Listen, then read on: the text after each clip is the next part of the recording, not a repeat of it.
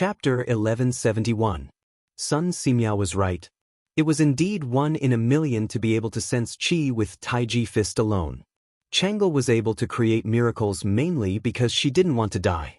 Moreover, she worshipped Li Zishuan unconditionally. Since Li Zishuan said that Taiji fist was beneficial to resisting qi disease, she naturally had to practice it seriously every day. She never had any doubts in her heart. All she needed to think about was practicing hard every day. She couldn't relax for even a day. Perhaps it was because of this pure worship and persistent pursuit that she could become the lucky 1 in a million, and also give her the opportunity to completely get rid of qi disease. Even in the 21st century, with the advanced medical conditions, she was considered a miracle in the medical field.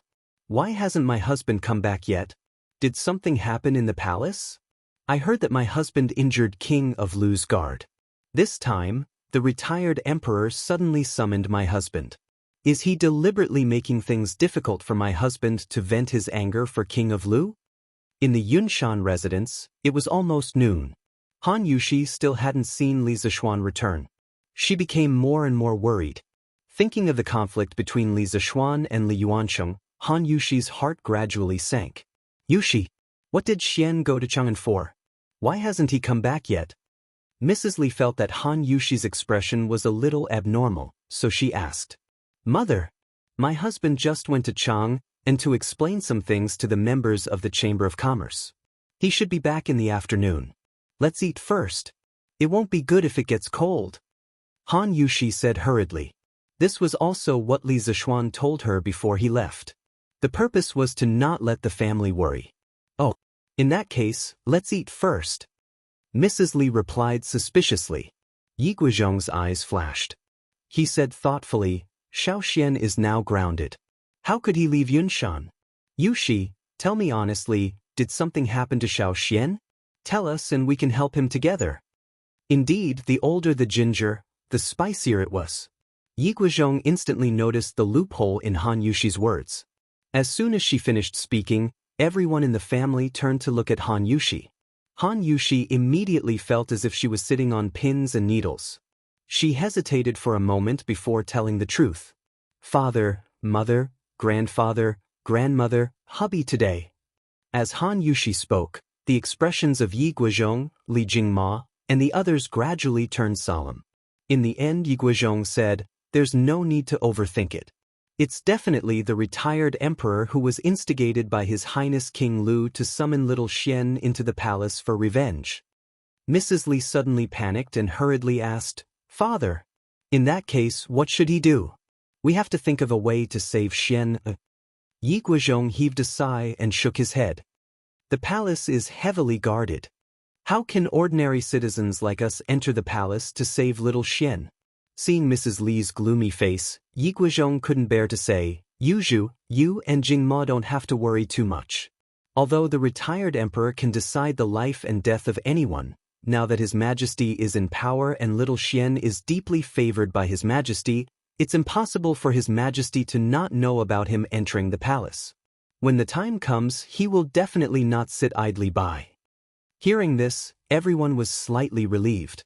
Suddenly said, Father, Mother, Lan, saw Brother Xiaoka riding down the mountain with Grandpa's son in the morning. Is someone sick? Brother and doctor's son went to see a doctor? What? Priest's son was also invited into the palace? Yi Guizhong frowned. If that was the case, the situation would be even more complicated. Li Zishuan had a dream. It was a very long dream. In the dream, he returned to the modern era. But with him, he returned to the modern era with his martial arts, his family, friends, and Li Er. In the dream, he brought a group of ancient people to the modern era to go shopping, sit in the car, watch television, play games, and have a lot of fun. This dream seemed to have no end. Time passed quickly in the dream. 1 year, 2 years, 3 years, until a few decades later. At that time, the group of Tang Dynasty people that he brought to the modern era all told him that they wanted to go back to the Tang Dynasty. Because although the Tang Dynasty was more backward than the modern era, it was still their Tang Dynasty. Their Tang Dynasty. In the end, everyone went back, and he was the only one left in the modern world. Loneliness, helplessness, coldness, loneliness, all kinds of negative emotions lingered in his heart. Even though he was dreaming, his expression was still full of sadness. I want to go back too. That is also my Tang dynasty. Li Zishuan in the dream suddenly said firmly. Little Xian. Little Xian. Li Zishuan, who was sleeping, suddenly heard a familiar call.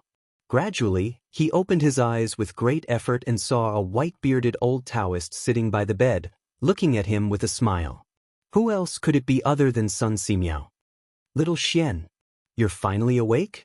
Sun Simiao smiled gently. Li Zishuan suddenly realized that everything seemed to have returned to the beginning. Last spring, when he first came to this world, the first person he saw when he opened his eyes was also Sun Simiao. And at that time, Sun Simiao was also treating him. Everything was so similar. Taoist son, thank you so much. You've saved my life again. Li Zishuan struggled to pull his hands out and saluted Sun Simiao. His voice was very weak. Sun Simiao made a rare joke and said, Okay, you don't have to be so polite with me. Take care of yourself first. Otherwise, who will help me build the Tang Dynasty Joint Medical Center? Li Zishuan smiled and said, Oh right. Taoist priest, is Chang'e out of danger? Of course, he had confidence in Sun Simiao's golden needle technique. This was just a casual question. Sun Simiao smiled and said, She's out of danger? Little Xian, I'll tell you a piece of good news. This time, I'm very confident that the princess's qi will be completely cured. How is this possible? Li Zishuan found it hard to believe. After all, even in modern times, it was impossible to completely cure asthma. I never lie. Little Xian, take care of yourself for a while. I'll go back to Yunshan after prescribing a medicine for the princess. Sun Simiao said casually. Not long after, old man Sun left, but Li Yuan came. He walked straight to the side of Li Zishuan's bed and laughed loudly. Yo, you're awake.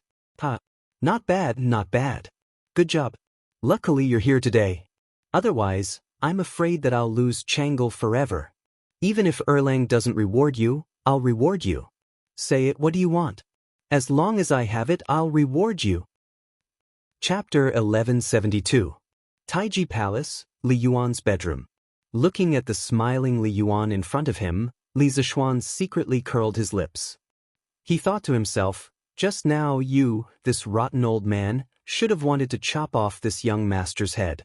Now your face changes really quickly. Retired Emperor, this subject is on good terms with Qin Ke and the Crown Prince. Saving the princess is a matter of course. I don't ask for any reward.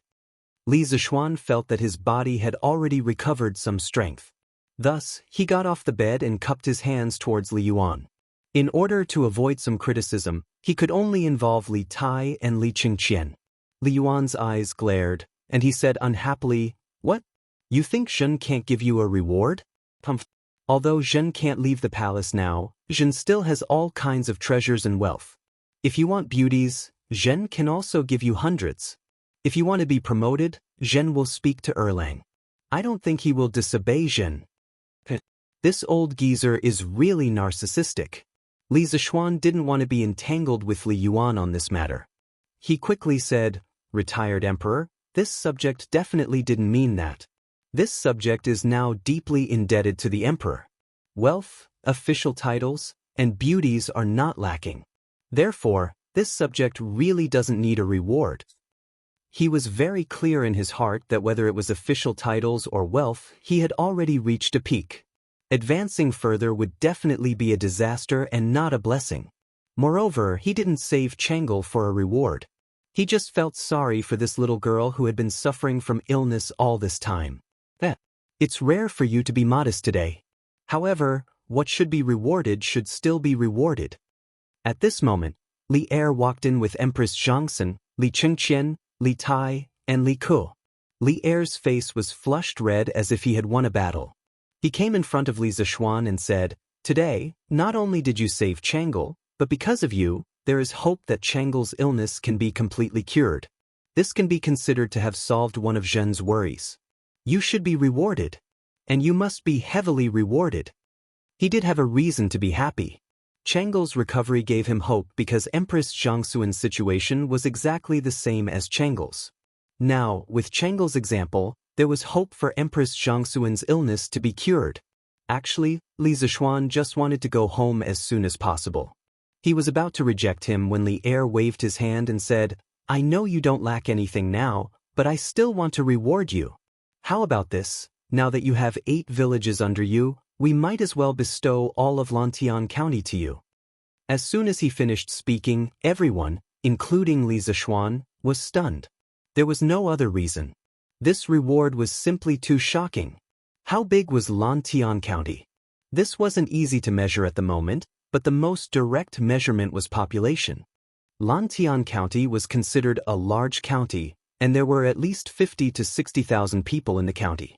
If converted into households, there were at least 10,000 households. Although Li Zishuan's current title was only that of a marquis, he could live in 10,000 households. This was a treatment that even ordinary princes couldn't enjoy.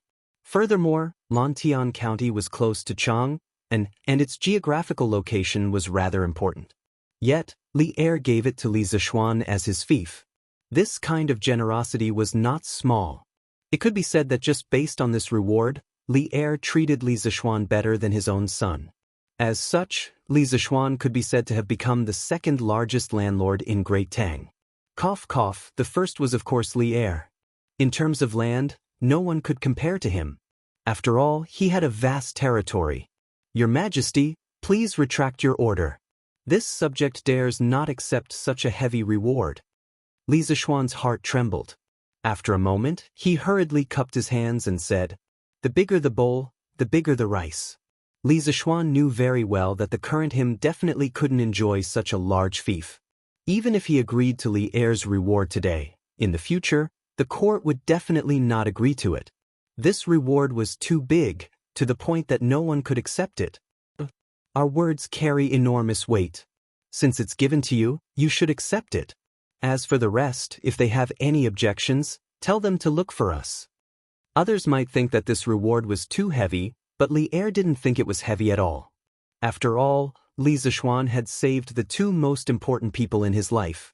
A few years ago, when Chang'e and Changsun were suffering from illness, he even thought that as long as someone could completely cure their illness, he would be willing to give half of the country. Now, this was just Lantian County. Even if the court officials had objections, he would still insist on such a reward. Everyone had their own selfish motives, and Li Er was no exception. For the sake of his loved ones, he would definitely not regret being selfish for once. "Your Majesty," Li Zishuan wanted to say more, but Li Er waved his hand and said, "Enough, there's no need to say any more. Giving you Lantian County, other than because you cured Chang'e's illness, another reason is that us heard that you're very good at governing a place. Right now, Plum Village, Han Family Manor, and the rest of your fiefs have all become rich lands that everyone in the vicinity of Chang and is envious of. We have bestowed the entire Lantian County to you in hopes that you can continue to work hard and help us manage this county well. You've exhausted yourself today, us won't keep you any longer. Go back and rest early." Then, this official will take his leave. At this point, Li Zishuan knew that no matter how he tried to persuade Li Er wouldn't change his mind. In fact, he also secretly hoped that his fief could be bigger, but he couldn't tell the exact reason. Perhaps this was the special plot that Chinese people had towards land. He just hoped that in the later court meetings, when the civil and military officials quarreled with Li Er over this matter, they wouldn't drag him into it. After cupping his hands towards Li Er, Empress Zhangsun, and Li Yuan, Li Zishuan walked out of the room. Li Chengqian, Li Tai, and Li Ku followed closely behind. "Little Xian, it's all thanks to you today. I owe you for this. It is yours. If you need anything, as long as it's within my power, I definitely won't hesitate," Li Chengqian said with a face full of joy. Li Zishuan frowned and couldn't help but say, "Chengqian, I already told retired emperor earlier that saving Chang'e was because of friendship. Moreover, you're the heir to the throne. I hope that you won't make this kind of promise to anyone under any circumstances. It's not good for you." Li Chengqian was a bit too excited just now. He also knew that Li Zishuan's words made sense. Hearing this, he said embarrassedly, Little Xian, you're right. Then I'll prepare a table of good wine some other day to thank you for saving Changle today. How about it? Li Zishuan laughed loudly and said, "Huh, drinking wine is fine. Just don't make me pay the bill when the time comes." Li Qingqian laughed in spite of himself and said, "Little Xian, you're joking. Even if it was a year ago, I could still afford to treat you to a drink." Li Zishuan smiled but didn't say anything. Then he looked towards Li Tai and Li Ku. His gaze was slightly heavy as he asked, "How did Changle know that I was here? Was it you who reported the news? She ran all the way from Changle Palace to here. Why didn't you stop her? Don't you know that she has an illness and can't stand the cold wind?" Chapter 1173. On the arched bridge in front of Taiji Palace. Li Tai and Li Ku, the two grand princes, were trembling in fear in front of Li Zishuan, a mark. If this scene was seen by others, their jaws would drop to the ground. Mountain Elder, it was Changle who told Xiao Ku and me before that if little royal uncle were to find trouble with you, we should call her over to plead with royal grandfather. The situation was urgent at that time, and we didn't expect Changle's chi to suddenly act up. Li Tai's face was full of self-blame. He rubbed his hands and said guiltily. Li Zishuan snorted coldly. "Then do you know that your carelessness almost killed Changle? As the elder brother, you caused the death of your sister. I wonder if you'll be able to live in peace for the rest of your lives." Li Tai and Li Ku's faces turned pale when they heard this. Li Qingqian quickly mediated. "All right, Xiaoxian, since it has already happened, there's no point in saying anything more. Fortunately, Changle now has a blessing in disguise. She has a chance to completely cure her chi. Priest Sun said before that there can be no construction without destruction. No one expected her chi to flare up this time, but the end result is still good." Seeing that Li Qingqian took the initiative to speak up for Li Tai and Li Ku, Li Zishuan was secretly relieved. These brothers were finally acting like brothers, and no longer schemed against each other all the time. When Dr. Sun said that Changle used Taiji Fist to cultivate true chi, I was shocked. "Xiaoxian, I didn't expect the Taiji Fist you taught to the students of the academy to be so magical. If the common people or the people of Jianghu knew about this, they would definitely go to the academy to learn it." Li Qingqian said with a smile. "What? Changle used Taiji Fist to cultivate chi?" Li Zishuan's eyeballs almost fell to the ground. When he taught Changle Taiji Fist to the students, he only wanted them to strengthen their bodies. He didn't expect that someone could cultivate chi.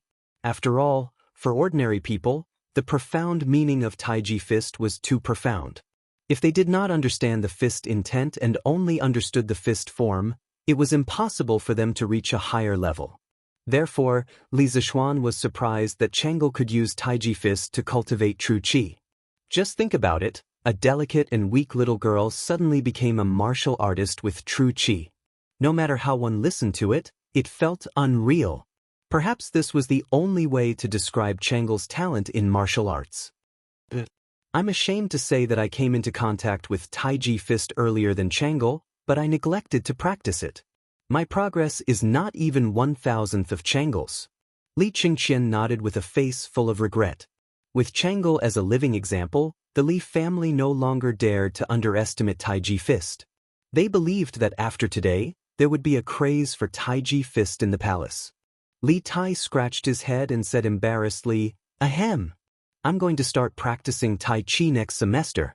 Maybe in a few years, I can become a martial arts expert like Yamacho, hee.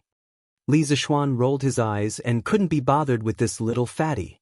Was it so easy to become a martial arts expert? Let's not talk about it now. We'll talk another day. Li Zishuan waved his hand and prepared to go home. He had stayed in the palace for so long that his family must be worried sick. Yamacho, Qingke and I are going back to Yunshan too. Why don't we take a carriage back to Yunshan together? Li Ku's eyes flashed with worry as he hurriedly said. He was mainly worried that Li Zishuan would get into trouble while riding a horse in his current condition. That was why he suggested it in a roundabout way. Yes. All right then. Li Zishuan thought about it and accepted Li Ku's kindness. Riding a horse in such cold weather was indeed not a pleasant thing, especially in the north. The wind was like knives on the face. No matter how good one's martial arts were, it would not feel good.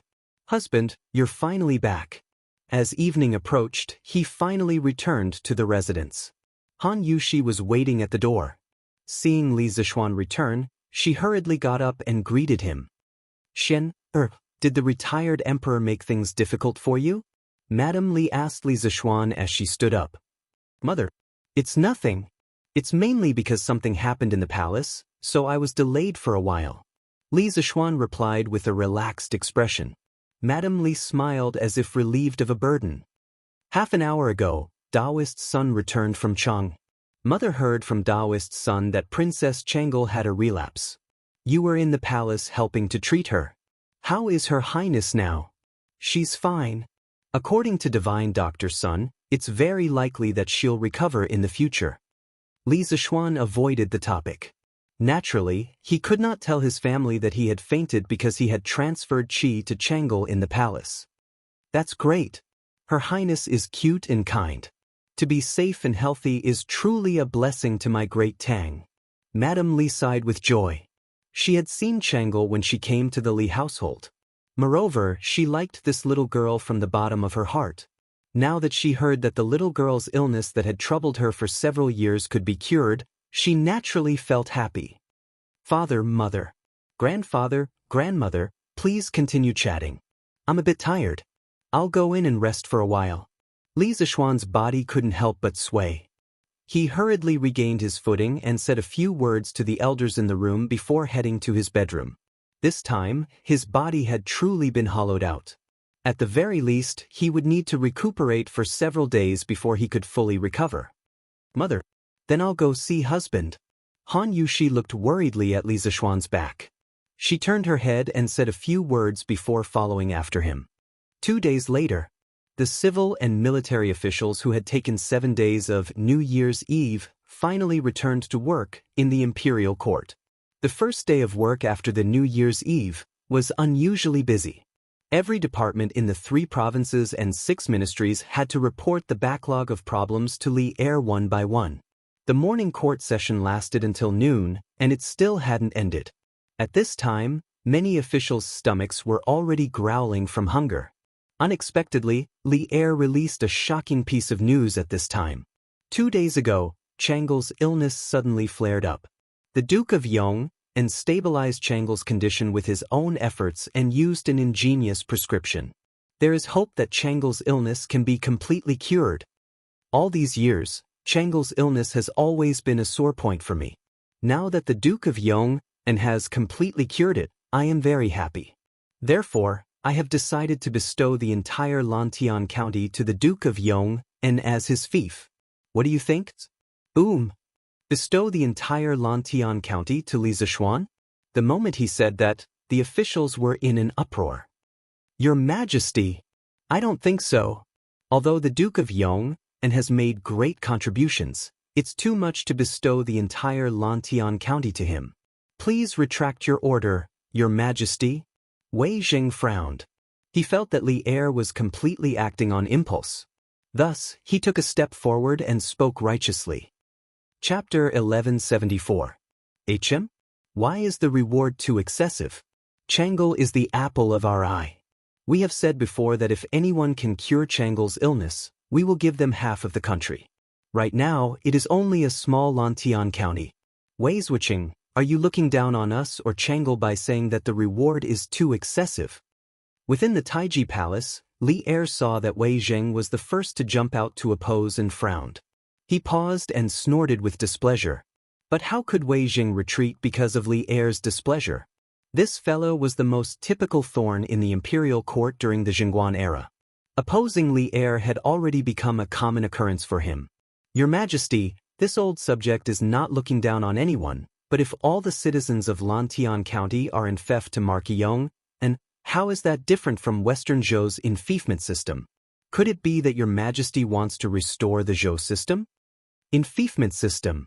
Hearing this sensitive word, the faces of all the officials in the palace turned serious. In the history of ancient China, ever since the Qin dynasty unified the 6 states, The biggest problem that the founding emperors of each dynasty faced was which system to adopt to manage the country and ensure that the country would always remain in the hands of their own people.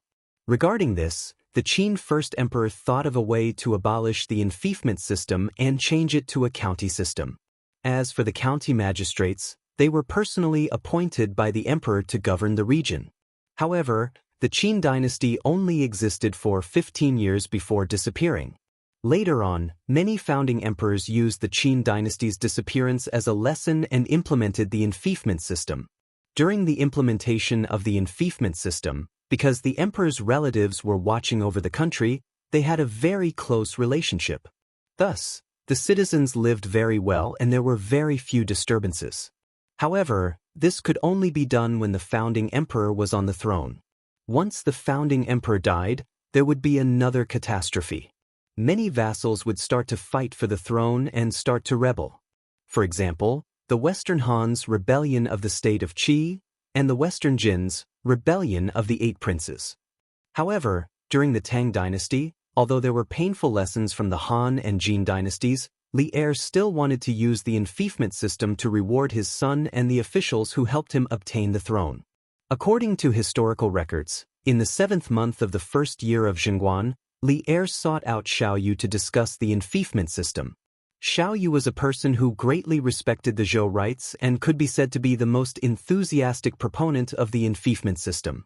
At that time, he said, "Based on my observation of the previous dynasty, I believe that the enfeoffment system will last for a long time."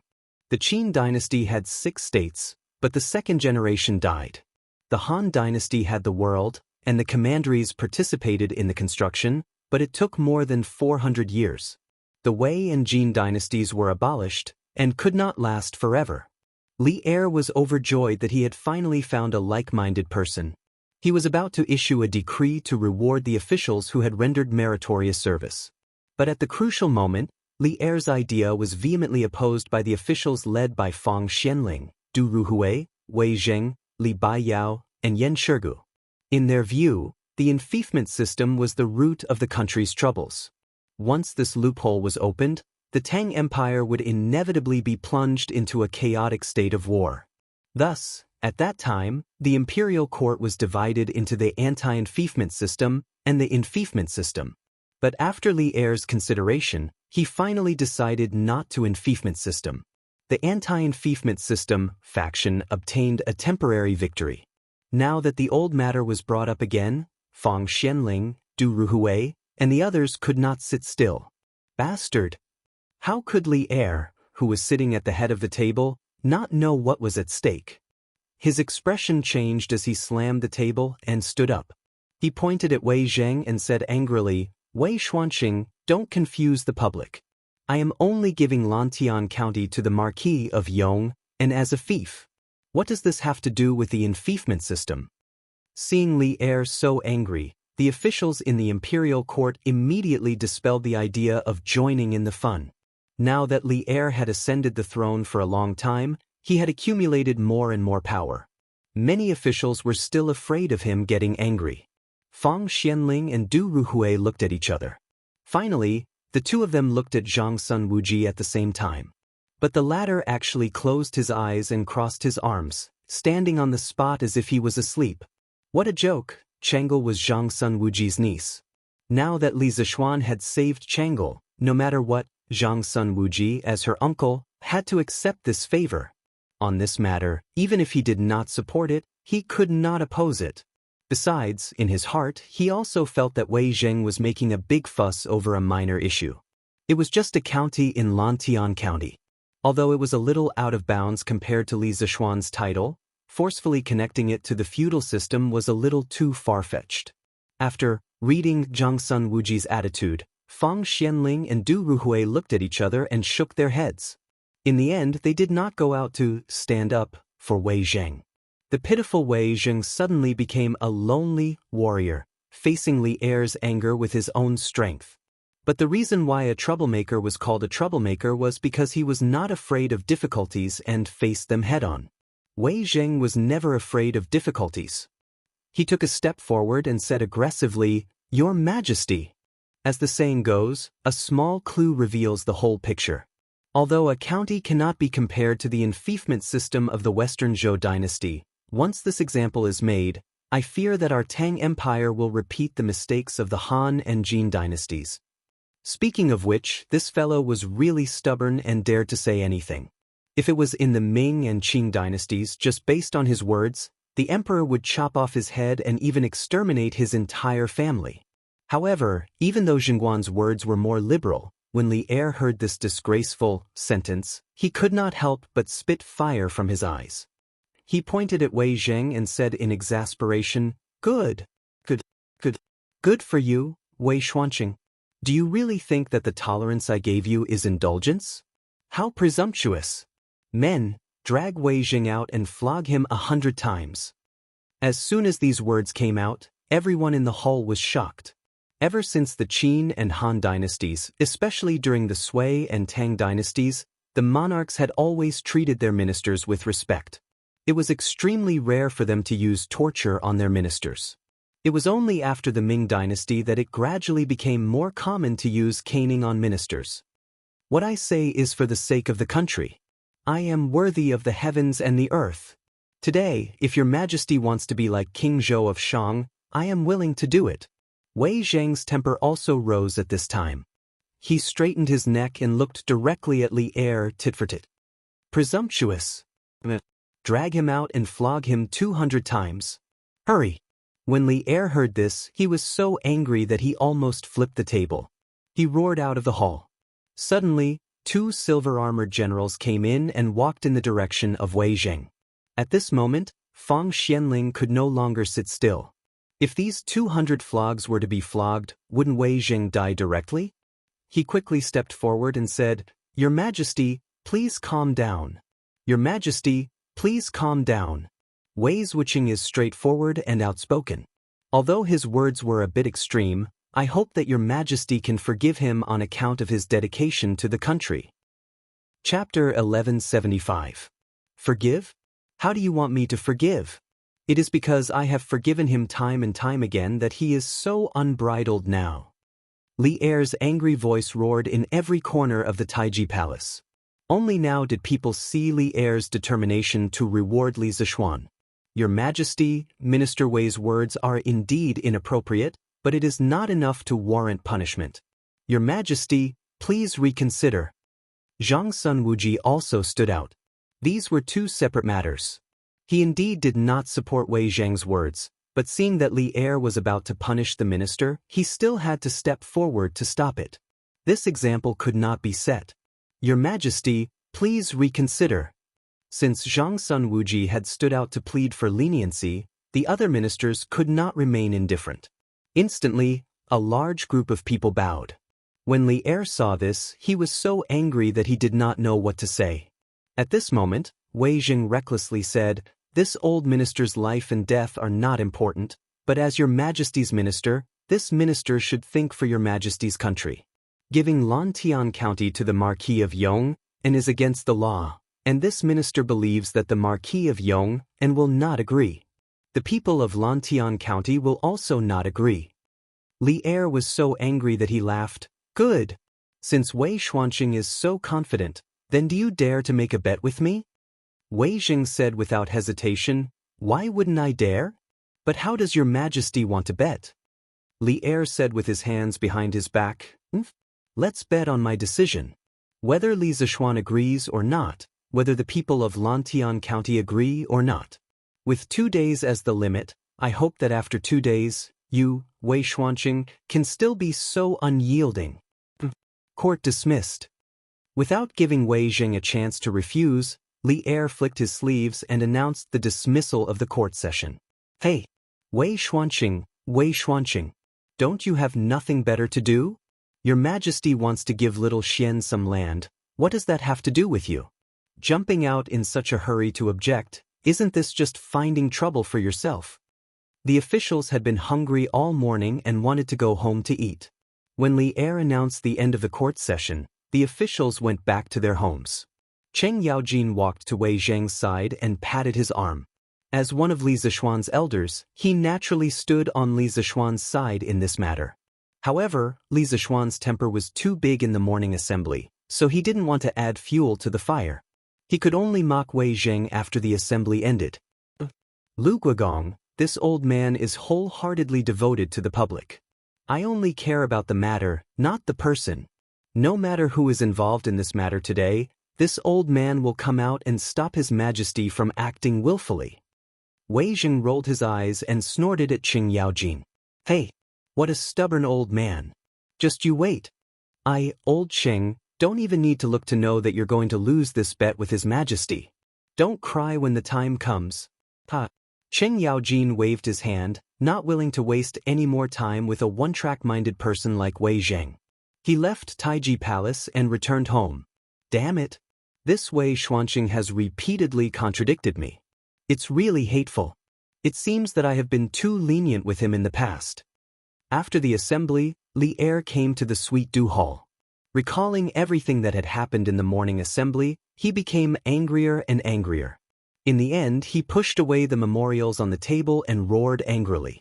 Your Majesty, please calm down. Don't be angry. At this time, Empress Zhangsun happened to walk in from outside the hall. Her complexion seemed to be much better than 2 days ago. Guanyin maid? Come and sit. When Li Er saw that it was Empress Zhangsun, he quickly restrained the anger on his face. After Zhangsun sat beside him, he asked with concern, How is Chang'e recovering? Empress Zhangsun smiled and said, Your Majesty, Chang'e has completely recovered after 2 days of recuperation by Dr. Sunday. This morning, this concubine followed Chang'e and practiced Taiji fist twice. Li Er immediately forgot some of the unpleasantness in the assembly and said with a smile, Good. Guanyin maid, you have to practice Taiji fist every day in the future. If I have time, I will practice with you. I heard from the Marquis of Yong, and that even if ordinary people can't sense qi when practicing Taiji fist, if they practice more, it will only be good for the body. When the locusts flood this summer, the palace's food must have locusts every day. In the long run, Guanyin maid, your qi will definitely slowly improve. Li Qingqian's prediction was right. After the incident with Chang'e, there was indeed a craze for Taiji fist in the palace. Not only Empress Zhangsun, but some of the concubines, princes, and princesses in the harem also followed to practice Taiji fist. Now, Li Er could be considered to have performed a real-life version of delicious. Last year, when the Academy used locusts to make the delicacy soaring to heaven, Li Er wanted to find trouble with Li Zishuan after learning the truth. Unexpectedly, he was now looking forward to eating locusts in the palace again. Yes, delicious. The changes in the world could be said to be wonderful. Thank you for your concern, Your Majesty. This concubine understands. If there was a chance to live longer, she believed that no one would be willing to die early. Why wouldn't Empress Zhangsun want to live a healthy life with Li Er? Therefore, when she practiced Taiji fist, she was more serious than anyone else. At this time, she looked at the scattered memorials on the ground and bent down to pick them up while smiling softly. On the way here, this concubine heard that Wei Xuanqing contradicted Your Majesty in the morning court. I think Your Majesty should be worried about this matter just now? Humph! That stubborn old man. When Wei Zheng was mentioned, Li Er immediately became angry. He briefly recounted what had happened in the morning to Empress Zhangsun. At the end, he couldn't help but add, Guanyin maid, do you think this Wei Zheng is arrogant because he is pampered? He completely took our previous tolerance for him as indulgence. He actually compared me to King Zhou of Shang and compared himself to Shangguan?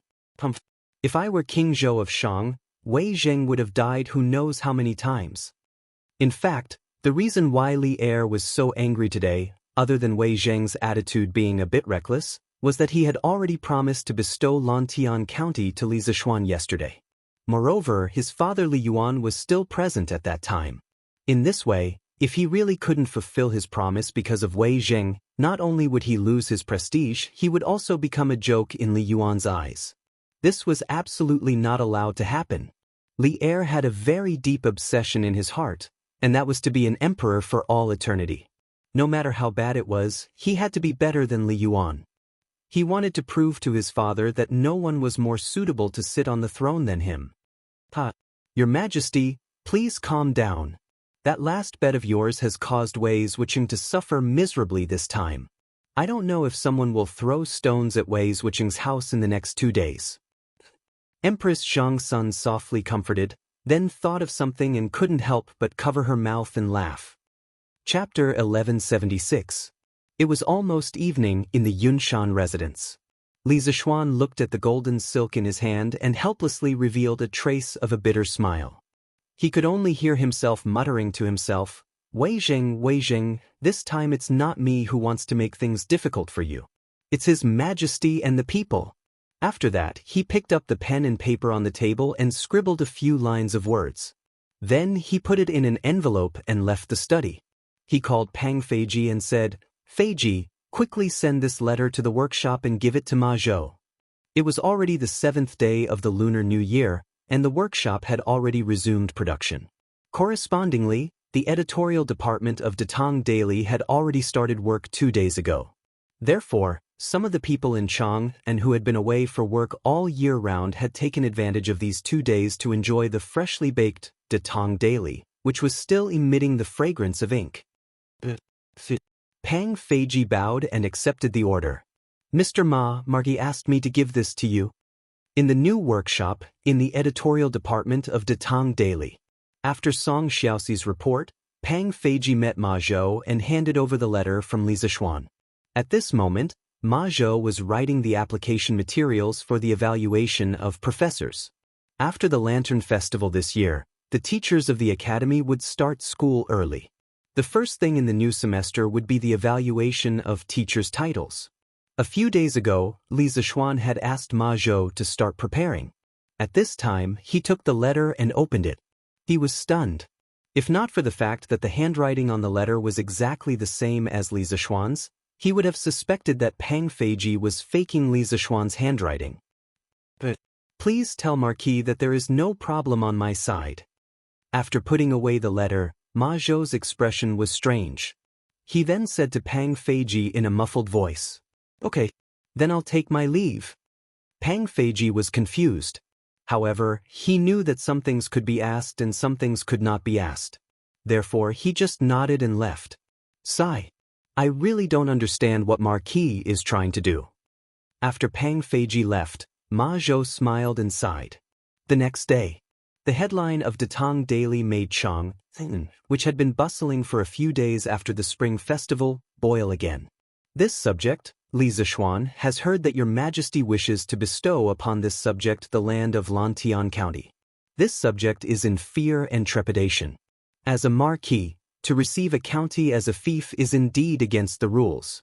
This subject will also be criticized by my colleagues. However, as Your Majesty's subject, I am willing to share Your Majesty's worries and make the following promise.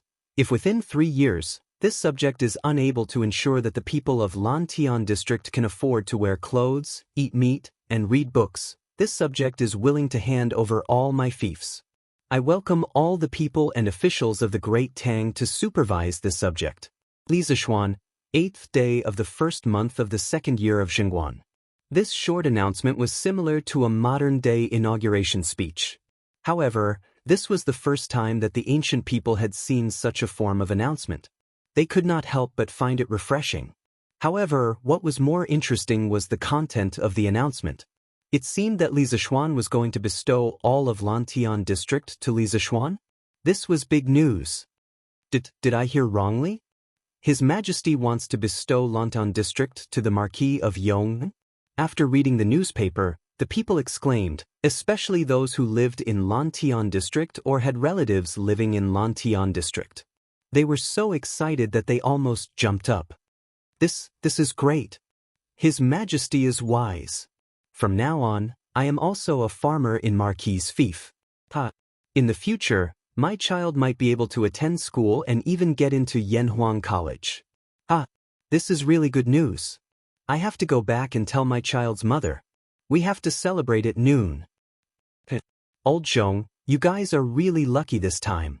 I used to say that you guys were too far away from Marquis's territory and couldn't become Marquis fief. Now, you guys have finally gotten what you wanted. I have to go to your house to drink some wine later.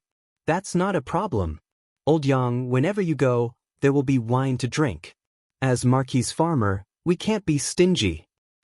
Uncle Zhong, there seems to be something wrong with this headline. Yu Deheng, the scholar that was saved by Li Zixuan as the vanguard of the Chui Down movement, happened to be in the city to buy books today. He heard that Chitsu Culture was doing some discount promotion recently. Buying books would be much cheaper than usual. On the way, he heard people talking about the headline in the newspaper. He simply bought a copy of the newspaper and then read the contents of the newspaper to his fellow villagers. When the villagers heard the contents of the newspaper, they could not help but be happy. However, he could not help but frown. What's wrong? Little Jing? Isn't this a good thing? What's wrong? Yu family manners Li Zheng, who was also the Uncle Zhong that Yu Deheng mentioned, was puzzled. That's right. Elementary scholar Yu, you're well read. Can you help us analyze what's wrong? The people of the same village all looked at Yu Deheng and talked at once. It could be seen that this scholar was very respected in their village. Uncle Zhong, think about it. If the emperor really gave Lantian County to the Marquis of Yong, and why hasn't the emperor issued an imperial edict for such a huge matter? Furthermore, the Marquis of Yong and didn't have to put these words in the newspaper. I think there must be a deeper meaning behind this. Elementary scholar Yu frowned and said in a low voice. Uncle Zhong heard this and fell into deep thought. After a while, he nodded and said, Little Jing, what you said makes sense. There's something wrong with this.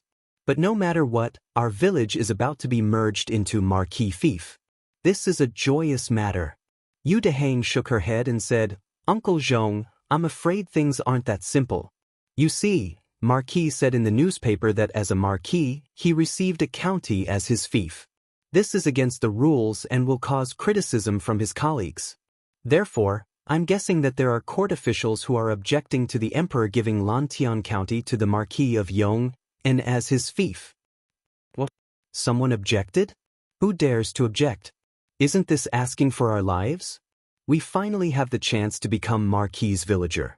If we lose it because of them, then when will the people of our Yu family manor be able to eat meat and wear clothes? Uncle Zhong's eyes widened when he heard this and his voice involuntarily increased by an octave, attracting the attention of the passers-by. Uncle Zhong is right.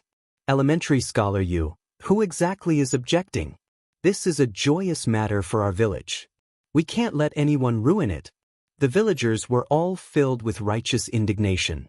Faced with the happiness that was about to fall into their bowl, no one wanted to watch it slip by. Yu Deheng thought for a while and said, Who exactly wants to stop the emperor from giving Lantian County to the Marquis of Yong'an? Let's split up and find out. Chapter 1177. It wasn't just the people of the Yu family manor. There were nearly 100 villages in Lantian County, and there were more or less villagers who came to Chang'an City today. Even those who didn't enter the city could obtain the news from the newspaper through various channels. When they heard that the entire Lantian County would become Li Zixuan's fiefdom, the commoners were undoubtedly elated. However, as the news spread, more and more people discovered the hidden meaning behind this announcement. Go, go, go! Old 7th Lu, quickly go to Chang'an City. I heard that there are people who don't want Lantian County to become Marquis Yong'an's fiefdom. Let's quickly go to Chang'an City to take a look. What? Didn't Zhao Wazi say that His Majesty had already decreed that Lantian County would become Marquis Yong'an's fiefdom? Why did he change his mind now? Sigh. That's because you didn't read the newspaper carefully. Our village's Sir Wu said that Marquis Yong'an's words aren't as simple as they seem. Go, go, go. Quickly go. Alright, old one, wait. If someone really dares to mess up this matter, I, old 7th Lu, will be the first to not let him off. Similar conversations occurred in various villages in Lantian County. The commoners who didn't go to the market were now heading towards Chang'an City. A flood was about to sweep over. It's left Deputy Wei. Scholar Yu, I heard from a servant in Assistant Minister whose house that left Deputy Wei was the only one who strongly opposed His Majesty giving Lantian County to Marquis Yong'an. At 8:45 in the morning, the Yu family manor's dozen or so villagers gathered at the entrance of the East Market. One of the villagers said to Yu Deheng with a face full of resentment. As expected, Yu Deheng muttered to himself. Then he looked at Zhong Lijing and said, "Uncle Zhong, what should we do now?" To be honest, if it wasn't for this matter, Left Deputy Wei would have always been my role model. However, if all the other villages in Lantian County were to be merged into Marquis' fiefdom, it would be beneficial to everyone. In terms of national law, Left Deputy Wei's objection is indeed understandable. However, he neglected the feelings of us ordinary villagers. Zhong Lijing's gaze darkened. He looked at the surrounding villagers, who were all agitated and eager to fight, and slowly opened his mouth to speak. Wei Zhuqing is indeed a good official who cares about the people, but he can't just focus on the law and ignore the interests of the people of Lantian County. Let's go to Wei Zhuqing's house and ask him for an explanation. Good. To demand an explanation. Let's go and demand an explanation. As soon as Zhong Lijing finished speaking, he immediately received unanimous approval from the villagers. In the past, their Yu family manor wasn't Li Zishuan's fief, but they still managed to get by. However, humans were creatures. Once they were given hope and then disappointed, most people wouldn't be able to accept it. The villagers of the Yu family manor were now in such a situation. They saw that they had the hope of leading their families to a good life, but it was all ruined by Wei Zheng alone. How could they tolerate this? In addition, after learning that Wei Zheng was the instigator behind this, the people of the other villages all rushed to Wei Zheng's house in Yongxing Lane. There were more and more people, and they gradually formed a mighty torrent. They came from different villages, but at this moment, they all had the same goal, and that was to make Wei Zheng yield and stop interfering with Li Zishuan's reward. Madam! Madam! Not good. There are many people gathered outside the residence. The old gatekeeper of the Wei estate was the first to discover the abnormality and quickly reported it to the maidservants in the residence. The maidservants then ran to the rear courtyard to inform the mistress of the house, Madame Pei. When Madame Pei heard this, she said in surprise, "There are many people gathered outside the residence. Master has always been an honest official, so why would these people come to our house to cause trouble? Could it be that they were instigated by some vile peoples?" Madame Pei was born in a prestigious family, but she was willing to marry into the Wei family, which was in decline. What she valued was Wei Zheng's upright, honest, and outspoken nature. Although her life after marriage was very poor, with such a noble and clean husband, her spiritual life had always been quite fulfilling. Therefore, when she heard that there were people gathered outside the Wei estate today, she felt a burst of doubt. She might not dare to say anything else, but she felt that Wei Zheng's official and moral character were impeccable. "Madam, those people didn't cause trouble and didn't say anything else. They only said that they want to see Master and ask him to let them go." The maidservant bowed and replied. This group of people gathered in front of the Wei estate was much more rational and restrained compared to the group of people who gathered around the Cui estate last year. It was mainly because Wei Zheng's official reputation had always been very good, and most of the people felt that he was a good official. Although Wei Zheng might have made a mistake in the matter of Lantian County being awarded to Li Zishuan, the people still remembered that Wei Zheng had treated them well in the past and restrained their behavior. "Let them go? Let's go. Lu He, let's go out and take a look." Madame Pei thought about it and still couldn't understand how Wei Zheng had offended this group of people, so she stood up and said, "Madam, don't. You mustn't. There are too many people outside the estate. What if some bad people mixed in and hurt you? What should we do?" "Madam, you should wait for Master to return." When the maidservant heard this, she jumped in fright and hurriedly stopped her. At this time, Wei Zheng should still be in the morning court, so she didn't dare to let Madame Pei go out to investigate the situation. After all, the matter of the Cui estate being destroyed by the angry people more than a month ago was still fresh in the minds of many Chang and citizens. "It's fine. Since these people didn't cause trouble, they definitely won't harm me. Lu He, quickly move aside." Madame Pei insisted. "I won't move aside. I can't let Madam go out and take risks. If Madam wants to go out, you have to step over my body." The maidservant did not back down. "Left Minister Wei. Left Minister Wei. I beg you to let us go." At this time, a commotion suddenly came from outside. Madame Pei's expression changed as she said, "Master is back. Let's go to the back of the courtyard to take a look." This time, Lu He didn't stop them and followed Madame Pei to the front yard. "Let you go? When have I ever done anything to harm you or restrict your freedom?" In front of the Wei estate, Wei Jing had just returned from the morning court and saw many citizens gathered in front of the estate from afar. His heart sank and he hurriedly came to the front of the crowd. When he heard the citizens all asking him to let them go, he couldn't help but feel puzzled and asked. "Student Yu Dehang greets left Minister Wei." Just as Wei Jing finished speaking, Yu Dehang walked out and cupped her hands towards Wei Jing.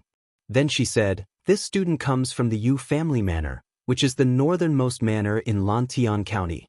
Last year, under the management of Marquis, the 8 manors in Lantian County's fief of Markyong, and were all well-fed and well-clothed.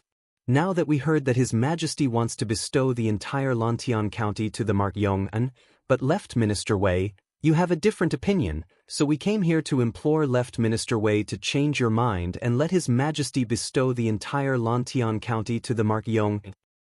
Chapter 1178. Relying on law is not enough to govern, and relying on virtue is not enough to govern. A country has its laws and a family has its rules. His Majesty's decision to give Lantian County to the Marquis of Yong and is clearly not in accordance with the country's laws.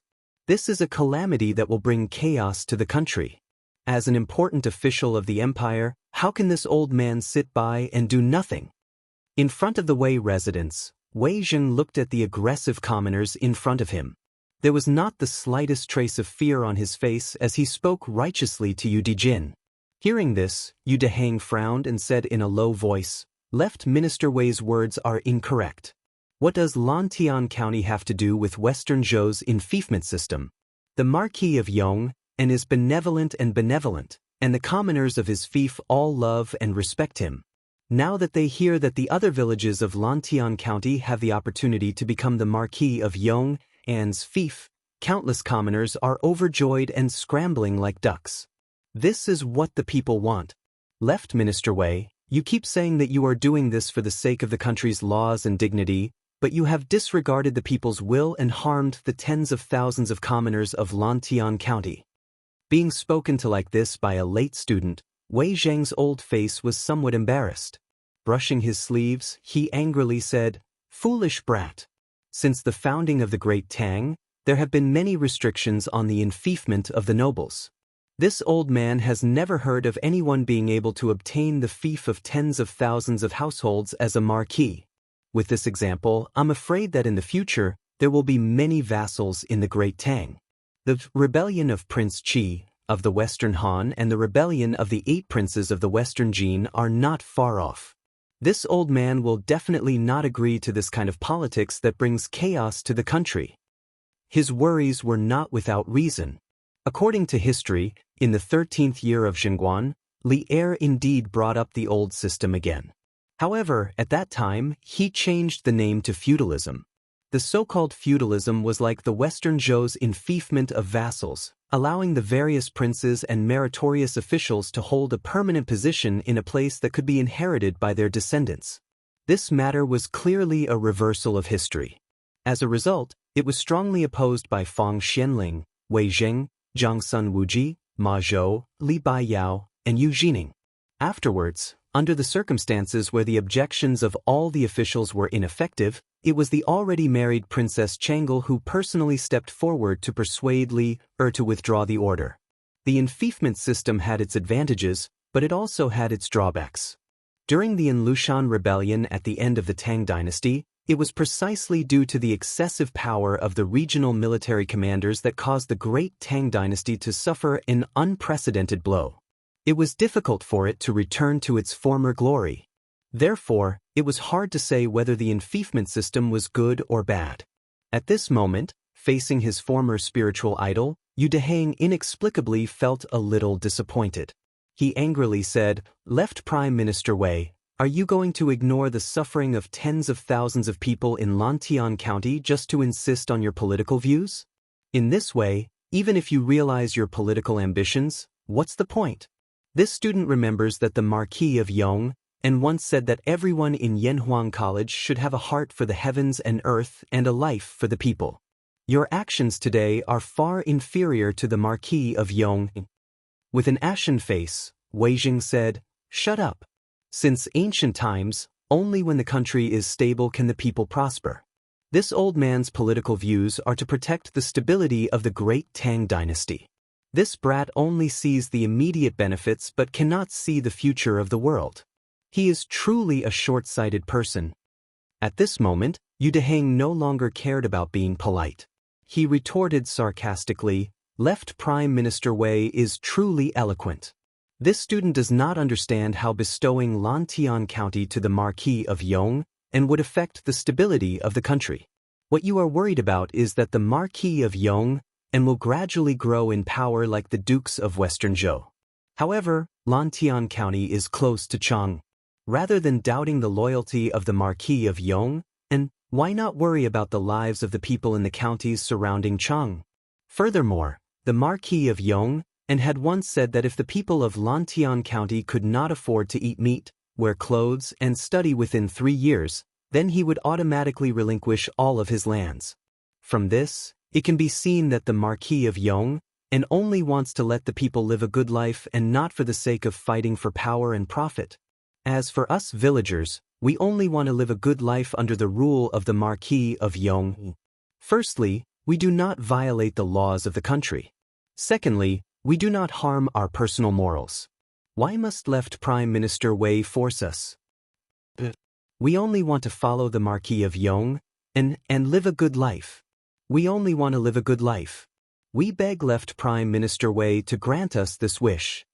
Yu Deheng's last sentence could be considered to have spoken the hearts of all the villagers. Immediately, the several hundred villagers in front of the Wei residence all began to talk at once. Humph! Wei Zheng's insistence for many years was completely worthless by Yu Deheng's words. He wanted to say something, but when faced with the knife-like gazes of the people, he could only brush his sleeves and turn around to enter the house. Because at this moment, a trace of confusion appeared in his heart. Thinking about how he, Wei Jing, had been cautious and conscientious all his life, wasn't it all to let the people live a good life? But now, he had become the target of the people's condemnation. Could it be that he had really done something wrong? "Old master, are you all right?" In the front yard of the Wei residence, Madame Pei came over with a gentle expression and asked Wei Jing with concern. "Sigh. I'm fine." Wei Jing shook his head and sighed tiredly. At this moment, he seemed to have aged several years. Madame Pei wanted to say something but hesitated. Seeing this, Wei Jing smiled bitterly and said, "Madame also wants to persuade this old man to give up?" Madame Pei hesitated and said, "Old master, this concubine understands your ambitions, but there are times when people need to know how to be flexible. The Marquis of Yong and obtaining a bigger fief will only benefit more people. This is in line with old master's original intention of helping the people. Why do you insist on being stubborn and offending tens of thousands of people just because of something that hasn't happened yet?" Wei Jing opened his mouth with difficulty and said, "But, madam, the laws of the country cannot be violated, the ratio cannot be changed. Old master, the Marquis of Yong, and taking control of Lantian is still unknown whether it will be a blessing or a curse for the Great Tang. Why don't you wait 2 years and see?"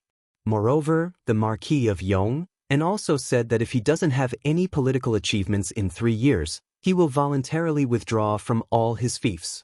In other words, in these 3 years he is only helping the emperor and the imperial court to manage Lantian County.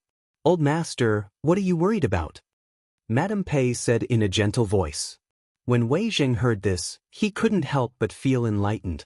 Because according to this, in these 3 years, Li Zishuan was only helping the imperial court to manage Lantian County. As long as he didn't do a good job, Li Er could take back all his fiefs at any time. This was very different from the hereditary fief system. Madame's words are like pearls. This husband will carefully consider it. Wei Zheng was silent for a long time before he came back to his senses. He waved his hand at Madame Pei and then walked into the room. However, his back seemed a little bent at this moment. Chapter 1179. Shaojing, Did Wei Zhuqing agree or not? Zhong Lijing and the other villagers couldn't understand the battle of words between scholars. Seeing Wei Jing flick his sleeves and leave, Zhong Lijing was a little puzzled. Yu Deheng shook her head and sighed. Uncle Zhong, tell everyone to disperse. Let's go back and eat first. Zhong Lijing understood the hidden meaning in Yu Deheng's eyes. His expression darkened, and he turned around to look at the main entrance of the Wei estate. He let out a long sigh and then turned around to shout at the villagers of the Yu residence, "Let's go! Listen to Scholar Yu and go back first." Lijing? We're going back just like that? Wei Zhuqing hasn't agreed to us yet, a villager said in surprise. Zhong Lijing said in a bad mood, "Just go when I tell you to go. Why are you talking nonsense?" Although the Yu residence's villagers were unwilling, they still obediently left because of Zhong Lijing's scolding. However, the other villagers weren't as good-tempered as Yu Deheng. We originally had the chance to become a villager of the Marquis of Yong, but hateful Wei Zhuqing had to ruin it. But that's right. I heard that Wei Zhuqing was a good official, but now it seems that he's a treacherous official. Hey. Some of the more irritable commoners cursed and spat at the Wei estate's gate or picked up stones on the ground and threw them into the Wei estate's courtyard. Bang! Which wicked person is throwing stones into the sky? A cry of pain immediately sounded in the Wei estate's courtyard. The commoners outside hurriedly scattered when they heard the sound. After all, since ancient times, commoners didn't fight with officials. However, they couldn't throw stones openly, but no one could control them if they secretly threw them. Therefore, in the afternoon, the servants and maidservants of the Wei estate suffered because no one knew if a sudden disaster would fly over in the next moment. A stone or feces would fall from the sky and land on their heads. Hee. Now it's Wei Xuanqing's turn to have a headache, right? Imperial Palace West Court, Lijing Hall. Li Er put down the newspaper in his hand and smiled at Empress Zhongxin. Your Majesty must have seen today's headlines, right? I don't know what the Marquis of Yong is thinking to suddenly publish such a notice on De Tong Daily. It looks like he's purposely hinting to the people that someone doesn't want Lantian County to be his fief. Empress Zhongxun had clearly read today's newspaper. When she heard this, she couldn't help but giggle. Li Er smiled but did not speak. Seeing this, Empress Zhongxuan's eyes turned and she suddenly said, His Majesty should have given the Marquis of Yong some sort of decree? Otherwise, how could there be such a coincidence in this world? Li Er's expression froze. He opened his mouth, but neither admitted nor denied it. Hey!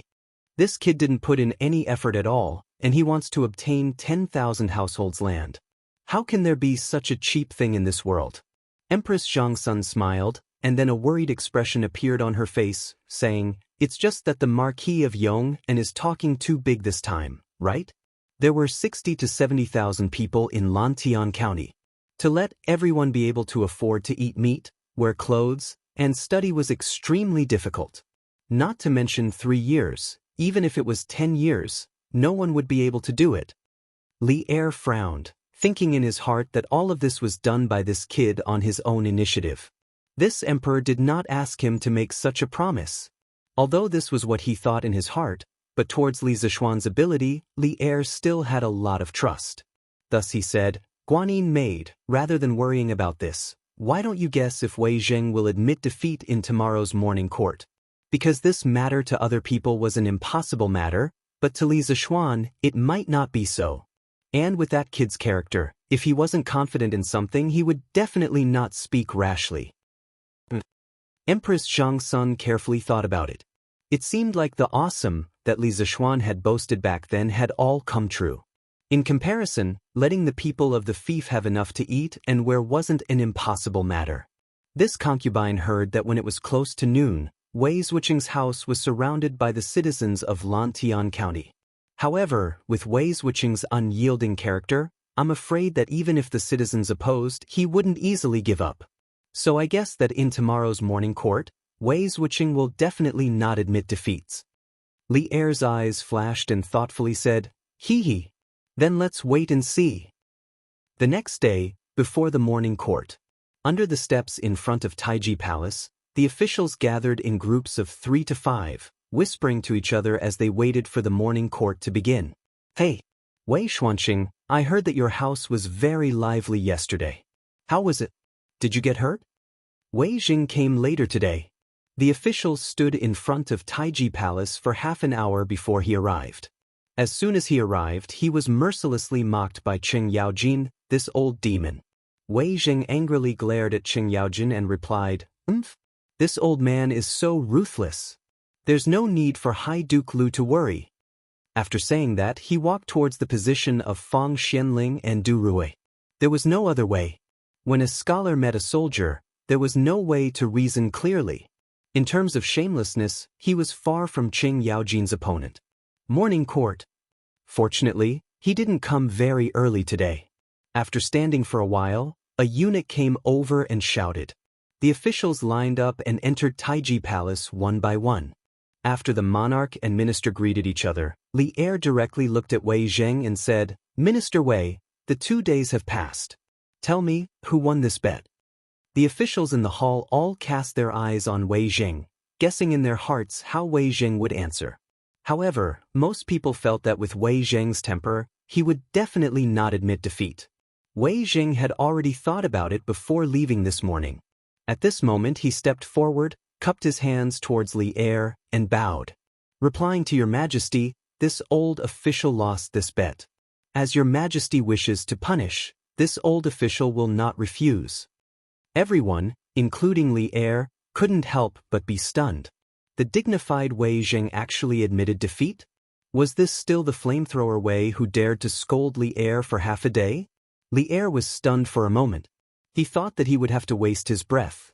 He didn't expect Wei Zheng to admit defeat so easily. After a pause, he laughed. Ha! Minister Wei is wholeheartedly devoted to the country. What crime is there? Back then, I only said that it was a bet, but I didn't say what the stakes were. Now that Minister Wei has admitted defeat, does anyone have any objections to the matter of Lantian County being awarded to Li Zishuan? This was called the demeanor of a victor. Between the monarch and his minister, timely tolerance was very necessary. Wei Jing naturally cupped his hands and said, This old official has no objections. The reason why he admitted defeat today was not because the people threw stones and feces at his house, but because he was deeply affected by his wife's words yesterday. Since Wei Jing did not object, what reason did the other officials have to object? Thus, they all cupped their hands and said, This official has no objections. Good. In that case, from today onwards, I will bestow Lantian County to the Duke of Yong. Chapter 1180. Your Majesty, today is already the 9th day of the Lunar New Year. I plan to leave tomorrow and bring the Cui family to Zhengzhou. In the Taiji Palace, after Li Er announced that Lantian County was officially under Li Zishuan's control, Wei Jing cupped his hands and continued. Li Er was overjoyed. No, his expression turned solemn. He pulled a taut face and said seriously, I'll have to trouble you with the Cui family's matters. In order to prevent any accidents, I will send a team of imperial guards to escort you along the way. When we reach Zhengzhou, I will have all the officials in Hunan listen to your orders. Wei Zheng would escort Cui Junchuo to Zhengzhou and thoroughly investigate the corruption of the officials of Hunan province. This was originally decided before the new year. Now that Wei Zheng had taken the initiative to leave for Zhengzhou before the Lantern Festival, Li Er naturally had no reason to disagree. He even had some faint expectations in his heart, because his ears could finally be quiet for a while. Cough cough. Although he thought so in his heart, Li Er still looked serious on the surface. The image of a harmonious ruler and his subjects was reflected in the minds of all the officials. Your Majesty, Your Majesty! Wei Jing bowed and said. After experiencing this incident, Wei Jing felt that there were still some areas that he needed to improve on in terms of governance. He could use the excuse of going to Zhengzhou to reflect on it. Li Er nodded and announced that the morning assembly would continue. At noon, as the morning assembly ended, Zhao Song rushed out of the palace on a fast horse with an imperial edict in his hand, heading straight for the east city gate of Cheng. Some of the quick-witted citizens saw the direction Zhao Song was heading in and roughly guessed what was going on. Someone from the palace came out to deliver the imperial edict. It's heading towards the east of the city. Could it be that the bestowment of Lantian County has been decided? If that's the case, that's great. The people of our manor have been looking forward to merging into the Marquis of Yong An's fief for the past 2 days. Although it was only a guess, the tens of thousands of people in Lantian County hoped that this guess would come true. In a moment, all eyes were focused on Cloud Mountain. There lived a young man who was like an immortal. His chest was deep and he was talented. In the Cloud Mountain area, he could make clouds and rain with a flip of his hand. Sometimes, a single word from him could bring endless wealth to the people. In the eyes of the merchants, he was the god of wealth. In the eyes of the people, he was the Yamacho of Yanhuang College. He was the Marquis of Yong. Young master. Head steward Zhao was here.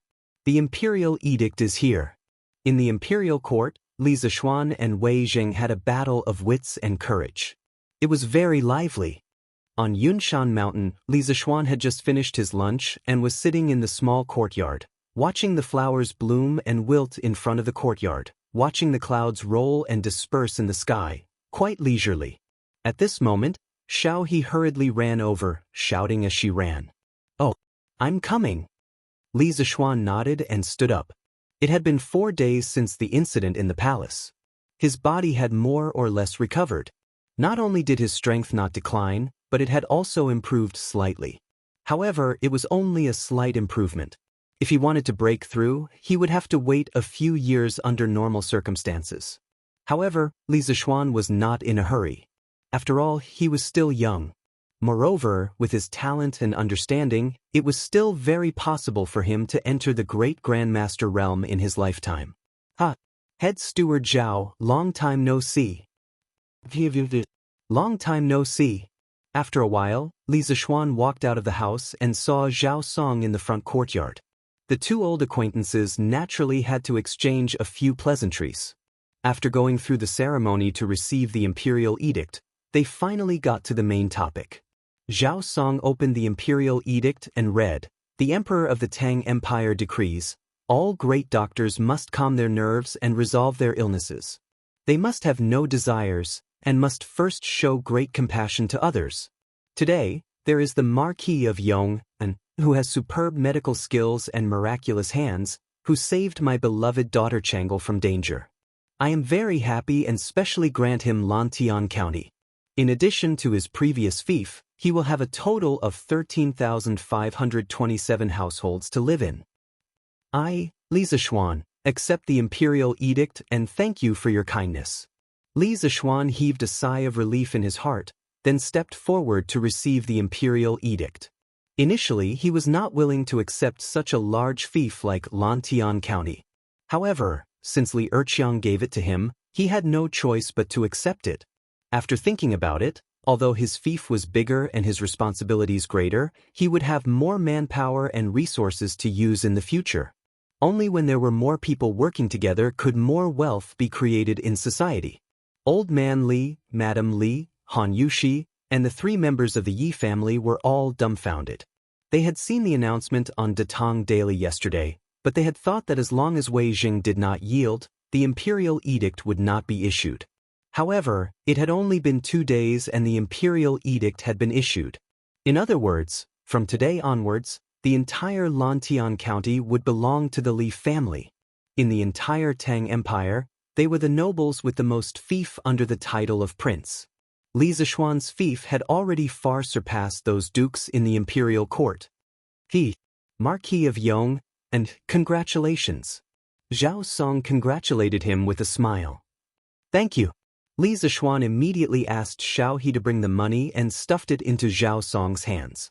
Although Zhao Song was not greedy for money, he was still very willing to share in the joy of this kind of money. After everything was done, Zhao Song bade farewell and left. Cloud Mountain immediately became a sea of joy. Little Xian, from today onwards, all the land in Lantian County belongs to our family? Yi Yuzhu asked in disbelief. Li Zishuan smiled and said, That's right, Mother. Now you don't have to think about buying land in other villages, right?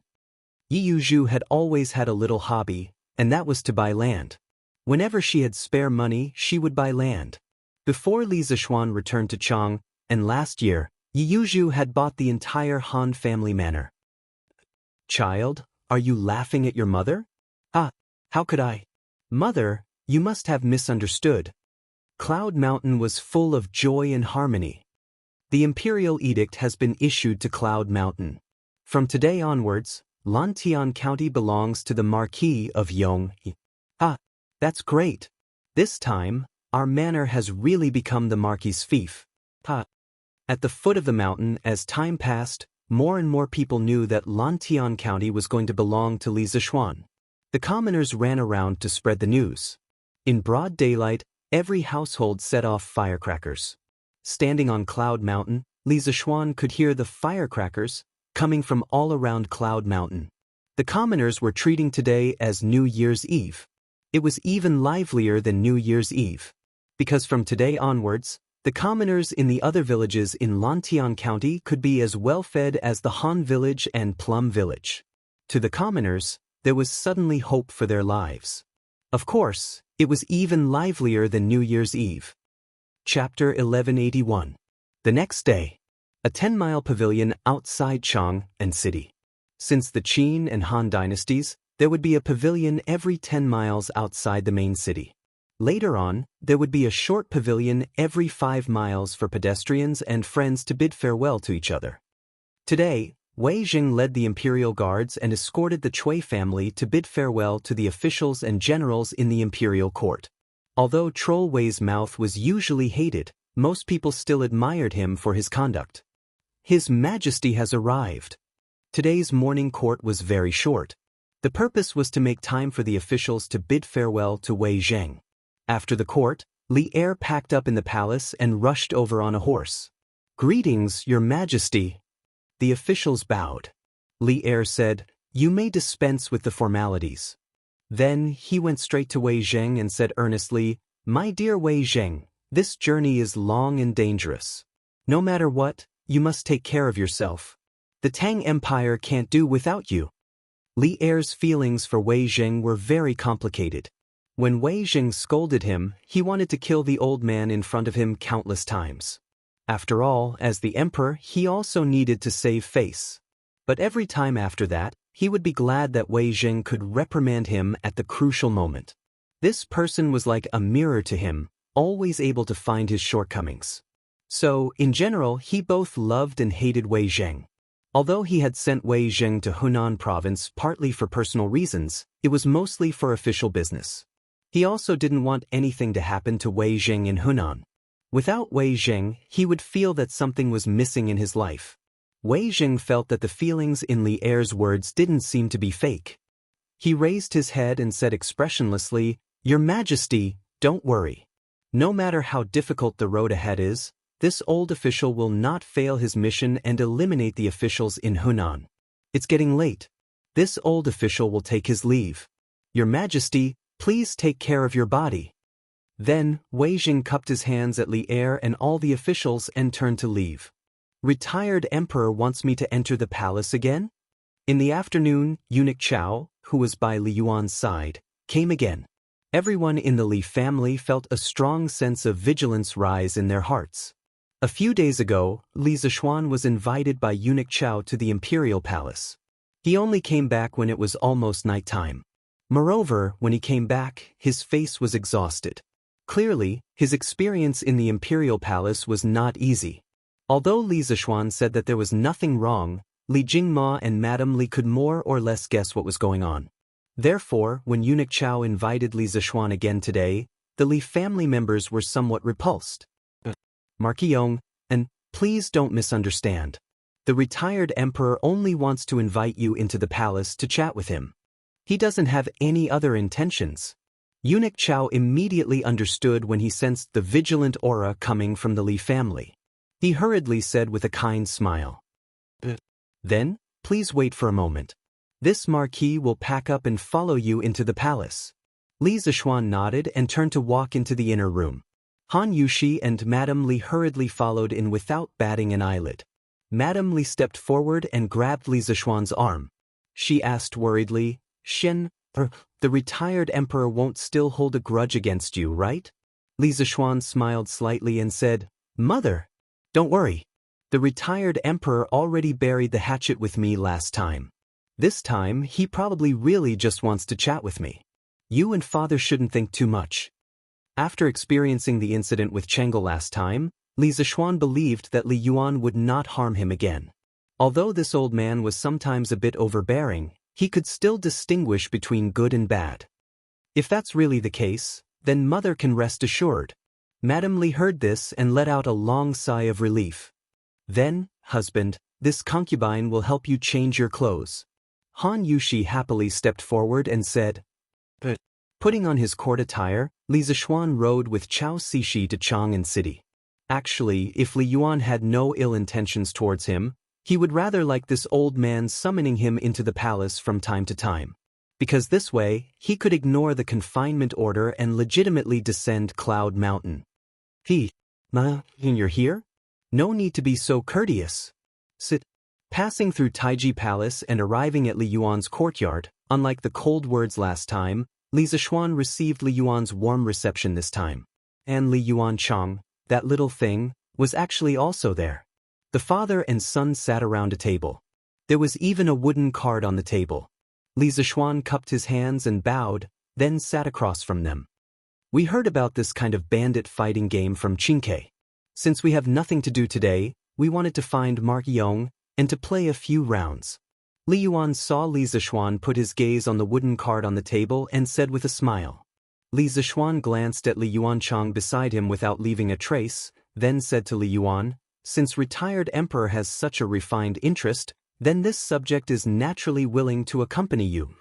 Li Yuan laughed heartily and said, I heard that this bandit fighting game must have a prize to be interesting. Marquis Yong An's family is rich, so you definitely aren't someone who lacks money. Why don't we play a few rounds with 100 rounds as the base? Li Zishuan couldn't help but be amused. He thought to himself that it was rare for him to go out, and he actually met someone who wanted to take the initiative to give him money. If he didn't agree to this kind of thing, then there was really something wrong with his brain. This subject has no objection. As long as retired emperor has fun. It should be as long as he loses happily, Li Zishuan silently added in his heart. Although he didn't know how Li Yuan's card skills were, he, as the founder of Landlord, Bandit Fighting, was confident that his grasp of the rules and skills would definitely win against the two people on the field. Besides, with his powerful mental strength, his brain was simply a natural card holder. Facing him, this human cheat, what could Li Yuan and Li Yuanchang use to fight with him? Imperial Grandfather, Changel has come to pay respects to you. Brother Xiaoxian is also here? At this moment, Changel walked in from the outside, wrapped up tightly. When she saw Li Zishuan sitting in the courtyard, a trace of surprise appeared on her face at just the right moment. What kind of person was Li Yuan? How could he not see through the little scheme in her heart? However, his face still revealed a trace of benevolence. Changel has come? Come in quickly. It's cold outside, don't catch a cold. It just so happens that your imperial grandfather wants to play 2 rounds of bandit fighting with the Marquis Yong. You can learn from the side. After you learn, come and play with imperial grandfather often. Then Changel will learn well from imperial grandfather. Changel responded crisply, then turned her head to glance at Li Zishuan. A complicated emotion flashed through her eyes and disappeared. Brother Xiaoxian, thank you for saving me that day. Otherwise, Changel. Chapter 1182. Call Bandit. Don't call. Don't call. Super Double. Taiji Palace. In the palace where Li Yuan was, 3 people were sitting around a table and happily playing Bandit. Changel was at the side holding her chin and blinking her eyes at the changing game on the table. Of course, her little eyes would also glance at Li Zishuan from time to time. It was worth mentioning that there was already a pile of small notes with a red seal in front of Li Zishuan. This thing was something like a banknote that he made on the spot. One note was 100 strings of coins, and it was stamped with Li Yuan's private seal. Each person was given a banknote of 5,000 strings of coins, and they would settle the bill together after the game. After all, Silver was not in circulation in this era. Their game was relatively big, and the base bet was 100 strings of coins. Sometimes, they would even raise it if they caught a bomb or something. Just 100 strings of coins could fill a cart. According to their way of playing, even if the room was full of coins, it would not be enough for them to play for half a day. Li Yuancheng, this unlucky child, was in pain and joy at the moment. He was happy because the fun of bandit fighting was far beyond his understanding, and he was completely addicted to it. Of course, he was in pain because he had lost at least 3,000 to 4,000 strings of coins. This was all his private money, and he was not like Li Tai and Li Qingqian who had shares in Strange Interest Pavilion or Strange Interest Culture. He could enjoy dividends of tens of thousands of strings of coins every year. It was not easy for him to get money usually, and these 3,000 to 4,000 strings of coins had already hurt him a little. But if he shrank back and stopped playing at this time, he would feel weak and would be looked down upon by Li Zishuan. Therefore, he was really in pain and joy as he gritted his teeth and persevered. Besides, he still had a trace of luck in his heart, and that was to recoup his losses and even win some money from Li Zishuan. Hey, 3 with a pair, I only have 1 card left. Li Zishuan casually threw out 5 cards, then crossed his legs and looked at Li Yuancheng with a smile that was not a smile. Although he did not care about money, anything that could make the enemy suffer was worth him being happy. This kid deliberately tricked him before. No matter what, he had to make him bleed a lot today. Li Yuancheng opened his mouth, and a sense of helplessness suddenly overwhelmed him. This was all part of Li Zishuan's plan. Now, the remaining cards on the field couldn't control the 3 circles of a pair of 10. I can't afford it. Li Yuancheng sighed helplessly and shook his head. Li Yuan also shook his head. Without any suspense, Li Zishuan won another round and earned 200 strings of cash. Speaking of which, there were probably not many people in the entire Tang dynasty who could earn money faster than him. 1 round only took 1 or 2 minutes, and if he was lucky, he could earn 100 or 200 strings of cash. His wealth was simply amazing. This bandit fight was really interesting. Marquion, your card skills have also made us look at you in a new light. At the end of the round, Changle acted as the beautiful dealer and helped to shuffle the cards. Li Yuan laughed heartily at this time. Li Zishuan smiled slightly and said, Your Majesty, you flatter me. I just played more and am more familiar with it. In fact, after playing for so long, Li Yuan did not lose much money. Li Zishuan mainly focused his firepower on Li Yuancheng, so relatively speaking, Li Yuan could understand the fun in the card game more.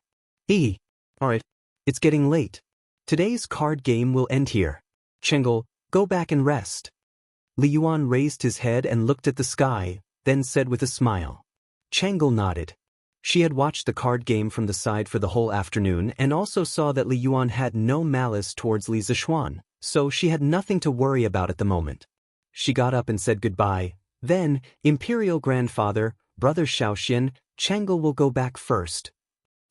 Changle, take care. Li Zishuan nodded and watched Changle leave. Cixi, come over and calculate how much money should be given to whom for me? If you agree to bet, you must accept defeat. This cannot be sloppy. Li Yuan raised his eyes and looked at Eunuch Chao standing beside him and instructed. Li Zishuan shook his head. Actually, there was no need for Chao Cixi to calculate. He already knew the result in his heart. After all, he was a master of mathematics in everyone's eyes. How could he not have this bit of ability? However, although he knew in his heart, he did not say anything to stop it. Chao Cixi responded, then called over 2 little eunuchs to help count together. After a moment, Chao Cixi cupped his hands and said carefully, Your Majesty, the result is out. His Highness King Lu lost a total of 4,400 strings of cash. You lost a total of 1,200 strings of cash. Only Marquis Yong and won. A total of 5,600 strings of cash. Li Yuan did not get angry after hearing this. He pointed at Li Zishuan as if reproaching, but more like half-joking and said, Good. I did not expect that I called you here today to give you money in the end. How do you plan on thanking me? 5,000 strings of cash was definitely not a small amount. With the price of goods in the beginning of the Tang dynasty, if placed in a relatively poor small county, 5,600 strings of cash was basically a county's tax income for a year. Li Zishuan's heart moved, and he replied, "This subject thanks your majesty for the reward.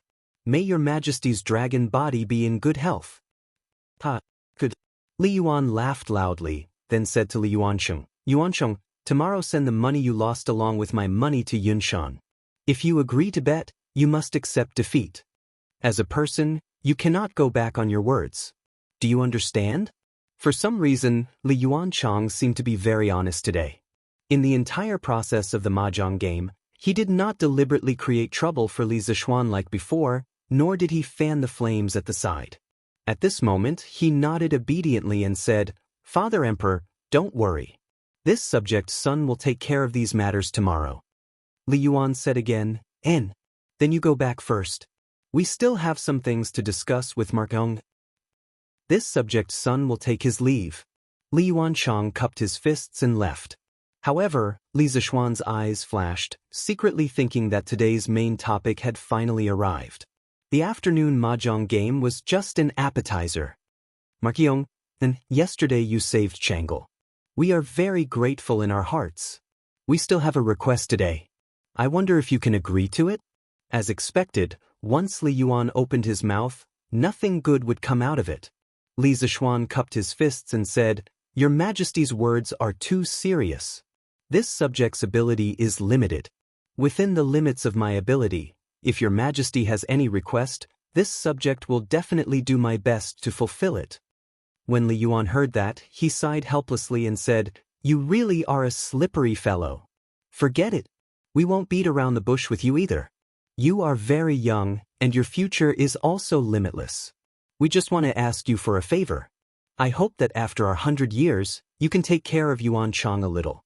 It can also be considered as lessening some of Erlang's sins." Li Zishuan's heart skipped a beat. He thought to himself, "I reckon that in the entire imperial palace, only Li Yuan dares to say such words, right?" He frowned and pondered for a long time. Then, he said word by word, "Your Majesty, this subject cannot make things difficult for Prince of Lu. However, there is a saying, when the heavens commit a sin, it can be forgiven. When one commits a sin, one cannot live.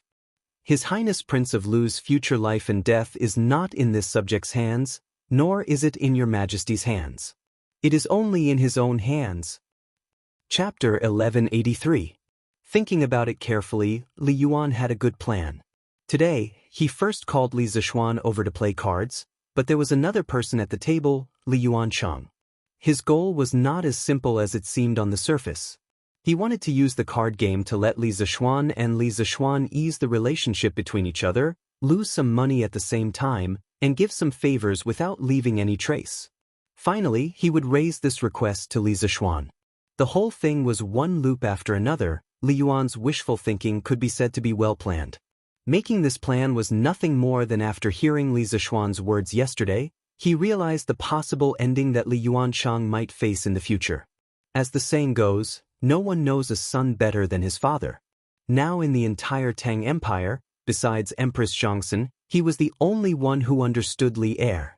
He knew very well that with Li Er's style of doing things, when he rode the crane deity in the future, if Li Yuanchang still had the same temperament today, then it would definitely be an ending of brothers killing each other. That was why he said that his arrangement was to lessen Li Er's sins. But Li Zishuan would not fall for this old fellow's trick. Under Emperor Li Er's wise leadership, the Tang Empire would only become stronger and stronger. He had no need to help Li Yuanchang, this pile of mud. At that time, not only would it be a thankless task, he might even get himself into trouble. Not to mention that there was originally some unhappiness between him and Li Yuancheng. Li Yuan wanted to use this small favor from this afternoon to resolve the enmity between him and Li Yuancheng. That was undoubtedly a fool's dream. Li Yuan's gaze was like lightning, staring at Li Zishuan for a very long time, then he muttered with a sigh, "The newborn calf is not afraid of the tiger. Young people are indeed full of vigor. Actually, I don't have any other requests. I just want to entrust Ma Qiyong, and to save Yuanchang's life at the crucial moment. You don't need to care about anything else, it all depends on his luck. If it was in the past, if someone dared to reject him, the other party would definitely not have a good ending. But today, his power had fallen, and he was past his prime. His heart no longer had the heroic spirit and domineering spirit of the past.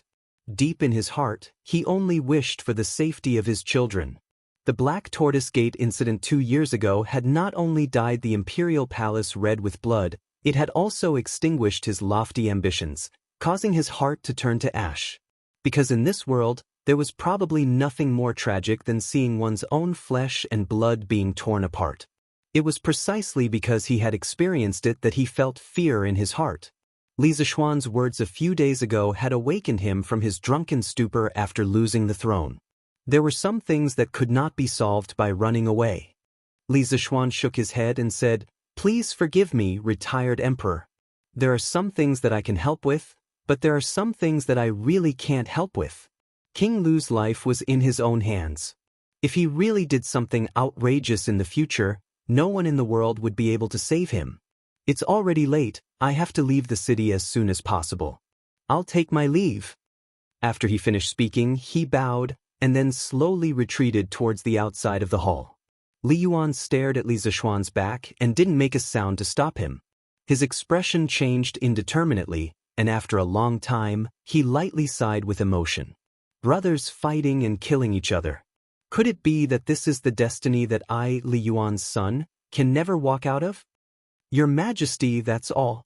In the Sweet Dew Hall, Zhao Song recounted everything that Li Zishuan had experienced at Li Yuan's place in detail to Li Er. Obviously, Li Er had also planted spies at Li Yuan's place. This kid actually came to the Imperial Palace to earn money today, and he even earned more than 5,000 strings of coins. He's really something. After listening to Zhao Song's narration, Li Er scolded with a pained expression. Li Yuan's life in his later years was extremely luxurious. That was all money that he, Li Er, had dug out from under his fingernails. Last year, when the Tang Empire's treasury was at its most difficult, Li Er did not reduce Li Yuan's expenses. Because even though he had seized the throne, Li Yuan was still his father after all. When it came to filial piety, Li Er never dared to be sloppy. Therefore, the money that Li Zishuan had won today could be said to be Li Er's money. Because most of Li Yuanchang's money was obtained from Li Yuan, therefore, in general, it was Li Er's loss. What else did Imperial Father say to Li Zishuan? Shaking his head, Li Er asked again. He valued Li Zishuan very much. Even though he was filial to Li Yuan, he still had a trace of vigilance in his heart. Now that Li Zishuan was getting closer to Li Yuan, it was inevitable that he would be wary. Zhao Song cupped his hands and answered, "Your Majesty, just now before the Marquis of Yong and left, I spent half an hour alone with him. However, as for what they talked about, this old servant has no way of knowing." Li Er closed his eyes and pondered for a moment, then waved his hand and said, "All right. We already know, you can leave first." Zhao Song cupped his hands and left. The hall fell into silence. Spent half an hour alone with him? Imperial Father, what did you tell Li Zishuan about? Li Er sat on the dragon bed, his eyes flickering as he muttered softly. On the afternoon of the second day, Li Yuanchang indeed personally brought people to deliver dozens of carriages of copper coins to Li Zishuan. The mighty fleet of carriages looked very spectacular. Han Yushi and Madame Li found out last night that Li Zishuan had accompanied Li Yuan to fight the bandits in the Imperial Palace and won more than 5,000 strings of coins. Therefore, today, the servants and accountants here were already waiting in formation, waiting for Li Yuanchang to deliver the money. Marquis of Yong, then, this is 5,600 strings of coins. Have someone count it. Li Yuanchang cupped his hands and said. His attitude had long since lost the rebellious attitude he had on New Year's Eve at the foot of the Cloud Mountain. Then I'll have to trouble your highness. Li Zishuan returned the greeting with a smile, then said, Your Highness King Lu keeps your word, delivering the money so quickly. This marquis deeply admires you. Come, quickly brew a cup of hot tea for His Highness to warm his body. Li Yuanchang's heart was both pained and angry, But he still concealed these negative emotions very well, not revealing the slightest abnormality on his face. There's no need. I was originally willing to bet, so there's nothing to say. On the other hand, I had no intention of offending you on New Year's Eve. I truly shouldn't have. Today I came to apologize. I hope that the Marquis of Yong and can let bygones be bygones. Seeing Li Yuanchang's refined and courteous appearance, Li Zishuan couldn't help but feel suspicious. If a person's temperament changed greatly in just a few days, then there were only two possibilities. Either his life suddenly changed and he had an epiphany, or he was forced by some external pressure to deliberately disguise himself. Based on his judgment, Li Yuanchang definitely belonged to the second situation.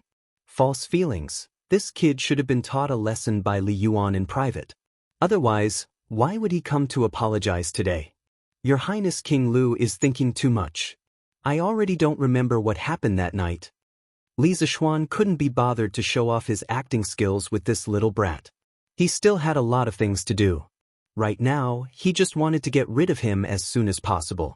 As long as Li Yuanchang didn't take the initiative to provoke him in the future, he definitely wouldn't take the initiative to find trouble with Li Yuanchang. Chapter 1184.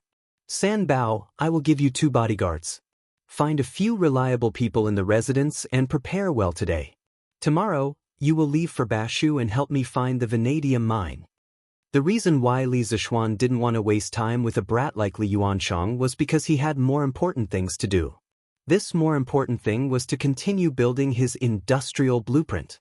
Looking back at his actions in the first year of Xingguan, other than the big event of Yanhuang College, he had only done some experimental experiments, such as voltaic batteries, telegraph machines, electric lamps, generators, and so on. Among them, some things had already been created, while some were still in the theoretical stage due to various practical reasons. But in general, these things had yet to be mass-produced. Therefore, Li Zishuan had set a few small goals for himself this year. First, the 3 acids and 2 bases needed for the foundation of the chemical industry must be mass-produced. Second, the hydropower station on the Ba River must be started. It could be completed, but it must be started this year. Third, the generator must be built successfully. Although the first-generation generator might be ugly, cumbersome, expensive, inefficient, and unstable, these weren't problems. The first-generation generator was just a transition. Once the first-generation generator was installed on a stone culvert or a small dam, it would be able to generate electricity. With electricity, it could be refined into copper, and this was the time to prepare for the second-generation generator. Once there was a stable and efficient second-generation generator, he could continue to develop technology. Fourth, he would start to focus on developing the metallurgy industry. In this year, he would send people out to search for all kinds of metal deposits. Then he would use the copper, iron, coal, and so on in his hands to produce crude copper, crude iron, and other metals. Then he would use electricity to refine all kinds of metals, and finally produce all kinds of alloy steel. Fifth, with the alloy steel and electricity, he could consider manufacturing the mother machine, the machine tool. At that time, Tang Dynasty's industrial foundation would undergo a qualitative leap. Then all kinds of advanced technological products would become possible. Well, from the looks of it, the second year of Xingguan was definitely a full year for Li Zishuan. His schedule couldn't be more full. Young master, what does the vanadium mine look like? San Bao frowned and asked. Before the new year, San Bao, Ah Fu, and the rest had stayed in the workshop for a period of time because they were making fireworks. It could be said that they had gained experience at the basic level.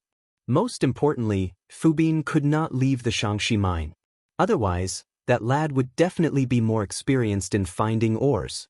Li Zishuan took out a small booklet and handed it to San Bao. I have recorded the appearance and characteristics of the vanadium ore here. Prepare well today. It would be best if you can set off tomorrow. San Bao took the booklet and flipped it open. There were colorful illustrations with textures and lines, as well as some descriptive words. It was really quite detailed. He closed the booklet, scratched his head, and smiled. Young master, it's a good thing that I've been learning to read since last year. Otherwise, San Bao wouldn't be able to understand a single word on this. Li Zishuan laughed and said, "Ha, young master, I told you to study more when you had nothing better to do. It was still useful, right?" San Bao nodded and said, "Yes, yes. It was useful. This time, San Bao will bring a dictionary to Sichuan. If I come across words that I don't know, I can look it up myself." Now, because of the widespread distribution of the Tang Dynasty dictionary, more and more people in the Tang Dynasty could read. According to Kong Ingda, Fang Xianling and the rest, the number of people participating in the Tang Dynasty's imperial examination would increase by a lot in 3 to 5 years. "Ha, you're worth teaching." Li Zishuan laughed heartily and said, "San Bao, this mind search is also a kind of experience for you. In the land of Sichuan, all kinds of forces are tangled and complicated. You all need to be careful on this trip and try not to provoke the local forces. Once you have ascertained the location of the vanadium mine, come back immediately.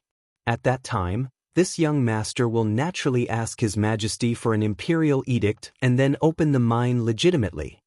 The ancient Sichuan referred to the modern Sichuan Basin and some of its neighboring areas. It was not only a geographical concept, but also a cultural one.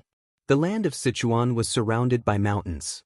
To the north was the Qinling Mountains, to the northwest was the Qinghai Tibet Plateau, to the south was the Yungui Plateau, and to the east was the Yangtze River. It was very inconvenient to travel outside. In the north, only the Baxi and Ziwu roads were connected to Guangzhou and Guangdong. In the south, there were many valleys, and in the east, there were mountains. The east sewer was also very dangerous, and only the western plains were slightly more convenient. Hence, the land of Sichuan became a relatively isolated geographical unit far away from the mainland. Although the Bashu region had been incorporated into the political system of the Central Dynasty a long time ago, due to the geographical isolation and the distance from the political center, as well as the large number of Di, Chang, Man, and Liao clans living in Bashu and around the basin, the land of Bashu had actually become the edge of the dynasty. In this place, sometimes, the words of a clan leader might be more useful than those of Li Er. Since the Han Dynasty, the Sichuan region had many separatist regimes and large-scale rebellions. Hence, it formed the impression that the people of Sichuan were chaotic, especially the local powers represented by the Sichuan tribes, which were said to be strong. At the end of the Sui dynasty and the beginning of the Tang dynasty, the world was in turmoil. However, the land of Sichuan was relatively peaceful. However, that was only relative to the outside. Inside, there were many powers. Especially between the various tribes, the relationship between the powers was really complicated. In the future, if a vanadium mine was found in Sichuan, how to mine it peacefully would be a tough problem. San Bao obviously understood the importance of this matter. At this moment, his face was not as happy as before. He nodded and cupped his hands. "Young master, don't worry. I will be careful." Li Zishuan patted San Bao's shoulder and encouraged him. San Bao, do well. If you do well, I will be assured to give you more important missions. As for you, you will also be able to enjoy endless wealth." To his own employee, it was necessary to give him some chicken soup for the soul. As expected, San Bao was instantly pumped up. He held his head high and said, "Young master, San Bao doesn't want wealth. As long as I can help you do your job, San Bao is satisfied." But stop sucking up. Go and prepare." Li Zishuan laughed and said, "Young master." San Bao left. Li Zishuan was deep in thought. The metallurgy industry in Tang Dynasty was not very developed. The metals that had been mined were gold, silver, copper, and iron. This was definitely not enough. It seemed like he had to train a group of talents to search for ores all over the country. Chapter 1185. On the third day after the imperial edict was issued, Lantian County's county magistrate he personally came to Yunshan Villa to visit Li Zishuan. It wasn't a good time to have conflicts with Li Zishuan, but every year at the beginning of the year, whether it was the imperial court or the local government, they would be very busy, so Mr. He immediately came over when he was free. "Greetings, Smart." At the beginning of the new year, the government office was very busy. After knowing that the entire Lantian County would be in theft, I didn't come to visit immediately. I hope that Marquis will forgive me. County magistrate. He was a middle-aged scholar who was close to 40 years old. He had a small beard on his chin and his body wasn't as fat as most officials. His moderate and serious image gave people a good impression. Li Zishuan's initial fief was within the borders of Lantian County, and he had met County Magistrate He a few times. The imperial edict for the fief had already been issued 2 days ago, and County Magistrate He only came to visit him today. Li Zishuan wasn't angry, and instead, he felt a bit of admiration. He didn't like those officials who only knew how to flatter. His subordinates only needed officials who could do things. County Magistrate He is too polite. Official matters are more important. I'm grounded in Yunshan anyway, so I can't run away even if I want to. County Magistrate He smiled and said, he is joking. His Majesty grounded you in Yunshan not to punish you, but to give an explanation to others. Li Zishuan smiled and didn't say anything. He didn't dwell on this issue. He extended his hand and made an inviting gesture and said, "There's a lot of wind in the hospital. County Magistrate He, please come in and talk." Marquis, please.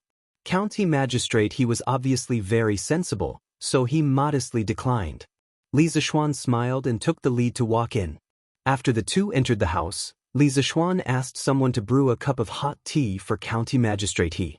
After the hot tea was served, County Magistrate He took out a gray package from behind him and opened it on the table. He then smiled at Li Zishuan and said, "Marquis, this is the name list of all the citizens of Lantian County, as well as the tax revenue of Lantian County for the past 3 years, including agricultural tax and business tax. If you have the time, you can take a look at it. If there are any problems, you can send someone to summon me at any time." After the entire Lantian County became Li Zishuan's fiefdom, not only were all the people and officials in the county under the jurisdiction of Li Zishuan, all the taxes collected every year in the county would all belong to Li Zishuan. It was not an exaggeration to call Li Zishuan the local tyrant of Lantian County. That was why County Magistrate He handed over the household registration of all the people in Lantian County as well as the annual revenue of the county government to Li Zishuan. This was because from today onwards, Li Zishuan would be the highest-ranking official of Lantian County. Li Zishuan did not look at the name list of the people. He opened the account book at the back and scanned through it. He could not help but frown. Lantian County alone collects about 100,000 dan of agricultural tax and 1,000 strings of business tax every year. County Magistrate He's eyebrows twitched. He thought that Li Zishuan felt that the taxes collected were too little, so he hurriedly said, "Marquis, the tax system used by Lantian County for the past 2 years was issued by the imperial court. In addition to the poor harvest, the people are already suffering. It is not easy to collect so much agricultural tax. I hope that Marquis will not increase the taxes on account of the people's suffering." Li Zishuan did not know whether to laugh or cry as he said, "When did I say that I want to increase the taxes? I was just lamenting that Lantian County's agricultural tax is so high, but the business tax is so little. 100,000 dan of grain, according to the current market price, was only 5,000 strings of business tax. But the business tax was only 1,000 strings of business tax. Was this not a joke? In the modern era, even if it was a poor county, the business tax would not be collected so miserably." County Magistrate He heaved a sigh of relief. He then looked at Li Zishuan with a strange gaze and replied, "Marquis, Lantian County is adjacent to Cheng. Merchants usually go to the east and west to do business. Although there are various shops in Lantian County, it is not easy to collect so much business tax in a year." Actually, what County Magistrate He said was only one of the reasons. The reason why the business tax was lower than the agricultural tax was because of the business tax system of this era. China's ancient business tax started in the Western Zhou dynasty. It was first collected in the bazaar. It was related to the use of land in the bazaar and measurement equipment. It had nothing to do with the tax on goods. The mountain and lake tax was also collected. But in essence, it was a kind of rent for the use of the country's natural resources. During the spring and autumn period, the various vassal states collected business tax. But in the city tax, Other than the occupation of land, registration, and other things, the tax was based on a certain percentage of the trade volume. This was actually quite similar to the modern business tax. At the beginning of the spring and autumn period, the more developed countries started to have tariffs. In the later spring and autumn period, it became more common. Not only were there tariffs at the borders, there were also many checkpoints on the roads in the interior. The normal tax rate for customs and city tax was 2%. During the Warring States period, the business tax was collected as before. Only the state of Qin exempted foreign merchants from customs to attract them and used this to gain the support of the merchants from various countries. After the state of Qin was unified, customs were abolished throughout the country. The Han dynasty followed the state of Qin. During the northern and southern dynasties, the northern regime focused on land rent. During the time of Emperor Xiaowen of Northern Wei, business tax was not collected. In the later period of Northern Wei, city tax was collected. The shops were divided into 5 categories. There was also a city tax. Once one entered the city, one had to pay a coin. During the Sui dynasty and the early Tang dynasty, the country was unified. Once again, customs were abolished and only the city tax was collected. The tax rate was 30% and the tax rate was 1%. It was so low that it made one's hair stand on end. Just based on this tax rate, if the people of the modern era who made a living by doing business were to transmigrate to the early Tang dynasty, they would definitely be overjoyed. In this era, the imperial court and local government mainly relied on agricultural tax. The business tax was just a buy one get one free gift. Li Zishuan frowned and said, "County Magistrate He, in the next 2 days, I want you to organize a detailed document on the agricultural and business tax collection method, ratio, and scope of Lantian County. Send someone to deliver it to me." County Magistrate He was a bit confused, but he still nodded and said, "Okay. This official will go back in a while and organize people to draft the document overnight. It will be sent over tomorrow." Li Zishuan secretly praised this county magistrate He. Not only was he willing to do practical things and care about the people's livelihood, he was also very capable. If his loyalty was not bad, he could be a good assistant in the future. County magistrate He must have a lot of doubts in your heart. This marquis will tell you clearly. Regarding the agricultural and business tax, this marquis feels that the business tax is too light and the agricultural tax is too heavy. In the next 3 years, the agricultural and business tax ratios of Lantian County must be reversed. This is my promise to the people of Lantian County. It is also my hope for all the officials of Lantian County. Li Zishuan looked at County Magistrate He with a burning gaze. His words did not stop until he was shocked to death. Chapter 1186. Yunshan Courtyard, Li Residence Main Hall. After County Magistrate He heard Li Zishuan's words, he couldn't help but jump in fright. Reversing the ratio of agricultural tax and business tax, this was something that no one had ever dared to think of since ancient times. China was an agrarian society in ancient times. Every dynasty emphasized agriculture and suppressed business. Of course, this suppression did not refer to levying more business tax, but the various restrictions on the status of merchants. The classes of scholars, farmers, workers, and merchants were divided into classes, directly nailing the merchants to the lowest level of society.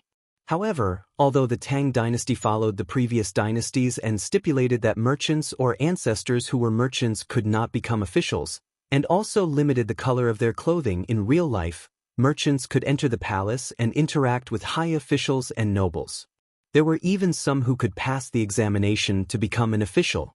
Compared to the previous dynasties, the status of merchants in society was gradually increasing.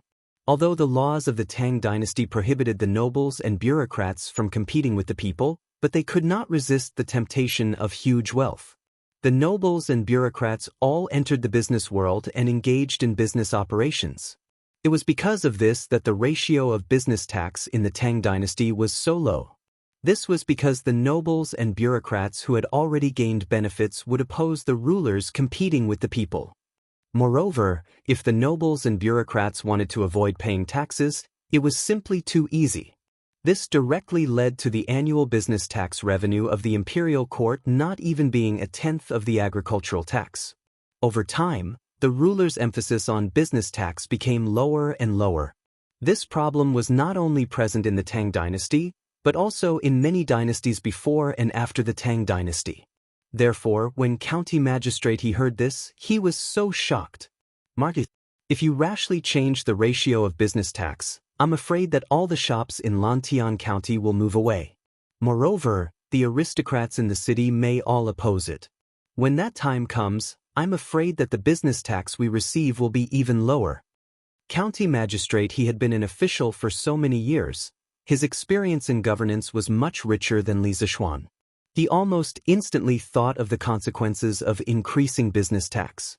Li Zixuan smiled and waved his hand, saying, "Let's not talk about this first. In the future, this marquis will naturally have a way to make the merchants in the county voluntarily pay more tax. This marquis will first familiarize himself with the situation in Lantian County before saying anything else. Otherwise, it will really be just an armchair strategist." Hearing this, county magistrate he couldn't help but have a good impression of Li Zixuan.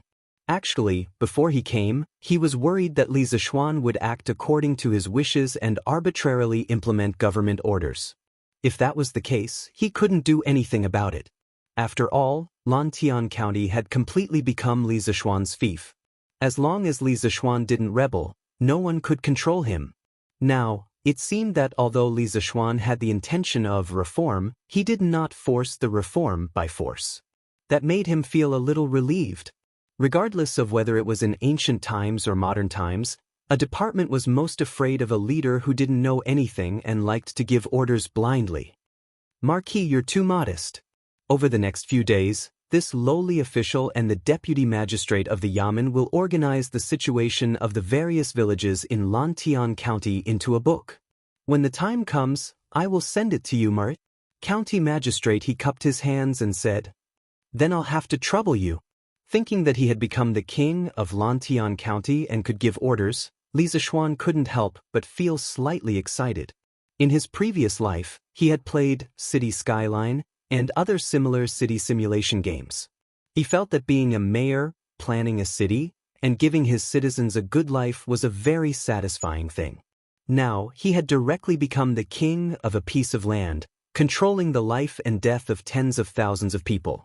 The excitement in his heart was something that couldn't be compared to in the game. Of course, after the excitement, he felt the heavy responsibility on his shoulders. He wanted to give his fief's citizens a good life. He wanted Lantian County to become the richest county in the entire Tang dynasty, and even the entire world. County magistrate he hurriedly waved his hands, indicating that there was no need to stand on ceremony. Then he seemed to have thought of something and said, "Right? The location of your residence in the county has already been planned. The county yamen will be recruiting craftsmen to help you renovate the residence. If you have any needs or requests, just send someone to inform this lowly official." Although Li Zixuan had residences in Chang'an and Yunshan, now that he had been granted the entire Lantian County, he had to buy a residence in the county. Firstly, it was to announce his identity as the owner of Lantian County. Secondly, it was to make it easier for the county yamen officials to report to Li Zixuan. Li Zixuan thought for a while and said, "There's no need for the county yamen to provide manpower or money. This marquis will send someone to build it myself in a few days. There's no need for county magistrate he to worry about it." County magistrate he hurriedly said, "How can this be? Since marquis has been granted the title of Lantian County, renovating a residence for marquis is the responsibility of the yamen. How can we let marquis spend money?" Li Zixuan waved his hands and said with a smile, "That's enough. This marquis doesn't lack that bit of money. If county magistrate he really feels apologetic, take the money that was originally given to this marquis to renovate the residence and give my brothers in the yamen double their monthly salary. Just treat it as a token of my appreciation." Others would be strict with new officials, but Li Zixuan was giving everyone a piece of candy as soon as he took office. However, his candy wasn't that delicious. In the future, if he discovered that someone in the county yamen wasn't doing their job well, he wouldn't hesitate to take it back by double. County magistrate, he thought of Li Zishuan's current wealth and couldn't continue to persuade him. He could only cup his hands and say, "Then this lowly official will represent everyone in the Yamen in thanking Marquis." County magistrate, he said his goodbyes after he finished explaining the matter and did a preliminary handover of some affairs in Lantian County. He was very satisfied with the outcome of this negotiation. Li Zishuan did not make things difficult for him, and for the time being, he would not interfere with the county Yamen's personnel structure and government decrees. Lantian County would also not be thrown into chaos because of a sudden arrival of a new master. Time passed quickly, and in the blink of an eye, it was the 15th day of the first lunar month, the Lantern Festival, also known as the Lantern Festival, the Lesser First Lunar Month, the Lantern Festival, or the Lantern Festival. The 15th day of the first lunar month was the first full moon of the year. It was also the night when spring returned to the land. People celebrated it and also celebrated the continuation of the new year. Sima Qian created the Taichu calendar and listed the Lantern Festival as a major holiday. Since the Sui, Tang, and Song dynasties, it had flourished. Fiery trees and silver flowers combine, the iron locks of the Star Bridge open. And Qin left with the horse, and Ming Yu chased after the man. The roaming horsemen all trotted to the Li, and the song ended with the plum blossoms. Gold doesn't stop the night, and jade doesn't rush it. From the Tang people's 15th night of the first lunar month, one could roughly see how the Tang people celebrated the Lantern Festival. Actually, since the 14th night of the first lunar month, Chang and city had already lifted the curfew. On the 14th, 15th, and 16th, the people in the city could go out to enjoy the lanterns for 3 consecutive nights. It was called night release. Therefore, in these rare 3 nights, from the nobles to the peddlers, everyone went out to enjoy the lanterns. As a result, the streets of Chang and city were filled with people and carriages. It was very lively. As for Li Zishuan, because he was trapped in Yunshan, he naturally couldn't feel the liveliness in Chang and city last night. However, early in the morning, someone rushed from Chang and city to Yunshan. Chapter 1187. Qingqian? Why are you here? That's right, Li Qingqian came to Cloud Mountain near noon. Ha! Little Xian, I'm here today to ask for a favor. Li Qingqian said with a chuckle after entering the main hall. Li Zishuan shook his head helplessly and said, Qingqian, just say what you want. I can't bear such words. Li Qingqian grinned and said, Cough, cough. Little Xian, it's actually nothing much. I'm here to ask if you're planning to set off fireworks at the academy tonight? Li Zishuan was taken aback. Then he said with some amusement, Qingqian, you want to bring a batch of fireworks back to Chang, and right? He would never believe that Li Qingqian came all the way here just to ask such a boring question. The only possible explanation was that this fellow was here to ask for fireworks. To be honest, I want to make use of the Lantern Festival to set up a fireworks show in the palace, this time to make father, mother, grandfather, and Changle happy. Li Qingqian said with some embarrassment. Seriously speaking, this fireworks show was Li Zishuan's original patent. It felt a little strange for him to ask for it at this time. Li Zishuan did not care about this. He smiled and said, I was wondering what it was, so it's fireworks. Qingqian, why did you have to come personally for such a small matter? There will indeed be a small fireworks show at the academy tonight, but there are still extra fireworks in the warehouse. I'll get someone to send them to the palace later. Compared to New Year's Eve, Li Zishuan prepared plenty of fireworks this time. The day before yesterday, he even got someone to send an ox cart of fireworks to Old Cheng. Old Cheng had pre-ordered this long ago. Something would happen if he did not give it to him. Even so, he was still quite rich. He did not plan to sell this in the short term. It was good to give it to Li Qingqian. Then I'll thank you. Li Qingqian said with a smile and cupped his hands. But Qingqian, you have to take care of the fireworks and prohibit all sources of fire from getting close. Otherwise, this thing will cause a lot of damage. No, I'll send a craftsman over to take care of the fireworks for you. The Imperial Palace was an important place. Once an explosion or fire occurred, the impact would be no small matter. Li Zishuan had no choice but to be cautious. Yes. That's for the best. When the time comes, I will also send some people to watch over them carefully. Li Chengqian nodded seriously and replied. Li Zishuan explained some other things to take note of. Seeing that it was already noon, Li Zishuan symbolically asked Li Chengqian to stay for lunch. Unexpectedly, Li Chengqian agreed without hesitation. It turned out that this guy was not only here to ask for fireworks, but also to freeload a meal. After all, the food here was even more delicious than the ones in the palace. At 5 in the afternoon, the sky gradually darkened, but Chang'an city was brightly lit. Since ancient times, the Lantern Festival was the last festival of all kinds of festivals during the Spring Festival. After this festival, everyone would settle down and do what they needed to do. Therefore, the people also attached great importance to this festival. Before the sky turned dark, every household and every neighborhood hung 2 lanterns in front of their doors. The eastern and western cities did not implement a curfew tonight, and all the big shops were operating as usual. Neat rows of lanterns were hung on both sides of the street. There were many types of lanterns, and each had its own characteristics. There were egrets twirling flowers, yellow dragons spitting water, golden mallards, silver swallows, transient light cave, star-gathering pavilion, and so on. It was dazzling. Such a beautiful display of lanterns naturally attracted all the people, from the emperor to the commoners. When the sky turned dark, the city was immediately filled with carriages and horses. No one cared about the people. The families of the kings and lords made merry on horseback, praising and competing with each other. The scholars all composed poems to record the event. After dinner, most of the commoners in Chang'an city brought their families out to shop. Some restaurants and shops took the opportunity to launch some promotional activities to attract a large number of rich people to spend money in their shops. They all wanted to make a lot of money tonight. Ahem, except for the men who would go out, the women also went out tonight. According to records, on the night of the Shangyuan festival, Chang'an city was as bright as day.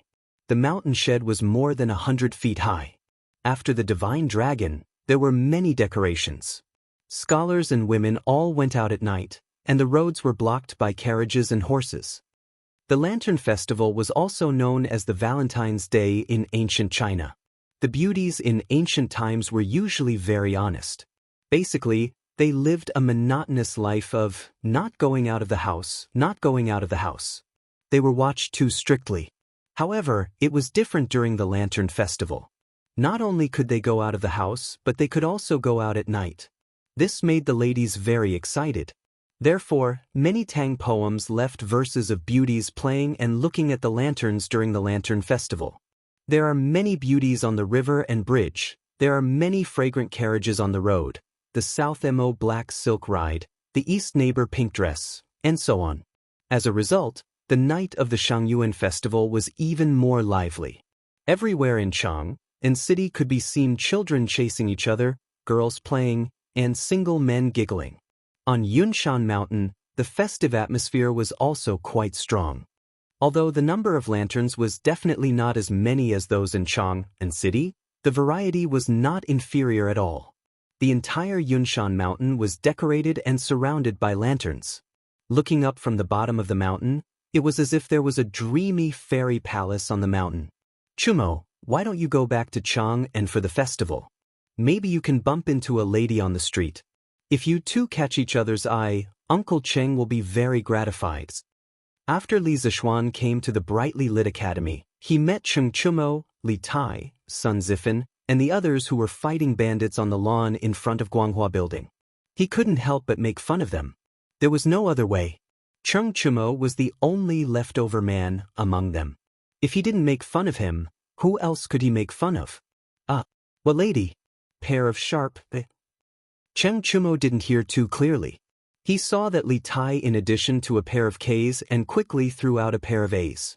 Can't afford it. Li Tai replied subconsciously. Lady. Pair of As. Can't afford it.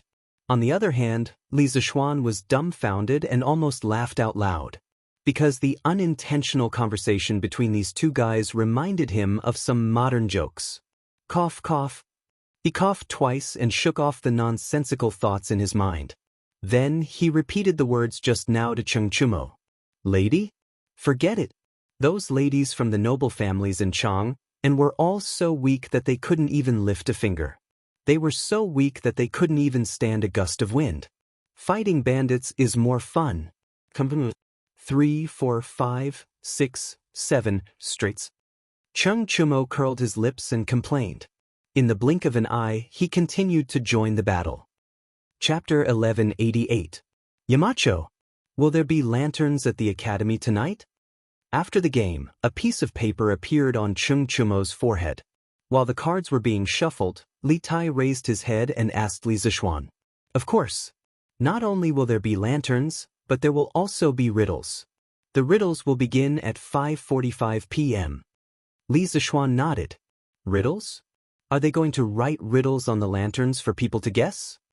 Li Tai was puzzled. Although lanterns were popular in the Tang dynasty, riddles had not appeared yet. Riddles were riddles written on lanterns.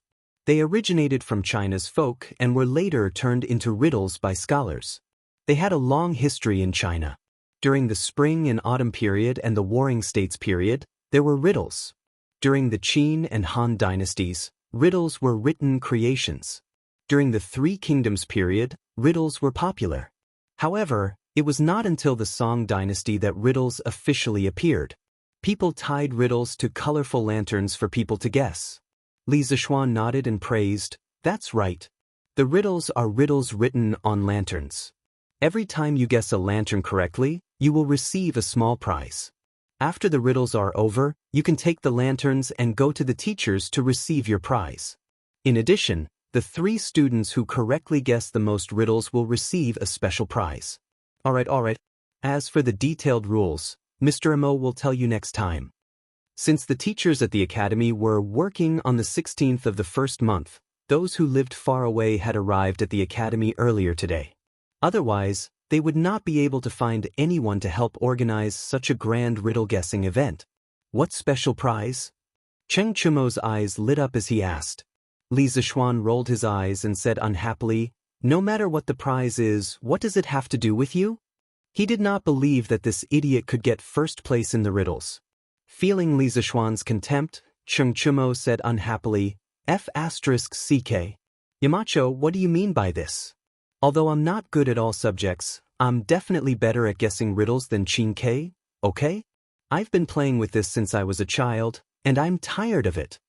He didn't know if this idiot was bragging or not, but strangely, Li Tai didn't refute him.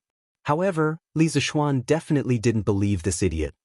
He curled his lips and said, "Enough. Brat, keep bragging. You guys continue playing, I'm going to look for Mr. Mo." At 5:45 p.m., the riddle-guessing competition began on time. There were 5 lantern matrices set up in 5 different places in the academy, which meant that tonight's riddle-guessing activity was divided into 5 teams. The students could choose any team to participate in the riddle-guessing activity. After all, there were quite a number of students in the academy at this time. If they were all placed together, it would seem very crowded. In every square array of lanterns, there were more than 10 teachers from the academy maintaining order and tallying the results. Li Zishuan was not bluffing when he said that the top 3 students with the best results would receive special rewards. He really had prepared 3 special rewards for tonight. 2 big ones and 2 small ones. Type a word. Li Tai stared at a piece of paper under the lantern and murmured. In fact, guessing riddles was not his strong point. This was because it was similar to brain teasers, which required a lot of imagination. Last year, when the Strange Taste Pavilion first opened, he, who had just finished reading Journey to the West, wanted to recruit Li Zishuan and write novels for him. At that time, Li Zishuan had set 10 questions and claimed that if he could answer one correctly, he could go back with him and write novels for him for free for 3 years. But who would have thought that he couldn't answer a single question correctly out of the 10 questions and was beaten black and blue? It was all because his imagination wasn't big enough. Hey, it's a Qin word. Isn't this too easy? As Li Tai frowned and pondered, Cheng Chumo's voice suddenly came from beside him. This guy's arrogant laughter immediately attracted everyone's attention. Wang Ji, who was in the crowd, laughed and said, "Yo, not bad, not bad. I didn't expect someone to guess a lantern riddle right so quickly. And it's Ching Chumo. Ha. I'll give you 1 point. After that, he lowered his head and added 1 point to Chung Chumo in his little notebook. Chung Chumo laughed proudly and opened the next level. Noodles but no mouth, feet but no hands. You can eat rice and drink wine. Make a family of furniture. Hee hee. I've got it. Chung Chumo seemed to have the help of God tonight. As soon as he finished reading the next riddle, he immediately shouted, "It's the table." Is it, Mr. Wang? Wang Ji was surprised.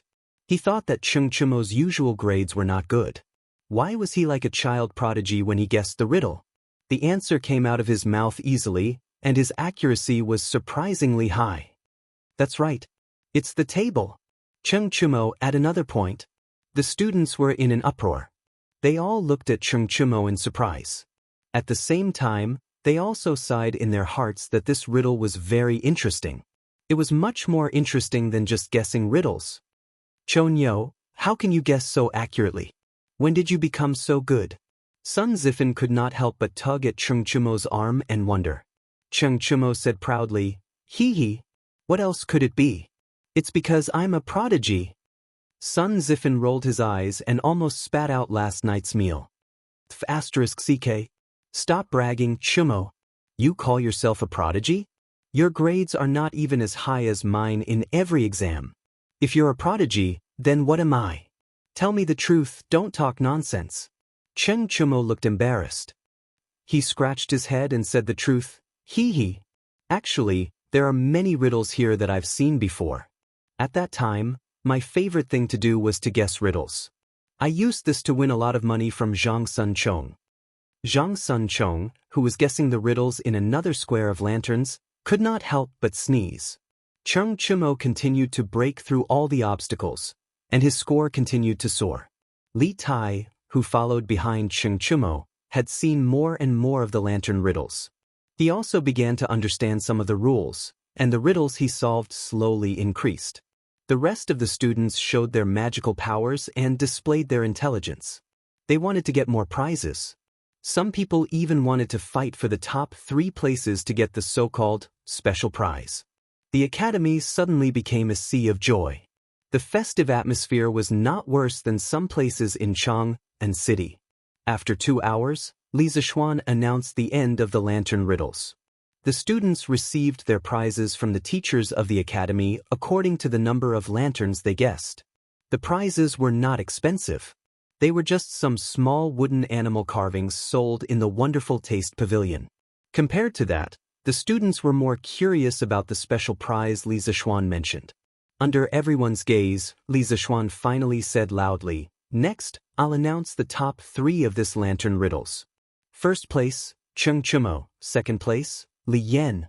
Third place, Zhang Sun Chong. These 3 students will receive a copy of the interesting mathematical questions collection compiled by me." Crack.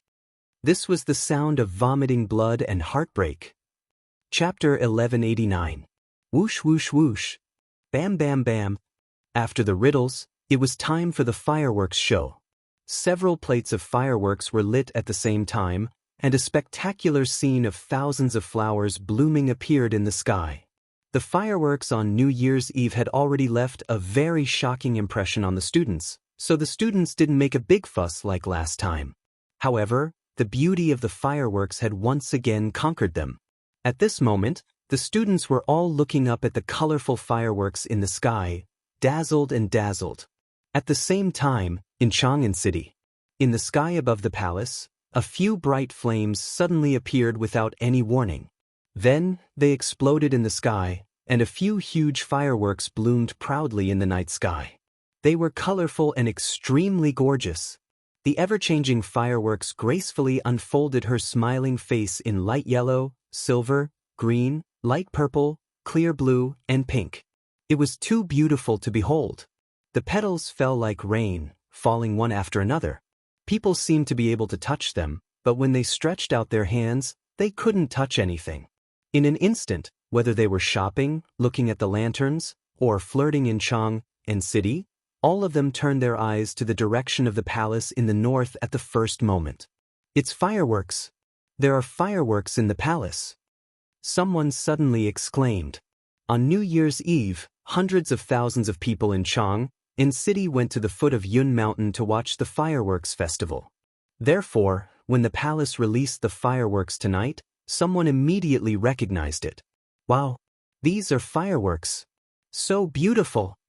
The ladies who came out to the Lantern Festival tonight were seeing the legendary fireworks for the first time, and their hearts were instantly hooked. Since ancient times, beautiful things had always been a fatal attraction to women. Huanlong, these fireworks are so beautiful. Can you personally set off a plate of fireworks for me in the future? This kind of creature not only existed in modern times, but also in ancient times. However, at this time, there were actually many young ladies who were infatuated with fireworks. This made the infatuated men who wanted to take advantage of tonight's date suffer because they had already asked around and found out that fireworks were not sold anywhere. It's not that I don't want to, but these fireworks can't be bought at all. But how would the ladies who lived in the boudoir for a long time know about this? In their impression, what in the world couldn't be bought with money? What can't be bought? How could he not be able to buy it? The way I see it, you just can't bear to. I misjudged you. Let's not meet again. Hey. Wanru, listen to me. I didn't lie to you. Alas, it was supposed to be an exceptionally festive Lantern Festival or Valentine's Day. Who would have thought that because of the fireworks, it would become a parting day for these infatuated men and resentful women? Countless people would probably not be able to sleep tonight. Swish, swish, swish. Bang, bang, bang. The fireworks in the palace only lasted for about half an hour. As if it had been discussed beforehand, when the fireworks in the imperial palace finished, a few fireworks also appeared in the direction of Cheng's mansion. Those who didn't go to Yunshan to watch the fireworks show on New Year's Eve couldn't help but exclaim. Finally, they could see so many fireworks in Chang'an. After a night of fun, everyone went to bed very late into the night. For the students of Yunshan, the happiest thing on Shangyuan night was not watching the fireworks, but guessing riddles. As soon as this new type of game was released, it received the approval of most people. Furthermore, almost every student had won something last night. Although a small prize was not worth much, it was still a symbol of honor. Moreover, from the looks of it, the small handicrafts made by Strange Interest Pavilion were very pleasing to the eye. It would be a good choice to use it as a small ornament. However, for Cheng Chumo, last night's memories weren't so wonderful. He had worked so hard to overcome all the obstacles and finally won first place. He thought that the mysterious prize Li Zishuan mentioned would be something about eating, drinking, and having fun. Who would have thought that it would be a collection of mathematical problems? Was this a F***king joke? This situation was like a kindergarten student drawing a lottery. A child won the special prize, but the prize was a chance to train for 2 months free of charge by a training organization. Was this a reward or a punishment? When Cheng Chumo received this special prize, he was so angry that he almost tore it apart. Fortunately, Li Tai arrived in time and repeatedly asked Cheng Chumo to transfer this special prize to him. Cheng Chumo didn't have any objections. What this idiot didn't know was that the thing that he thought was trash was a treasure to Li Tai. This was because there were a lot of mathematical problems in this book. Moreover, they were personally compiled by Li Zishuan. The way of solving the problems was exquisite and the way of thinking was tricky. For mathematics enthusiasts, this book could definitely be called the Holy Book of Mathematics. The next day, Yunshan, Yanhuang College.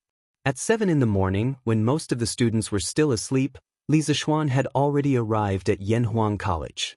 He gathered all the teachers for the first teachers' meeting of the new semester.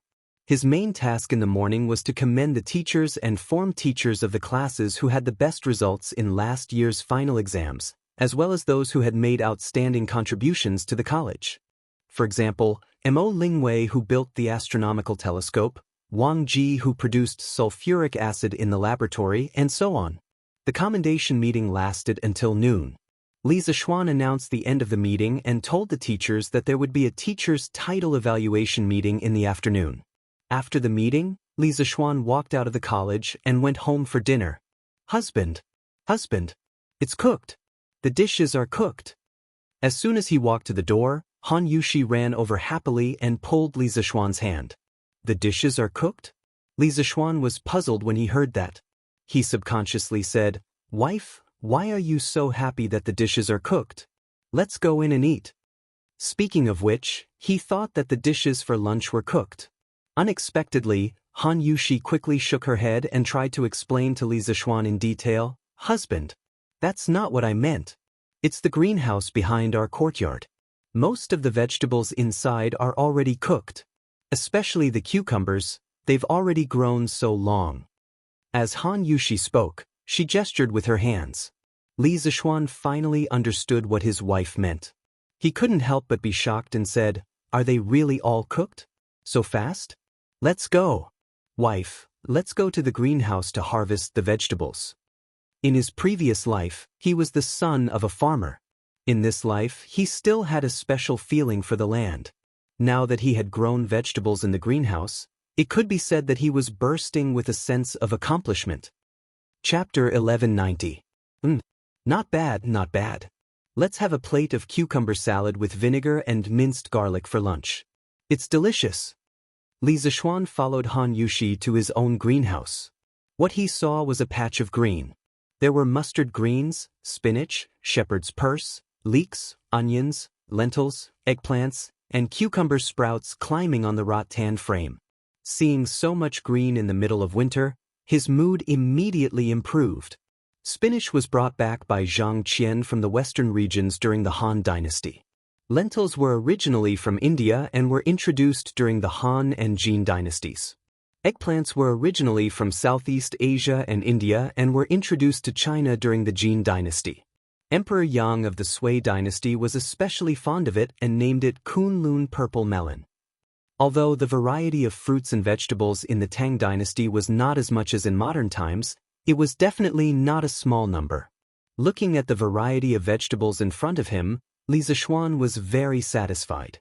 When they had hot pot before the new year, the vegetables in it were just bean sprouts and tofu.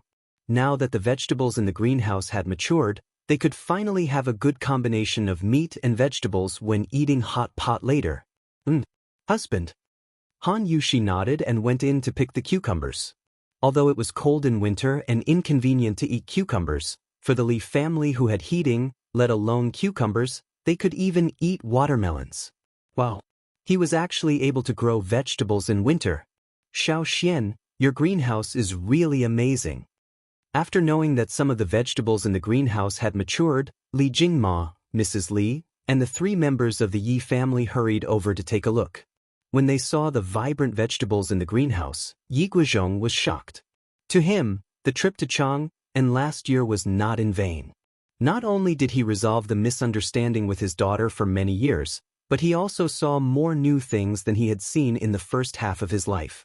Sometimes he could not help but sigh at how fast the times changed. My good grandson is so capable. He did all the things that others would not even dare to dream of. Mrs. Yi looked at Li Zishuan proudly and praised him. Yi Fashion personally went up to take a look at the vegetables in the field. He pursed his lips and didn't say anything. This old-fashioned brat still felt that Li Zishuan had violated the natural laws of spring planting and autumn harvesting. At noon, a hot pot was set up in the courtyard again. Lan, who used to have a special fondness for mutton rolls, only ate spinach, shepherd's purse today, especially the cabbage. The tender leaves were boiled in the hot pot for a moment, then dipped in the dipping sauce bowl and put into the mouth to chew. It could be said to be fresh and juicy, perfectly neutralizing the saltiness of the dipping sauce. At the end, there was still the sweetness of the cabbage juice at the root of the tongue. It was simply an endless aftertaste. Brother, this dish is too delicious. How come Lan has never eaten such delicious spinach before? It wasn't that the world had changed too quickly, but that the Great Tang didn't have any vegetables in the past during the winter. Li Zishuan smiled indulgently and said, Eat more if it's delicious. The cabbage in the greenhouse in our backyard is all yours. Lan smiled sweetly and very contentedly dipped some cabbage leaves into the hot pot with her chopsticks. Old master, how do the cabbage and spinach taste? Mrs. Li suddenly asked. She looked at Li Jingma, who was also busy dipping the cabbage, and smiled meaningfully. Fragrant. Really fragrant. Fragrant and sweet. This cabbage is much better than the cabbage at the end of autumn. And this cucumber, crispy and refreshing, it's really top grade. I didn't expect to be able to eat cucumbers in the harsh winter. It's really delightful. Li Jingma, who was eating very happily, didn't notice that Mrs. Li's smile was a little strange. He sighed a lot and didn't expect to be mercilessly interrupted by Mrs. Li. If I remember correctly, when Xian wanted to build a greenhouse to grow vegetables, someone said that if vegetables could be grown in the greenhouse in winter, he wouldn't eat a single one even if he starved to death. The room suddenly fell into a strange silence. Everyone put down their chopsticks and looked at Li Jingma with sparkling eyes. Obviously, everyone remembered who had said those words at that time. Cough, cough. Eat quickly. Eat quickly. Today's food is so delicious. Don't waste it if it gets cold later. Li Jingma's face was red, and he glared at his wife, but Mrs. Li mercilessly glared back and secretly stepped on his foot. Mrs. Li now had her son and her family backing her up, so why would she be afraid of him? Father, we're eating hot pot. As long as the stove is on, the food won't get cold. Lun raised her head and corrected Li Jingma with a serious expression. Old Master Li almost vomited blood. He couldn't stay in this house anymore. His wife was mocking him, and even his daughter was against him. Eat quickly, don't talk. Father, you should eat quickly too. That was just a joke back then. At the critical moment, Li Zishuan couldn't bear to see his father embarrassed, so he spoke up to help him out. Li Jingma was crying in his heart. His son was still the best to him. Come, one for each of you. Have a taste. In the afternoon, Li Zishuan brought Fu to the conference room of the Academy's Guanghua building with a basket of freshly picked cucumbers. The conference room was already full. Li Zishuan smiled happily and instructed Fu. Now that Sanbao had gone to Sichuan to look for ores, Fu was naturally promoted to Li Zishuan's #1 lackey. Cucumber. Yamacho, where did this cucumber come from? Yen Silu's eyes were about to pop out. He suddenly stood up and said in surprise, "Could it be from the palace? That's too precious. Yamacho, you should take it back." Li Gang was very knowledgeable. He knew that the palace could get fresh cucumbers from the soup bureau in winter, so he said that. Hearing this, the gentlemen in the meeting room all declined. That's right. Yamacho, this cucumber is too precious. You should take it back. That's right, that's right. This is too precious. Li Zishuan waved his hand and laughed loudly. Gentlemen, you don't have to decline. These cucumbers were planted by my family, not by the soup bureau. It's not expensive, not expensive. Everyone can have one cucumber. After eating, we'll continue the meeting. He planted it himself. When he said that, everyone in the room was even more shocked. How could he grow cucumbers in winter? Yen Silu said with a look of suspicion. Yamacho, are you joking? Although I heard that you have a hot spring in your courtyard, you can't grow so many cucumbers, right? Mr. Yen, who said that you can only grow vegetables next to a hot spring in winter. Everyone here will be the inheritors of engineering in the future. We engineering are good at doing things that seem impossible. Chapter 1191. Ka. In the conference room on the first floor of Guanghua Building. The first Yanhuang College Teacher Title Evaluation Conference actually started with the crisp sound of cucumbers being eaten. Everyone was sitting in their chairs, enjoying the fresh cucumbers that were just plucked from the seedlings. They were tender and juicy, making people salivate. The conference room was also filled with the unique fragrance of cucumbers. For many people, this was not only a feast for their taste buds, but also a feast for their ears. Because the sound of so many people eating cucumbers was too pleasing to listen to. That crisp sound seemed to be able to stir people's nerves, making them unable to stop even if they wanted to. So much so that some people's faces were not only filled with enjoyment, but also a trace of intoxication. Li Zishuan expressed his understanding of this. In his previous life, there was a short video of watching others eat cucumbers for more than a minute on the internet that went viral on Weibo. Many people said that the sound was too crisp and they were already deeply immersed in it, unable to extricate themselves. Actually, this phenomenon was very normal, and it had a special term, ASMR. Its characteristic was visual, auditory, tactile, olfactory, or other sensory stimuli, causing a unique and pleasurable sensation in the brain, scalp, back, or other areas of the body. Scientific research showed that when people hear soft voices or objects make light sounds, the brain's amygdala would become very active, and the amygdala could stimulate a human sense of pleasure, Ka-ka. The teachers of the academy especially cherished the cucumbers in winter. However, no matter how much they cherished it, there was still a time when they finished it. Many of them even ate the cucumber's buttocks. Li Zishuan's mouth twitched as he watched. He thought to himself, if this was seen by outsiders, wouldn't it be too embarrassing for the academy's image? Cough cough. Alright. Since everyone has finished eating, then this year's teacher title evaluation conference will officially begin. Seeing the 80 teachers in the room reluctantly throw the last bit of cucumber's buttocks into the trash can, Li Zishuan coughed twice and solemnly announced. The faces of the teachers of the academy turned solemn as they looked at Li Zishuan. Compared to the cucumber, they were more concerned about this. There are a total of 43 applicants for the position of lecturer, 25 applicants for the position of associate professor, and 7 applicants for the position of professor. Next, the acting Shan Zhangwen, Mr. Ji, and the head of the teaching office, Mr. Kong Ge, will announce the results of the evaluation. Due to the large number of participants and the complicated process, the professional title evaluation conference lasted until the sky turned dark. In the end, a total of 6 people were appointed as professors.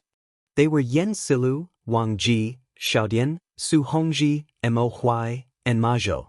The 6 of them were happy to have a residence on Cloud Mountain. They finally had the opportunity to enjoy the academicized, architectural decoration and become neighbors with Li Zishuan. Of course, Mo Huai was an exception. He had rejected Li Zishuan's request to give him a residence. Firstly, Li Zishuan had previously given him Lu Shuren's mansion in Plum Village for free. Secondly, his daughter Mo Lingwei had been appointed as a special professor of the academy because of the astronomical telescope incident. She had already received a residence on Cloud Mountain. If he received another one, it would be somewhat inappropriate. From now on, Ma Zhou no longer had to rent a house.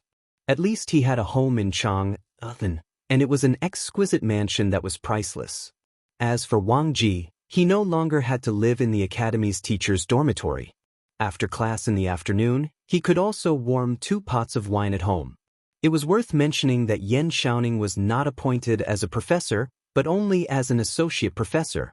This was because the strict and old-fashioned people like Li Gang and Yen Silla believed that Yen Xiaoning did not have academic achievements, like Mo Lingwei. Giving him the position of associate professor was already giving Li Zishuan face. Being a professor was definitely out of the question. As a result, the poor Yen Xiaoning was subconsciously suppressed by Mo Lingwei. There were a total of 20 associate professors in the academy. The rest were all promoted from teaching assistants to lecturers. Although this result was somewhat unsatisfactory for a small number of people, it was still a happy ending overall. The next day. In the morning, Han Lijing and Old Hu came to Cloud Mountain early in the morning to look for Li Zishuan. Father-in-law, Uncle Hu, come and sit. As the academy had officially started work, Li Zishuan did not sleep in today. He had already woken up at this time. Seeing Han Lijing and Old Hu coming together, he quickly greeted them. The 3 of them sat down in order. Han Yushi brought 2 cups of hot tea for Han Lijing and Hu Hanyun. Han Lijing took it, then looked at Li Zishuan and said, Xiao Xian, I've already packed up yesterday. I plan to leave for Hedong Road today to buy all 3 estates and then start to treat the sewage. Father, you're leaving so soon? Han Yushi was a little reluctant. She looked at Han Lijing and couldn't help but ask. Yushi, it's not early anymore. It's already the 17th day of the 1st month. If we don't leave now, the sewage at the mines will affect the people's spring planting. Han Lijing said with a smile. Then, he said earnestly, after your father leaves, you and little Xian will have to take care of Tai Dan. In any case, this kid is much more promising than before. I'm not worried about him. It's you. I hope that you and Xiao Xian can live a good life. I'll only be at ease if the two of you live well. Speaking of which, if I can become a grandfather this year, I'll be completely satisfied. Although Han Yushi also wanted to give Li Zishuan a boy or a girl, how could she say such words? She couldn't help but feel embarrassed. Father, what are you saying? It's still early. Good. I won't say it. This matter, you and Xiao Xian can do as you see fit. Han Lijing stroked his beard and comforted her. Since father-in-law has decided to leave today, this son-in-law will arrange for guards to pack up the money and escort father-in-law to Hedong Road. Once you've settled down there, this son-in-law will ask them to come back. Li Zishuan said with a serious face. That's good too. The money needed to buy a manor isn't a small amount. Xiao Xian, you can send some people to protect it. Han Lijing nodded, then patted Hu Hanyun's shoulder and said to Li Zishuan, Xiao Xian, other than this, I have another matter. This time, I'm going to Hedong Road and I probably won't be back in a short period of time. So, I'm thinking that it's better to let old Hu be the Han Manor's village chief. Otherwise, if I'm not around for a long time, I'll delay the Han Manor's affairs. Chapter 1192. No. Li Zheng, you can't say that. What capabilities do I, old Hu, have to be the Li Zheng? Only you can be the Han family village's Li Zheng. If you let me be the Li Zheng, wouldn't you be harming the entire Han family village?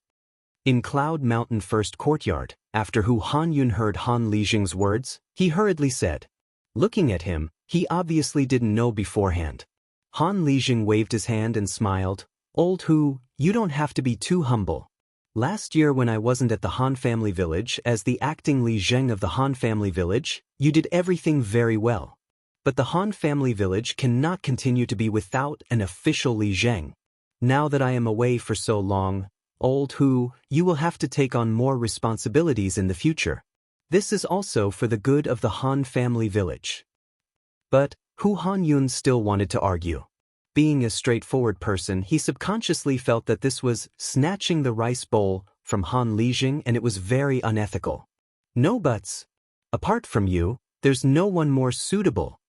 Without waiting for Hu Hanyun to finish, Han Lijing directly interrupted.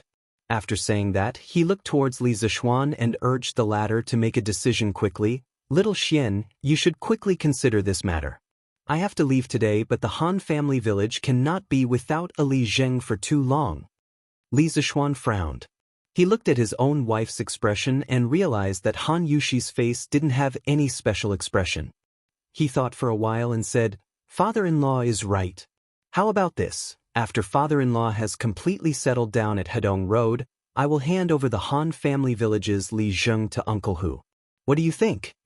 Now, the entire Lantian County was his fiefdom. So to decide on a village's Li Zheng was just a matter of a sentence to him.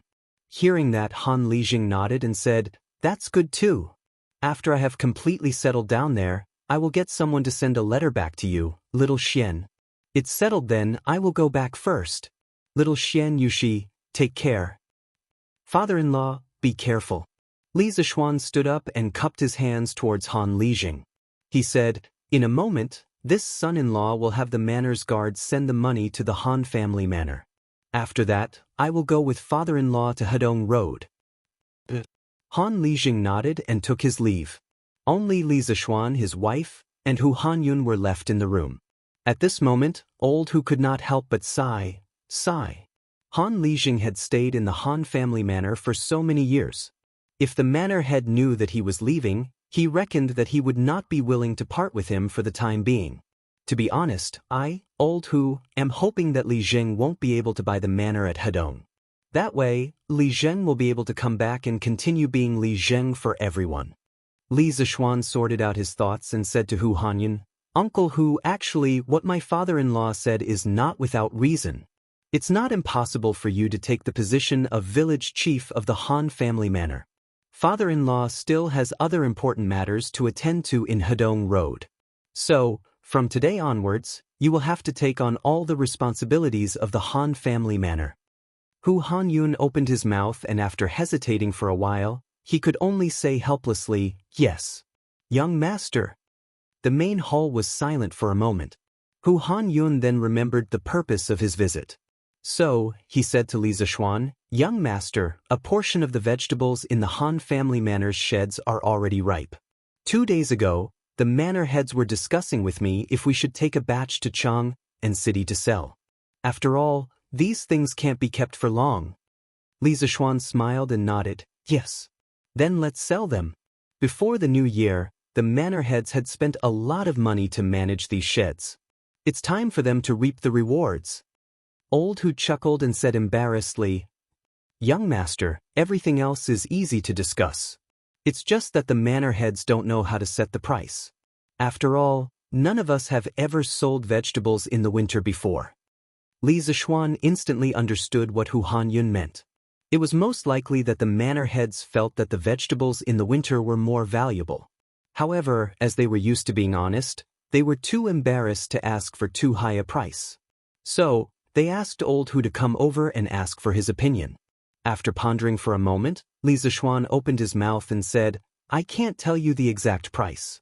Uncle Hu, go back and tell everyone that they can refer to the price of each vegetable in autumn and summer and multiply that price by 20 to 30 times.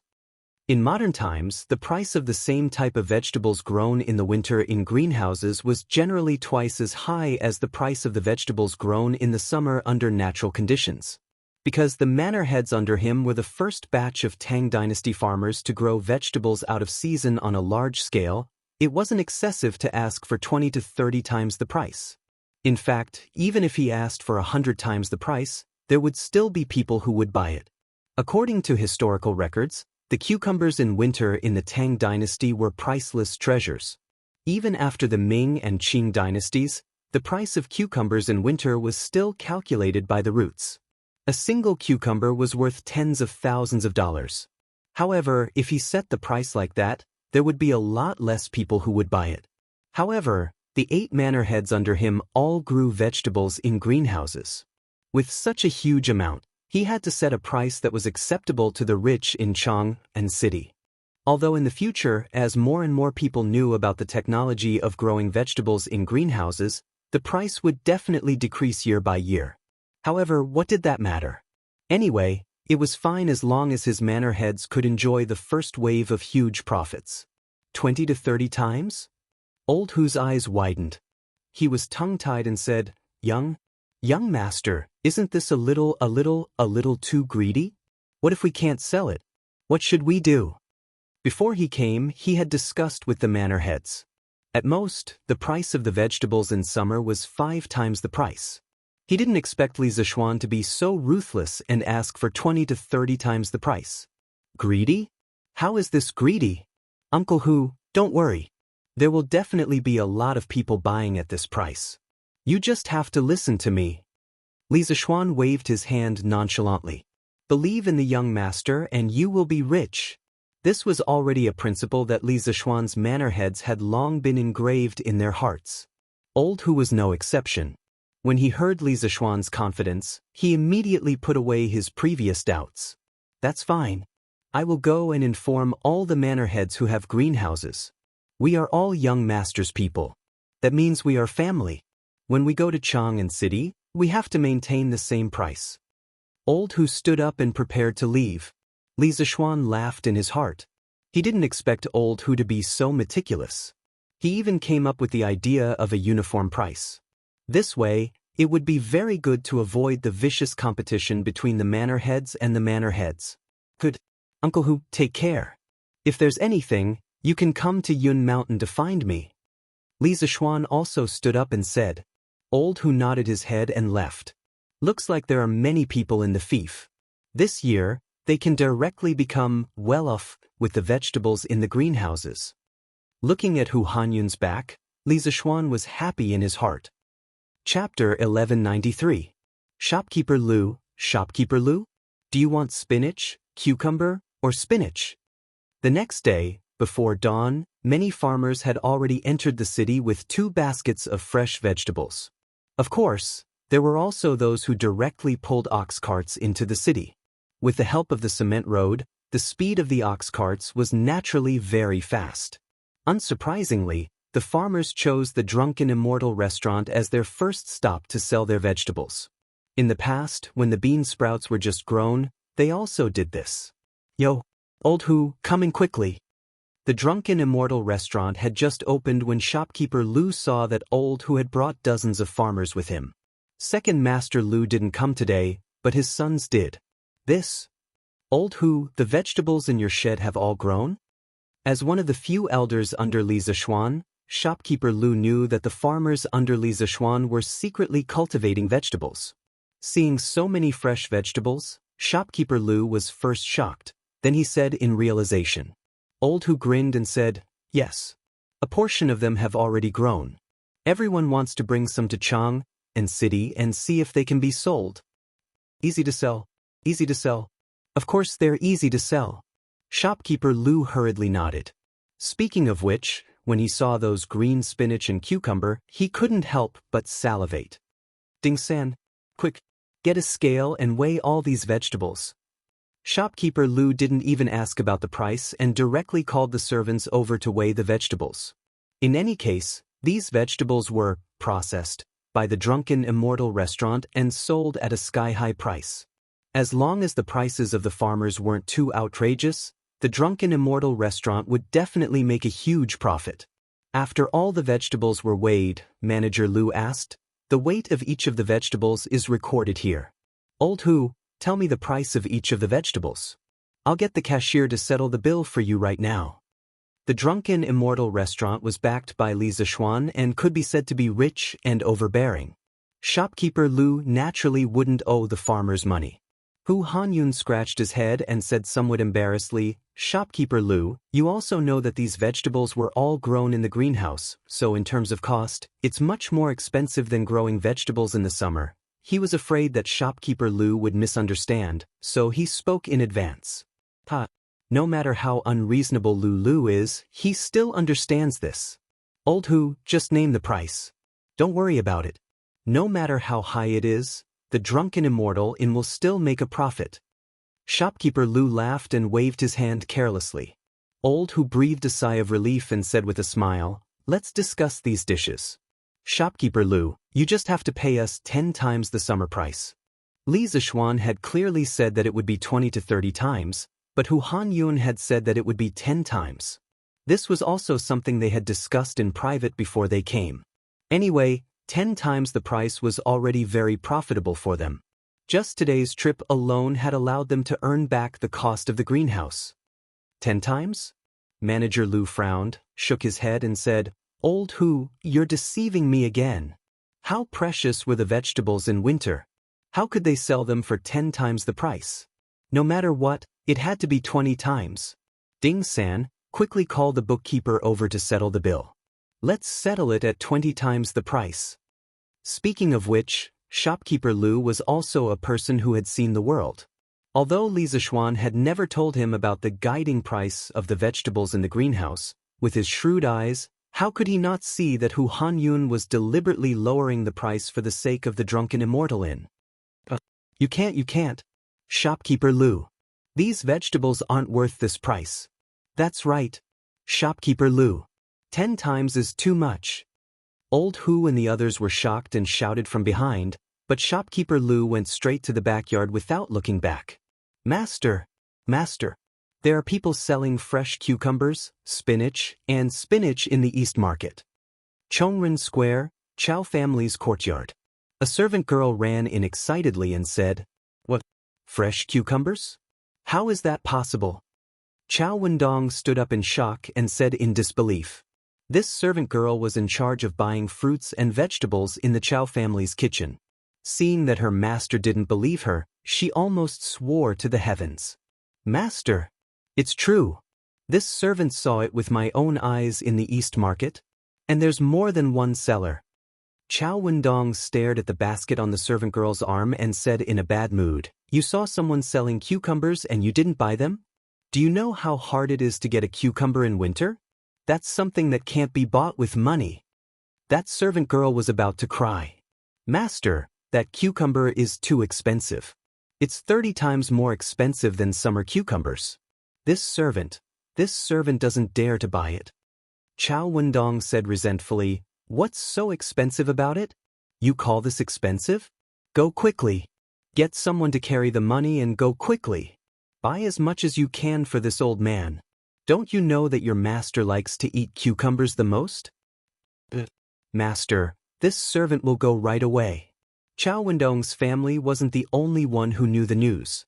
Chang and city was a place where high officials and nobles gathered. With so many rich and powerful families, which family didn't have a servant in charge of purchasing vegetables? A large number of fresh fruits and vegetables suddenly appeared in the market in winter, which naturally attracted their attention. As a result, countless servants of rich families used ox carts to pull copper coins and hurriedly rushed to the East Market. After all, these fresh fruits and vegetables were in high demand. Everyone was afraid that they wouldn't be able to buy them if they were late. "Your Majesty! Your Majesty!" This servant heard from the steward of the imperial kitchen that there are cucumbers and vegetables in the East Market, and they are all freshly picked. In the imperial palace's west court, a palace maid hurriedly walked in and said to Empress Zhangsun, "Oh, there are actually fresh cucumbers in the market?" Empress Zhangsun frowned and said doubtfully, "Could it be that someone in the imperial kitchen sold cucumbers to civilian merchants without authorization and used this opportunity to make a huge profits?" Thinking of this possibility, Empress Zhangsun's face became a little serious. The palace maid raised her head and replied, "Your Majesty, that's not it. The number of cucumbers in the East Market is more than the imperial kitchen, and those who sell cucumbers are farmers outside the city. Even if the imperial kitchen is willing to sell them cucumbers, they can't afford it." "That's even stranger. How can these farmers have the conditions to grow cucumbers in the harsh winter?" Empress Zhangsun's mind was full of doubts. At this time, even if her imagination was rich, she couldn't think of the reason. This was mainly because the farmers under Li Zishuan were very tight-lipped. The greenhouse vegetables were only spread among the farmers, and it was difficult for outsiders to know. "Your Majesty, the cucumbers sold by the farmers are not only fresh and in large quantities, but also not cheap." This servant heard that 1 jean of cucumbers costs 600 coins. Ordinary people can't afford it. The palace maid said again. If it weren't for the fact that cucumbers in winter were too expensive, she would have bought some to satisfy her cravings. After all, after a winter, everyone wanted to eat some fresh vegetables. Chapter 1194. Have you heard? There are many fresh cucumbers, spinach, and lentils in the East Market. It's really rare. How is that possible? In the middle of winter, other than the tastemaker, where else would there be fresh vegetables? It's true. Brother Meng, if you don't believe me then forget it. Anyway, I have to hurry and buy a caddy of cucumbers. After a whole winter, I'm really craving for them. Hey, Brother Zhou, wait for me. I'll go and buy some too. Within Chang and city, similar conversations were happening in every corner. Those who heard the news immediately rushed to the East Market. What? Cucumbers for 600 copper coins per caddy? In summer, the most expensive is only 20 copper coins. The crowd who came to watch the show couldn't help but be flabbergasted when they heard the price of the cucumbers. You already said that it's summer. It's winter now. Have you seen cucumbers in winter? 600 copper coins is already very cheap. Immediately, someone who knew the industry refuted. Aren't these people from the Han village? They're also people from the Plum village and the Liujia village. Oh my God! Why do they have so many cucumbers and vegetables? Although the spectators couldn't afford it, there were still many who recognized the villagers who were busy selling vegetables and collecting money. Strictly speaking, they are all villagers under the Marquis of Yong. Could it be that the Marquis of Yong taught them to grow these vegetables? Someone thought of a very serious question and instantly attracted a round of exclamations. Oh my God! If that's really the case, then wouldn't the villagers under the Marquis of Yong have completely struck it rich this time? Sigh. Why don't I have the fate to become a villager under the Marquis of Yong? These people were lamenting the good luck of the Han village and the Plum village while lamenting that they couldn't be in their place. As for those farmers who came to sell their vegetables with baskets, they had already been surrounded by the servants of those rich families. They couldn't even win money. My master wants all the cucumbers you have here. Can you help me send them to my master's residence? A well-dressed manservant shouted at a villager. The farmer wiped his sweat and said with some embarrassment, "Little brother, if it were any other time, I would definitely help you deliver it. But as you can see, I can't leave at all." The manservant rolled his eyes and said, "Why can't you leave? Other than the cucumbers, bring the rest of the vegetables to the residence. My master wants them all. I definitely won't shortchange you." The villager thought about it, nodded, and said, "Heh, all right then. Little brother, please lead the way." "Oh no. What right do you have to buy all the vegetables by yourself? This big brother, don't go.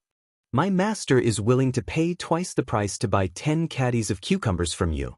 Seeing that all of the farmer's vegetables were about to be snatched by this manservant, someone at the side was immediately unwilling to do it. "Ahem, get out of the way. Let this old man buy first. This old man will pay 3 times the price." In the morning, Hu Han-yun and the others sold a batch of vegetables to shopkeeper Lu at 20 times the original price. When the other farmers found out, they immediately raised the price of the vegetables to the rich people in Chang and by 30 times. Their thoughts were extremely simple. In any case, the price they sold to the immortal indulgence in absolutely couldn't be higher than the price they sold to outsiders. In other words, the price they sold to outsiders absolutely couldn't be lower than the price they sold to the immortal indulgence in. Since he sold it to the drunken immortal restaurant at 20 times the original price, then if he sold it to someone else, he would sell it at 30 times the original price. At first, they were a little nervous, but later, they found that even if the price was 30 times higher, it would still be immediately sold out. Moreover, there was a large number of people willing to buy at a higher price. The farmers happily counted their money while secretly rejoicing in their hearts. Fortunately, they had asked Li Zishuan about the price yesterday. Otherwise, if they foolishly came to Chang and to sell vegetables at 5 or 6 times the price, wouldn't they be cheated miserably by outsiders? The momentum of the East Market's popularity gave the farmers a very sensational publicity for their cucumbers and vegetables. At the same time, the immortal indulgence in was busy advertising their vegetables and cucumbers. Cold cucumber salad, shepherd's purse fried lentils, vinegar spinach, chives scrambled eggs. Yo, shopkeeper Lu, the immortal indulgence in is very capable. This old man heard that someone was selling cucumbers and vegetables in the East Market this morning. I didn't expect that you would have ready-made cucumbers and vegetables at noon. Sure enough, you didn't let me down. At noon, Feng Jihua and a group of old customers came to the immortal indulgence inn to eat, and saw that there were several new dishes on the menu in the hall on the first floor. After looking at them, Feng Jihua couldn't help but smile with satisfaction. When he heard the news in the morning, he immediately sent someone to the East Market to buy vegetables, but who knew that he was still a step late and didn't get anything. After all, Chang and city had a population of over 1 million, and there were countless rich people in it. Although there were many farmers who came to sell vegetables, there were still so many people who came to buy at the same time. Therefore, Feng Jihua, who didn't get any fresh vegetables, wanted to come to the immortal indulgence inn to try his luck. He didn't expect that he would really come across it. Since things had developed to this point, many people had already guessed that behind this group of farmers selling vegetables, it was very likely that Li Zishuan had taught them how to grow vegetables in winter. Feng Jihua also thought so, otherwise, he wouldn't have chosen to come to the immortal indulgence inn to try his luck. Boss Feng, you flatter me. What do you want to eat today?" Shopkeeper Lu smiled like a Maitreya Buddha as he greeted. Feng Jihua asked for the opinions of a few friends who came with him, then smiled and said, "I'll have to trouble shopkeeper Lu to order all the new vegetables that were released today. To be honest, just thinking about these dishes makes this old man's mouth feel a little hungry. This winter, I'm really tired of eating meat and pickles." Although the price of each dish was indicated at the bottom of the menu, Feng Jihua didn't look at the price from beginning to end. Now that he had status, and wealth, he was indifferent to money. No matter how expensive these dishes were, as long as they were delicious and made people happy, it was fine. Shopkeeper Lu chuckled and said, "Ha, good. Ding San." Quickly served Boss Feng to a seat. The market price of these greenhouse vegetables was about 30 times the price of the same type of vegetables in summer. After the immortal indulgence's vegetables had undergone secondary processing, the price naturally doubled or even more than the original price. For example, a plate of cucumber salad was actually sold as high as 3 strings of coins. A moment later, all the dishes were served. Kaka. Feng Jihua picked up a piece of cucumber salad with his chopsticks and put it into his mouth to chew for a moment. Accompanied by a series of crunching sounds, the clear and sweet juice of the cucumber, mixed with the aroma of garlic and vinegar, instantly made all his taste buds active. He couldn't help but praise, "Crispy and juicy, sweet and refreshing. It's been a long time since I've eaten such a refreshing cucumber. Moreover, the chef of this immortal indulgence is amazing. A plate of cucumber can actually make such a delicious dish. It's really not a wasted trip." Chapter 1195. The news of the drunken immortal restaurant releasing a large amount of fresh fruits and vegetables spread throughout Chang and city in a very short time. Countless customers rushed over upon hearing the news. The drunken immortal restaurant, which usually had good business, was suddenly filled to the brim. Although the vegetables released by the drunken immortal restaurant were generally expensive, with a plate of cold cucumber costing 3 strings of cash and a plate of vinegar spinach costing 3 strings of cash, fresh vegetables in winter were exclusively provided by the royal family. It had always been difficult for the commoners to obtain them, so what if they were a little more expensive? And relatively speaking, this price was not outrageous at all. Those who were slightly wealthier were completely able to accept it. Thinking back to the grand occasion when the bean sprouts were first released, the diners standing outside the drunken immortal restaurant had a bright idea and clamored for Manager Lu to provide a takeout service. Thus, the grand occasion from 2 months ago reappeared. The street in front of the drunken immortal restaurant was packed with people. Some people carried the food they bought from the drunken immortal restaurant and directly ate in the carriages parked by the side of the road or in the shops next to it. In an instant, the fragrance spread everywhere.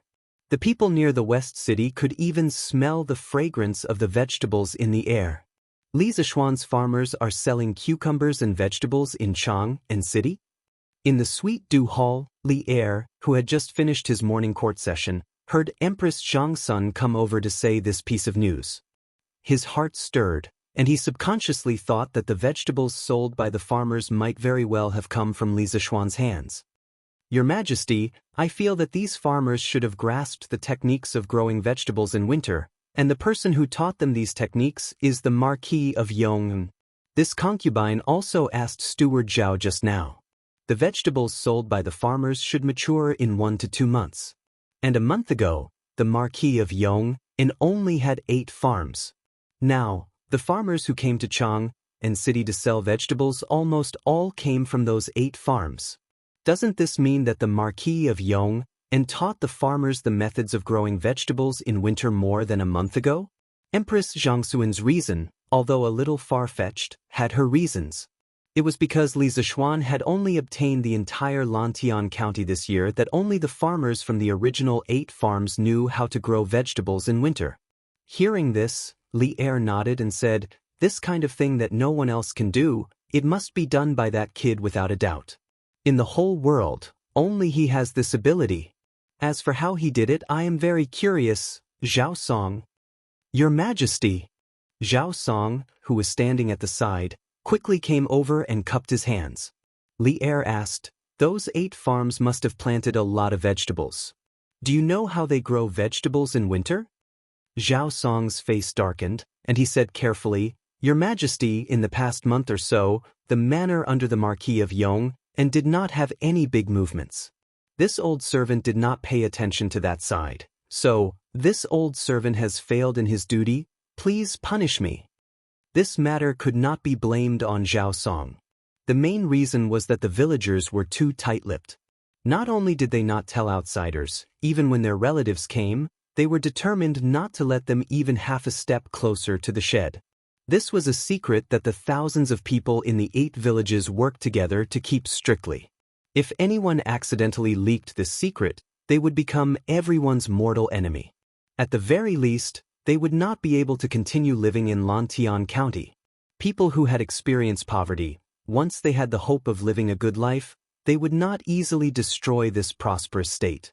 The farmers knew that they were now farmers in Li Zishuan's fief. Just based on this identity, they were envied by countless people. They could not destroy this hard-won happiness.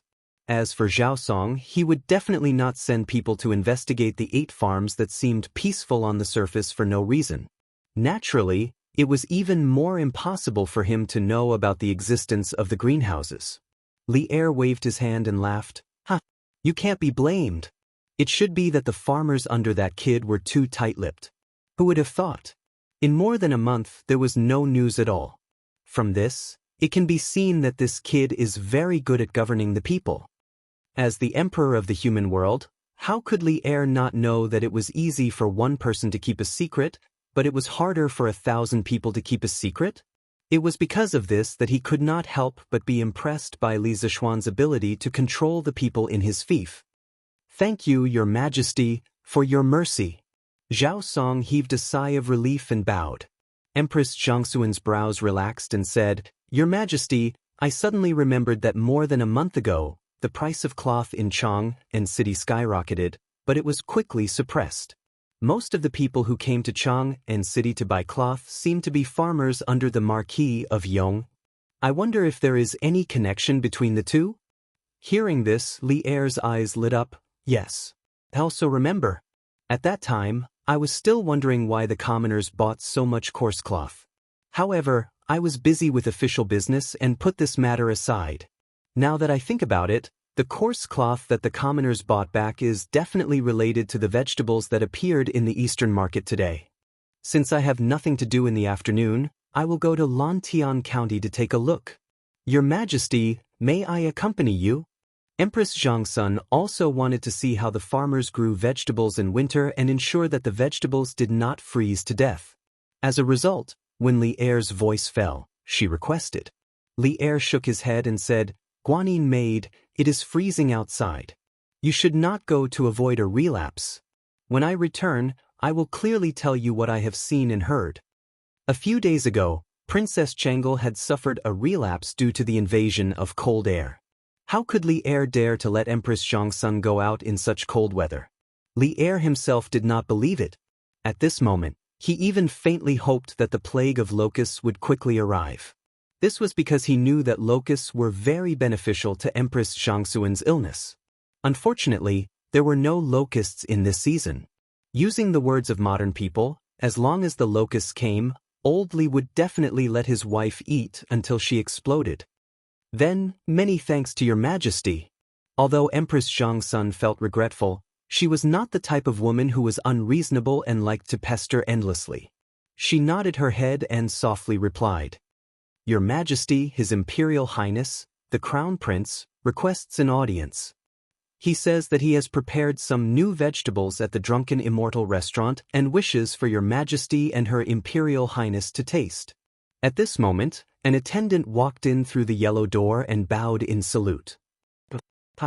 It is likely to be vegetables from the Drunken Immortal restaurant. This is perfect.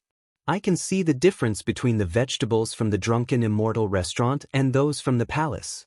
Quickly, let Qingchen and Li Er and Empress Zhangsun looked at each other and then laughed heartily. Chapter 1196. Husband, you're back? Quickly go sit down and rest. In Liujia village, a man walked into a dilapidated courtyard. A farmer woman quickly came out to greet him. While helping to take the man's shoulder pole from the ground, she quietly observed the latter's expression. Seeing that the man's face was full of joy, she couldn't help but ask, "Husband, the 2 baskets of vegetables we picked last night have all been sold out." The man nodded. His voice carried excitement as he excitedly said, "They're all sold out. My child's mother, kill that old hen at noon and give it to Huzi to nourish his body. In 2 days, I'll prepare some gifts and go to the village entrance to find old Mr. Sunday. I'll see if Huzi can go to the village school this year." So this man was Lu Meng from Liujia village. Previously, when Li Zishuan gave the villagers interest-free loans to build the greenhouses, he also went. For the past month, their family had been carefully looking after the 2 greenhouses behind their house. They were afraid that insects would grow in the vegetable fields or that the sprouts would freeze to death. Those 2 greenhouses were the hope of their entire family. If they could grow vegetables, then it would be fine. If they couldn't, then they would owe a huge debt and their son would have no hope of going to school for the rest of his life. Husband, who's he going to school will cost a lot of money. Do we have enough money? That woman heard this and said worriedly. Speaking of this, Lu Meng couldn't help but smile. Of course we have enough. Even if we don't have enough, we still have extra. My child's mother, you don't know how valuable these vegetables are. Especially cucumbers and spinach. Casually selling a caddy of them would be enough to cover the cost of the 2 greenhouses. The money we earn today would be enough for our entire family to eat for several years. Spinach and cucumbers had not been introduced to the Central Plains for very long. For a long time before that, they were even exclusive to the nobility. Naturally, their preciousness was not something that native vegetables like spinach and shepherd's purse could compare to. Therefore, among the vegetables grown by the villagers, the most expensive ones were cucumbers and spinach. A caddy of cucumbers was generally sold for more than 600 copper coins. A caddy of spinach was also around 500 to 600 copper coins. When Lu Meng said that casually selling a caddy of these 2 vegetables would cover the cost of the 2 greenhouses, he wasn't boasting. Master, how much did you sell it for? Hearing this, Lu Meng's wife's face was filled with excitement. Before this, their family was already unable to live anymore. She did not expect that hope would come so quickly. I don't know how many there are in total. I didn't have time to count them. They're all in this basket. Although the top was covered with grass, the bottom was covered with copper coins. Judging by the weight of the coins, it should be more than 100 caddies. There was a master who didn't have that many copper coins with him, so he gave me 2 gold beans. It was definitely real gold. Our family is really rich this time. Lu Meng pointed at the bamboo basket and then carefully took out 2 soybean-sized pieces of gold from his bosom. They glittered under the sunlight. Although gold was not a circulating currency in the Tang dynasty, in large transactions, copper coins were often unable to meet the demand, so occasionally, people would use gold leaves or gold beans as currency. Under normal circumstances, people who received gold could take it to a nearby pawn shop and exchange it for copper coins. The 2 gold beans in Lu Meng's hand should be able to exchange for nearly 20 strings of coins. The woman looked at the gold beans in Lu Meng's hand with infatuation. She couldn't help but ask, Master, can you let me see? Lu Meng smiled and did not refuse. He handed the gold beans over. The woman took it and examined it for a while.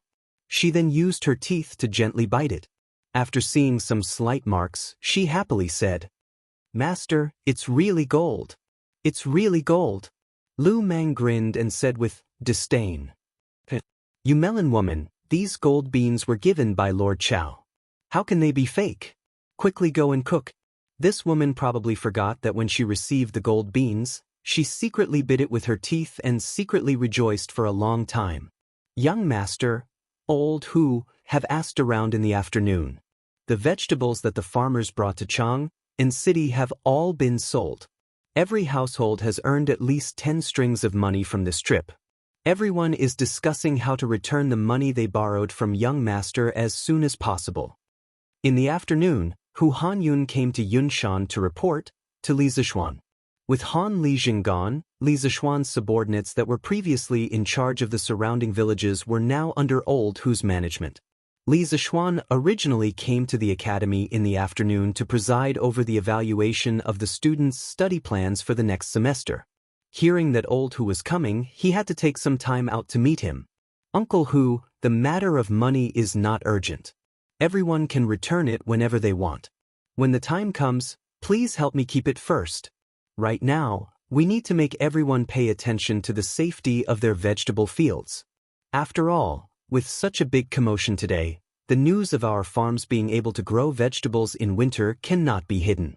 It is inevitable that people from other farms will covet it. Let every farm arrange for some people to keep watch at night to prevent others from entering the village to steal vegetables. Stealing Vegetables was an online game developed by an online company in his previous life that simulated the operation of a farm in real life. In the game, people could operate their own farms just like in real life. Planting vegetables, fertilizing, harvesting, etc. Of course, the biggest joy in this game was stealing vegetables. For a time, stealing vegetables became popular, causing this game to quickly become popular on the internet. However, the stealing vegetables that Li Zixuan was talking about was definitely not the same as on the internet. It was also not that he was making a fuss over nothing. It was because the price of vegetables had skyrocketed. As the saying goes, profit moves people's hearts. When other people saw that the vegetables grown by his farmers were so valuable, it was hard to guarantee that there would not be some thieves coming to steal vegetables. Old Hu's eyes widened and said excitedly, "Young master, you can rest assured. I will go and inform the village officials of each farm. If anyone dares to steal vegetables, they will not be able to return." Li Zixuan's eyebrows twitched and quickly said, "Uncle Hu, be careful. Don't kill anyone." In this era where people relied on the heavens to make a living, there were some people who came out to steal. It was probably because they were forced to make a living. Their crime did not warrant death. Moreover, if they really killed someone, the authorities would hold them accountable and it would be a troublesome matter. Old Hu laughed and said, "Young master, Old Hu knows what to do." After saying that, Hu Hanyun said goodbye and left. Li Zixuan was about to leave. Li Gang and the rest were still waiting for him to attend a meeting. If he did not go over, the old man would probably get angry. Hu knew that just as he stood up, he heard footsteps outside the door. Then came Li Er's energetic voice. "Ha! You are trapped in Yunshan, but you can still control the situation. Not bad, not bad." Chapter 1197. Greetings, Your Majesty. Yanhuang Academy, Guanghua Tower. In a small meeting room, Li Zixuan clasped his hands and bowed to Li Er. He had already guessed the purpose of Li Er's visit. It must be for the vegetables in the greenhouse. After all, there was such a big commotion in Chang and city today. As the ruler of the empire, it was impossible for Li Er not to have received any news. You have done so many things behind my back. Aren't you going to explain to me?" Li Er walked in with his hands behind his back and sat on the sofa at the head of the table. He crossed his legs and looked at Li Zixuan. Li Zixuan stared blankly at first, then felt a chill run down his spine. From Li Er's tone, why did it feel like a resentful housewife complaining that he had an affair outside? He quickly shook his head to get rid of the messy thoughts in his mind. Li Zixuan went forward and cupped his hands. "Your Majesty, are you talking about the farmers growing vegetables?" Li Er grunted and said unhappily, "If not, what else could it be? You are asking the obvious again." Li Zixuan answered truthfully, "Your Majesty, this method of growing vegetables in winter was something that I came up with by chance. I saw that most of the farmers in my fief lived in poverty, so I imparted this method to them. However, I didn't expect that the farmers would be so tight-lipped and have kept the secret until now." Li Er thought to himself, "You are not the only one who didn't think of it. I didn't think of it either. I have to say, the farmers in your fief are quite united. As for growing vegetables in the winter, tell me how you did it." Li Er looked at Li Zixuan and said calmly. Li Zixuan thought for a while and cupped his hands.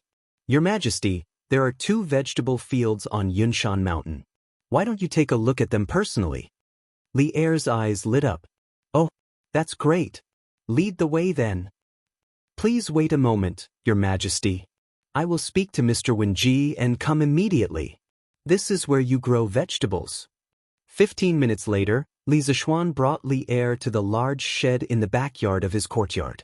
Li Er looked at the 2 long sheds in front of him and asked with a frown. Alas, Li Zixuan had never studied biology. Li Zixuan had no choice but to patiently explain, "Your Majesty, the reason why the soup supervisor can grow vegetables in the winter is mainly because of the warm and humid climate near the hot spring, which is suitable for the growth of vegetables. I used this kind of coarse cloth soaked in tung oil to build these two houses in order to maintain the temperature and provide a suitable environment for the growth of vegetables. In this way, it is not difficult to grow vegetables in the winter. Li Er nodded in realization and said, "Oh, so that's how it is." More than a month ago, countless people poured into Chang and city and bought coarse cloth wantonly, causing the price of cloth in Chang and city to soar. Presumably, this was the reason? Li Zishuan was not surprised that Li Er could think of this. He cupped his hands and said, "Your Majesty is wise. More than a month ago, the people did go to Chang and city to buy coarse cloth in order to build sheds." It was indeed so. Li Er could not help but secretly rejoice at his own brilliant foresight. After a while, he opened his mouth and said, "Let's go. Follow me in to take a look." "Your Majesty." Li Zishuan did not have any objections. He stepped forward and helped Li Er open the door to the greenhouse. He extended his hand and said, "Your Majesty, please." Li Er nodded his head and walked in. Inside the greenhouse, when Li Er saw the tender green vegetables in the field, the shock on his face could no longer be concealed. After taking 2 steps, he suddenly felt a little thirsty and wanted to pick a cucumber to quench his thirst. But when he walked into the cucumber vine and saw the bare cucumber sprouts, his head was filled with question marks.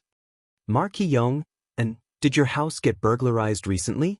When Li Zishuan heard this, he was a little confused. But when he followed Li Er's gaze and looked at the cucumber vine, he suddenly understood and hurriedly replied, "Your Majesty, it was not burglarized. It was just that the cucumbers on the seedlings were all plucked yesterday." Then he explained to Li Er in a few words. Yesterday, during Yanhuang College's first teacher title evaluation conference, Li Zishuan treated each teacher of the college to a cucumber. Although 1 cucumber per person did not seem like much, there were many teachers in the college. In the blink of an eye, 40 to 50 caddies of cucumbers were gone just like that. His greenhouse was only so big. It would be strange if the cucumber vine was not bare. Teacher title evaluation conference? When Li Er heard this, his eyes flashed and he said lightly, "Tell me the results of the evaluation in detail." "Your Majesty, there were a total of 6 people who were evaluated as professors yesterday. They were respectively." As they walked out of the greenhouse, Li Zishuan explained the Academy's teacher title evaluation conference in detail to Li Er.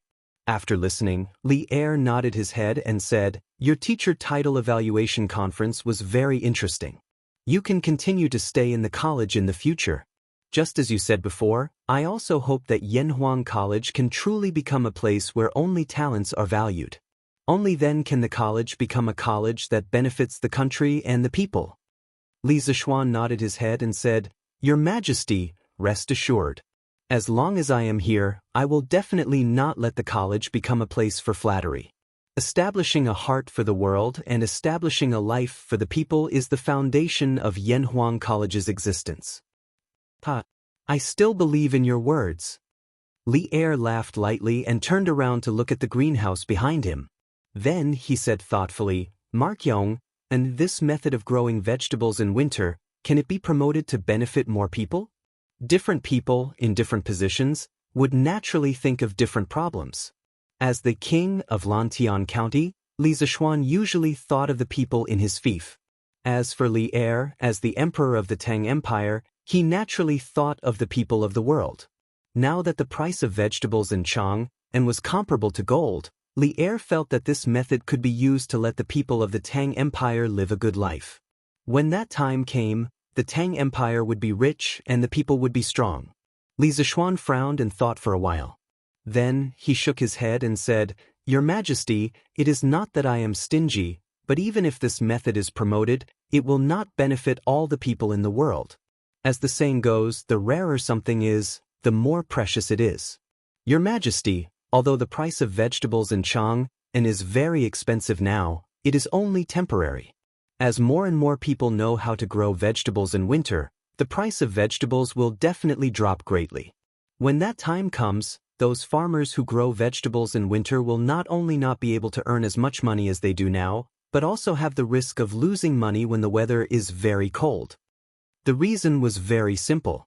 The modern people clearly knew that vegetables in the greenhouse in winter were more expensive than in summer. Why didn't they all grow vegetables in the greenhouse? It was only because there were more people and the profits were less. Chapter 1198. Cloud Mountain. After listening to Li Zishuan's analysis, Li Er felt that it made sense. However, it was because it made sense that he felt disappointed. Sigh. What a pity. After a moment of silence, Li Er sighed regretfully. Li Zishuan understood what Li Er was thinking. He was disappointed that the greenhouse vegetables could not benefit all the people in the world. He went forward and cupped his hands. Your Majesty, actually, if you think about it from another angle, there's nothing to be regretful about. In the future, this method of growing vegetables using cloth sheds will definitely be widely spread. When winter comes, ordinary people can also afford to eat fresh vegetables. Doesn't this also mean that the Tang Empire is getting stronger? Furthermore, I only said that the people who start growing vegetables in greenhouses will not be able to earn as much as they do now. However, overall, they will still be able to earn. Every winter, there will be many empty fields among the people. The people can use them to grow vegetables and more or less subsidize their families, right? Therefore, on the whole, this thing can still be of benefit to many hundreds of people. Li Er thought carefully and realized that this was indeed the case. He could not help but feel happy again. From what you're saying, you still intend to spread this method of growing vegetables in winter in the future? Li Zishuan smiled. Your Majesty, actually, even if I don't say it, this method of growing vegetables will slowly spread out. There's no secret in this world that can be kept forever. Now, his farmers had sold a huge amount of vegetables in Chang and city and caused a huge sensation. Naturally, more and more people would be attracted. It would definitely be more and more difficult to keep a secret in the future. In fact, according to Li Zishuan's intentions, it would be fine as long as his farmers could earn the first huge amount of profit from the birth of the greenhouse vegetables. He could even give the rest of the profits to the farmers of other farms. This was like eating fish. His people only needed to eat the head of the fish and leave the body and tail for others to eat. You're quite open-minded. Li Er didn't expect Li Zishuan to be so open-minded. When he came, he was still thinking about how to persuade Li Zishuan to hand over the method of growing vegetables in winter. He didn't expect that Li Zishuan had already thought of this without his persuasion. He couldn't help but point at Li Zishuan and sigh. Your Majesty, this subject is deeply indebted to the country, so it is only natural for this subject to do something for the people of the Great Tang. After Li Zishuan expressed his political position, he took the opportunity to say, Your Majesty, I plan to build a dam beside the Ba River in Mei Village to accumulate water from upstream. Please allow it, Your Majesty. Now that the entire Lantian County was his fief, this section of the Ba River was naturally under his control. In principle, there was no need to report to the court about the construction of the dam. He only needed to give Li Er a heads-up. Building a dam? Why are you building a dam? Li Er was confused by Li Zishuan's words and couldn't help but ask. Li Zishuan was already prepared. He cupped his hands and said, Your Majesty, this subject is building a dam to prepare for a rainy day. Previously, this subject told Your Majesty that in June this year, locusts will appear all over Guangzhou. As the saying goes, a drought and locusts are inseparable. After a drought, there will be locusts. Thus, this subject estimates that this year's drought will also be very serious. This subject wants to build a dam to accumulate water in advance for a rainy day. Li Er frowned. Previously, he had been thinking about how to prevent a plague of locusts but had forgotten that after a drought, there would be locusts. After Li Zishuan's reminder, his mood instantly became gloomy again. It's hard for you to be so meticulous. If there really is a drought this year, then I should make preparations in advance. However, will the dam you're building on the Ba River really work? Not to mention other places, just Lantian County alone has millions of mu of fertile land. How much water do you need to accumulate to ensure that all the fields can be watered by a mere Ba River? Hearing this, Li Zishuan furrowed his brows and thought for a moment. He shook his head and said, Your Majesty is right. A single Ba River is indeed unable to solve the drought in all of Lantian County. However, This is the only method I can think of.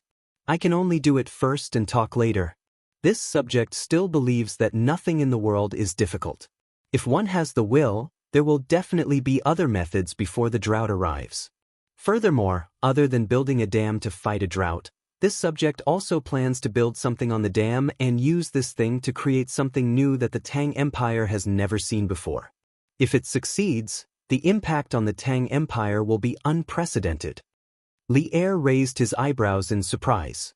Something that Li Zishuan was so serious about was definitely not ordinary. He asked, "What new thing is it?" Li Zishuan smiled mysteriously and said, "It's electricity. You are electricity, you are light, you are the only legend, asterisk cough cough asterisk." For some reason, Li Zishuan suddenly thought of a song from his previous life. Electricity? The surprise on Li Er's face grew. He pondered for a moment and suddenly said, "The telegraph machine you built previously, did it use electricity to send messages?" Li Zishuan smiled and said, "Your Majesty is wise. The telegraph machine needs electricity to work properly. Actually, there is electricity in this world, but that kind of electricity is too powerful and it is difficult for mortals to use it." Li Er was not a stupid person. On the contrary, he was very smart. Hearing Li Zishuan's words, he instantly thought of something and asked, "Are you talking about thunder and lightning?" Li Zishuan nodded and replied, "Your Majesty, it is indeed thunder and lightning. In fact, the electricity that this subject created is the same thing as thunder and lightning. However, compared to thunder and lightning, its power is much weaker. However, it is just right for our daily use. In the future, if we want to popularize the telegraph machine on a large scale, we must have an endless supply of electricity to support it. That is why this subject said that as long as we can create a machine that can generate electricity, it will definitely have an unprecedented impact on our Tang Empire." Li Er's gaze became deep. Now, it seemed that the dam on the Ba River must be built. He said decisively, "Since this dam is so important, then build it. And build it immediately. Build it as big as you can. I really want to see what the Tang Empire will look like with electricity." Li Zishuan heard this and was delighted. He rubbed his hands and laughed. "Hee, thank you, Your Majesty." "Your Majesty, the money for the dam, what do you think?" "This guy wants money, cough cough." "I suddenly remembered that there are still important matters in the palace. You should build the dam as soon as possible. I will return to the palace first." Li Er's expression changed. He hurriedly waved his hand at Li Zishuan and then turned to leave without looking back. Seeing this, Li Zishuan was stunned. **CK. You are really a miser. You are so stingy." Li Zishuan only regained his senses after Li Er had walked away. He was dumbfounded. Chapter 1199. Emperor Li Er walked away slowly, leaving Li Zishuan alone in the wind in a mess. Actually, to Li Zishuan, even if the imperial court did not give him the money, he would still build the dam. The reason why he asked Li Er was just to test him. If Old Li gave him the money, he would naturally make a killing. If not, he would not lose out either. But in the end, Li Er's stingy way of doing things made him a little stunned. He did not expect Old Li to become even stingier now that he was rich. Indeed, the richer the person, the more stingy they were. But he was an exception. He was generous regardless of whether he had money or not. Since Old Li did not give him the money, he would pay for it himself. After all, Lantian County was his fief. He would not lose out by building some public facilities for his fief. Not long after Li Er left, Chao Wendong, Lin Wenyuan, Feng Jihua, and the other members of the Flaming Yellow Chamber of Commerce all came to look for him. "Marquis, we are here today to ask for fresh vegetables from Marquis's farm." Li Zishuan brought them to the main hall of the Cloud Mountain residence. After taking a seat, Chao Wendong directly stated the purpose of their visit. Obviously, not only did Li Zishuan guess that the fresh vegetables sold by the farmers today came from Li Zishuan, these merchants also more or less guessed that this matter had something to do with Li Zishuan. That was why they came to look for him. Li Zishuan did not deny it. He leaned back in his chair and smiled slightly. "Oh, you are also interested in these fresh vegetables?" Chow Wendong coughed dryly and said embarrassedly, "Cough, cough. To be honest, Marquis, we all have restaurants, so we also want to sell some fresh vegetables recently. But Marquis, don't worry. After we buy the vegetables from the farmers, we will not provide them to the restaurants in Chang and City. We will sell them to the restaurants in other states and counties, so it will not affect the business of the Drunken Immortal restaurant." Chow Wendong had been in the business world for so many years, so he had a sense of propriety when he spoke and did things. After hearing what he said, the other people who came with him also nodded in agreement. Li Zishuan waved his hand and said, Everyone, there's no need to be like this. This marquee is not that petty. There are over 1 million residents in Chang and City, and the Drunken Immortal in alone is unable to meet such a huge demand. So even if you have restaurants in Chang and City, you should sell them. You don't have to worry about forcing the Drunken Immortal in out of business. Speaking of which, this marquis is very confident in the culinary skills of the chefs in my restaurant. Today, the Drunken Immortal restaurant was just an insignificant property in Li Zishuan's hands. He no longer valued it as much as he did last year. Besides, he wasn't so overbearing as to allow only his family to open a restaurant in Chang and City. Hearing this, everyone looked at each other, and a trace of joy flashed in their eyes. They all stood up and cupped their fists. "Thank you, Marquis, for your understanding."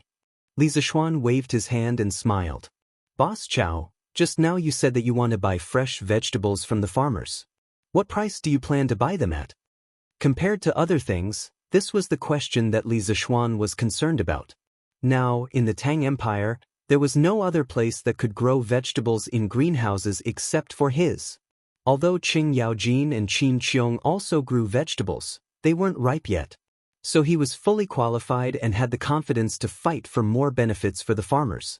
Chow Wendong cupped his fists and said, "Marquis, we've discussed and decided to buy the vegetables at the price that the farmers sell them in Chang and City today. This way, not only will they not make less money, but it will also save them a trip. What do you think?" Offering such a price didn't mean that Chow Wendong was crazy or that he didn't want to make money. But they felt that the price that the farmers sold the vegetables in Chang and City today was a little too cheap, and there was still room to raise it. Once they monopolized all the goods in the hands of these 8 villages, it would be even easier to raise the price. It could be seen that some capitalistic monopolies, whether in modern times or ancient times, existed.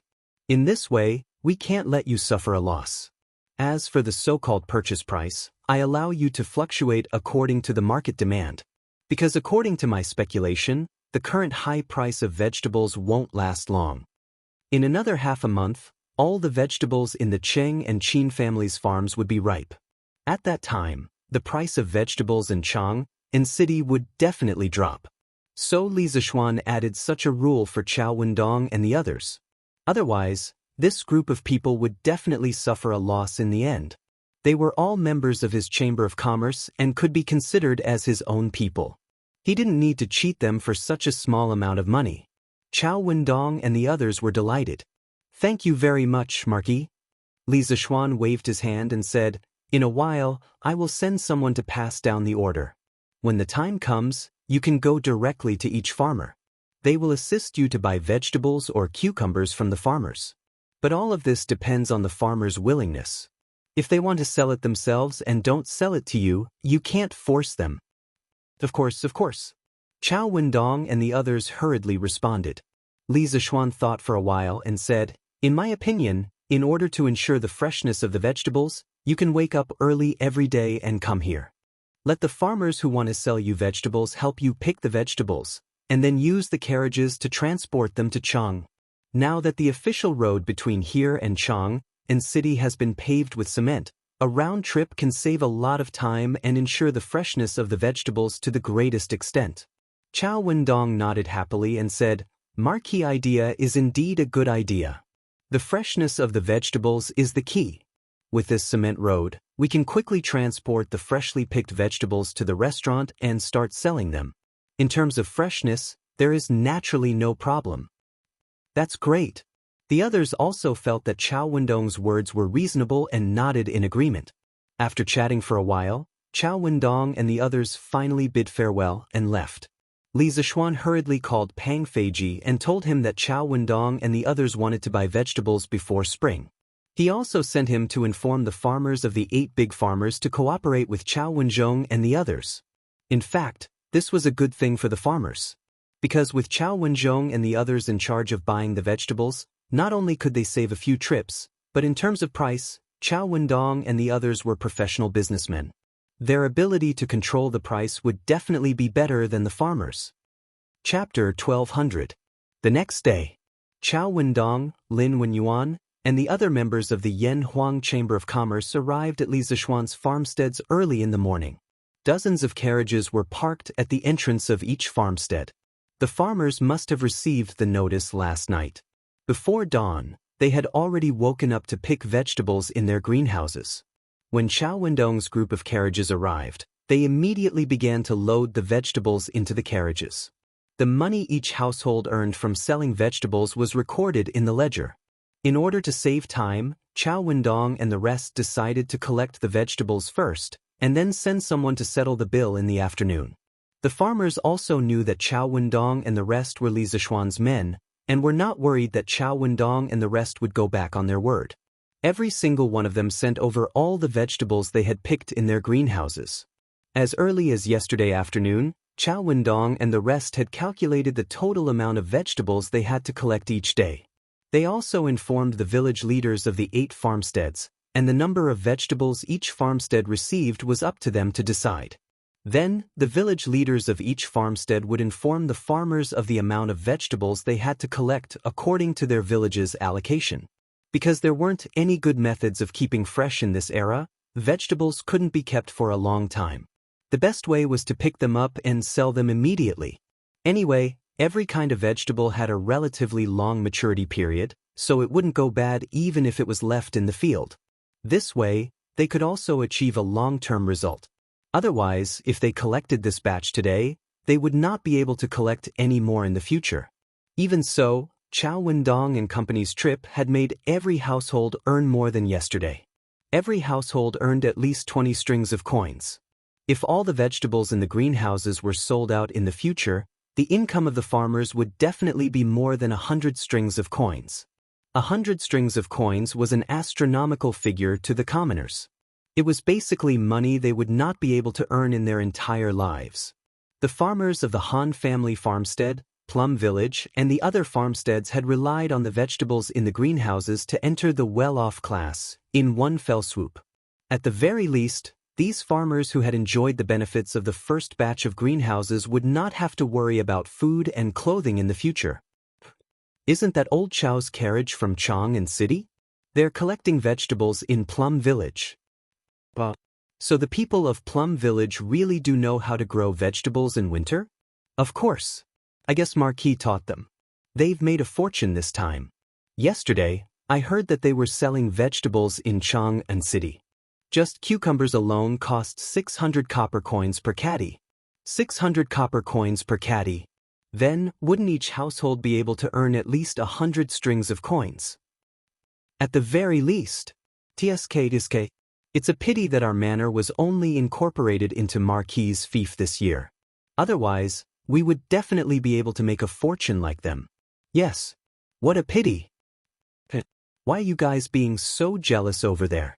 Now that we are all farmers under Marquis, following behind Marquis, do we still have to worry about not being able to earn money and eat meat in the future?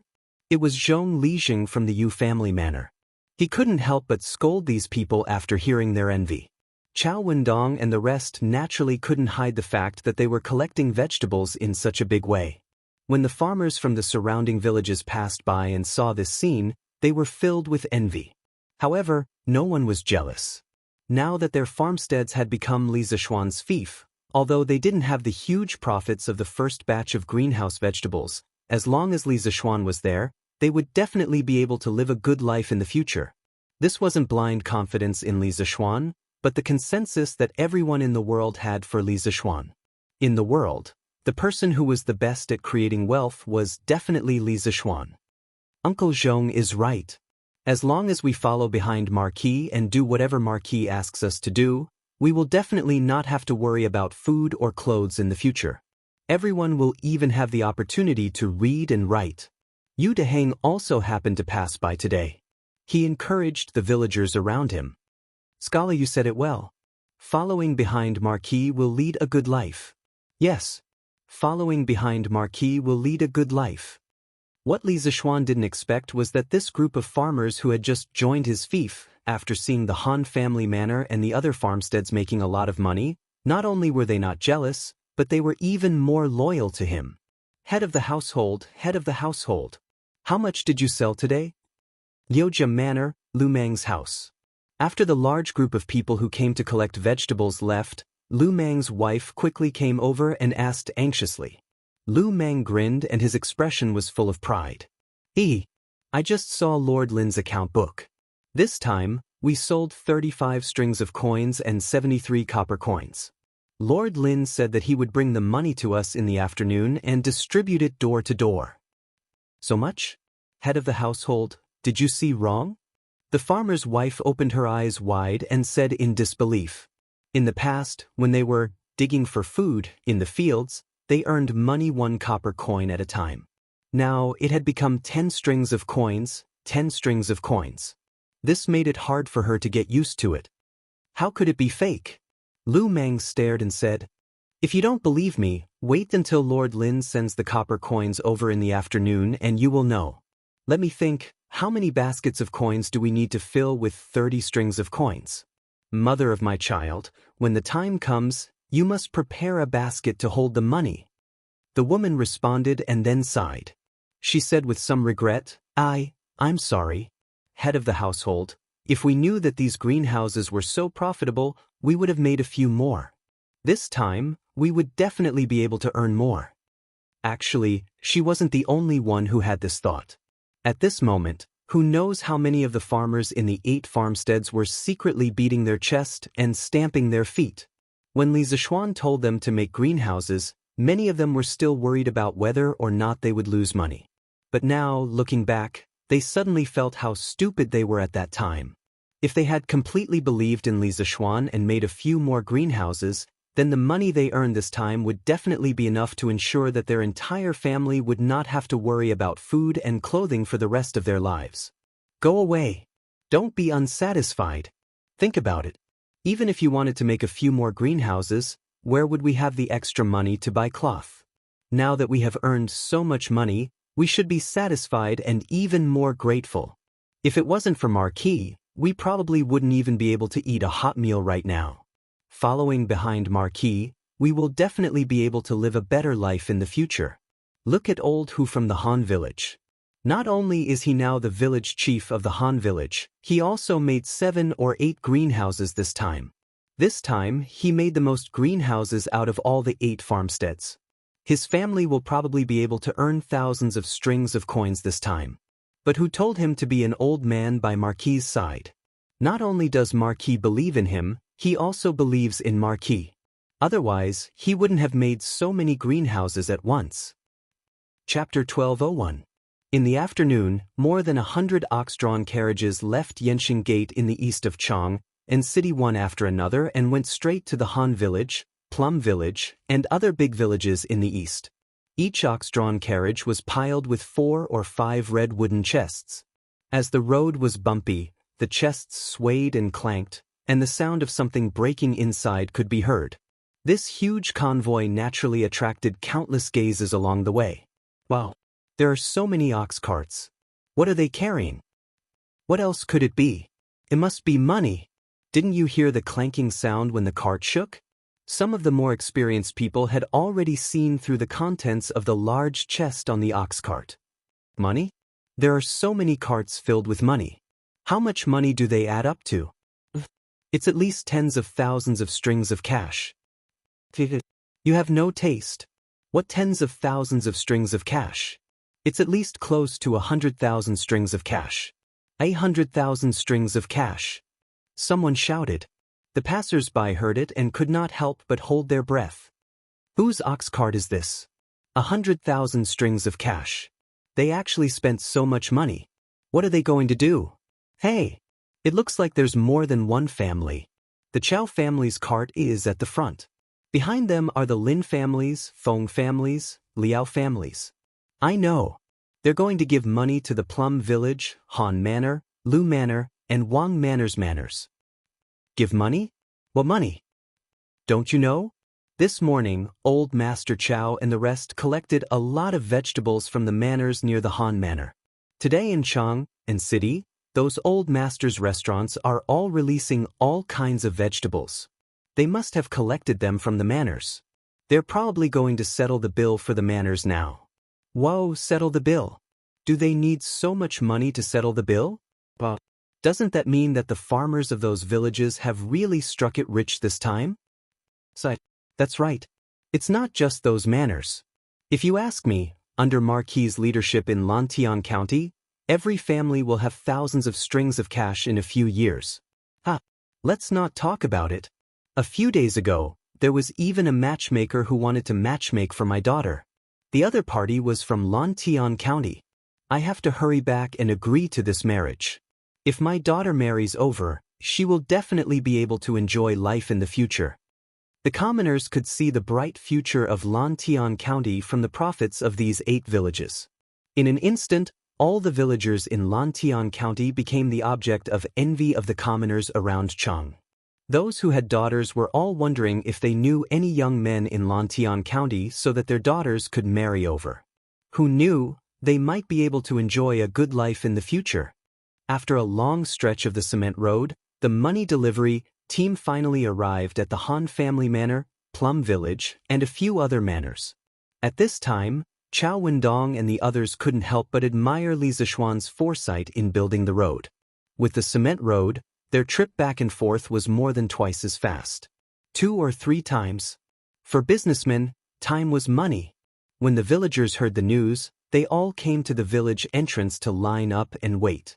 When they saw the servants moving boxes of money down, they were all stunned. For these farmers, it was likely that most of them had never seen so much money in their entire lives. Now, a considerable portion of this money was going to be theirs. This made the farmers feel like they were living in a dream. Han Xiaodong, 45 strings of coins and 300 copper coins. After all the copper coins were moved down from the carriages, under Old Hu's organization, 4 tables were set up at the village entrance. The commoners were divided into 4 groups and began to distribute money from house to house. Hey, coming. Thank you, old Master Chow. Han Xiaodong eagerly took a step forward and thanked Chow Wendong who was beside him. Then he stood in front of the table, holding a gunny sack and waiting to receive the money. Yes, it was a gunny sack. After all, there were so many copper coins. He couldn't possibly hold it all in his hands. Here, 45 strings of coins and 300 copper coins. Please count it in person. The middle-aged scholar opposite Han Xiaodong said after putting a few dozen strings of money into Han Xiaodong's gunny sack. Yes, thank you. Han Xiaodong chuckled and lifted the gunny sack to the side and began to count. Speaking of which, with this sum of money, he would be able to renovate his house and get himself a wife. Thinking of this, he couldn't help but be overjoyed.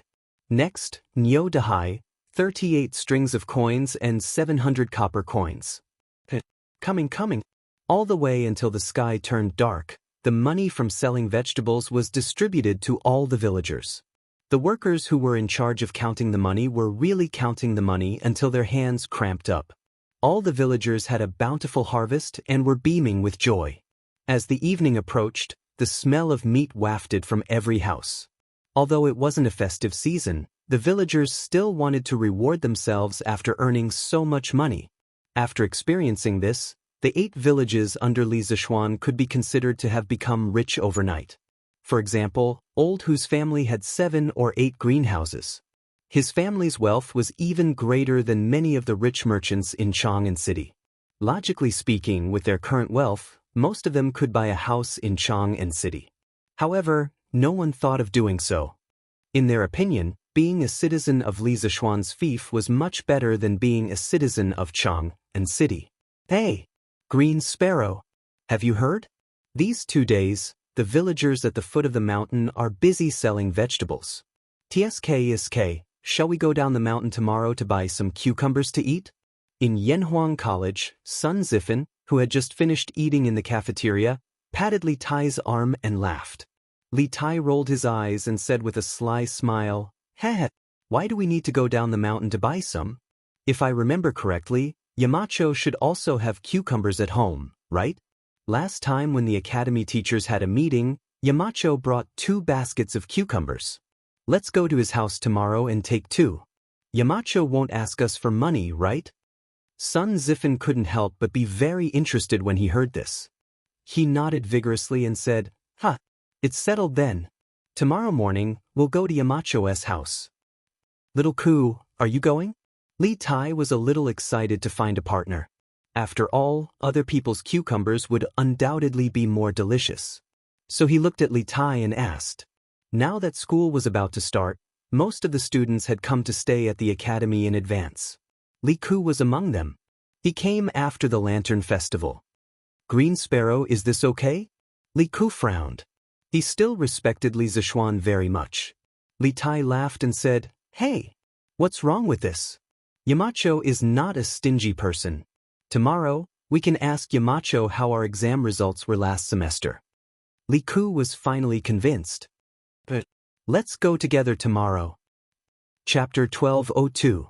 The next morning, Li Zishuan had just woken up and was about to have breakfast when Li Tai, Li Ku, Cheng Chumo, Sun Zifan, Yuchi Baolin, and Qin Huayu arrived.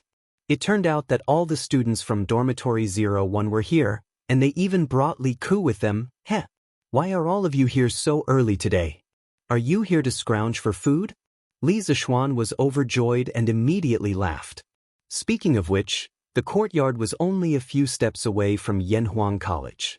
In the past, Li Tai, Cheng Chumo, and the others often came over to scrounge for food. After so many times, Li Zishuan had gotten used to it. However, it was the first time that so many people had come today. Yamacho, don't make it sound so bad. What's scrounging for food? We're here for something important." Li Tai licked his lips and laughed. "If that's the case, then I won't get anyone to add more bowls and chopsticks for you. Find a place to sit yourselves. If there's anything, wait until I'm done eating." Li Zishuan said casually and then started eating, ignoring the students. Li Tai was speechless and secretly regretted why he had pretended to be good just now. Fine, now he could only watch Li Zishuan eat from the side, right? Speaking of which, they hadn't eaten in the morning. Now that they were standing at the side and watching Li Zishuan eat, it was really a kind of torture.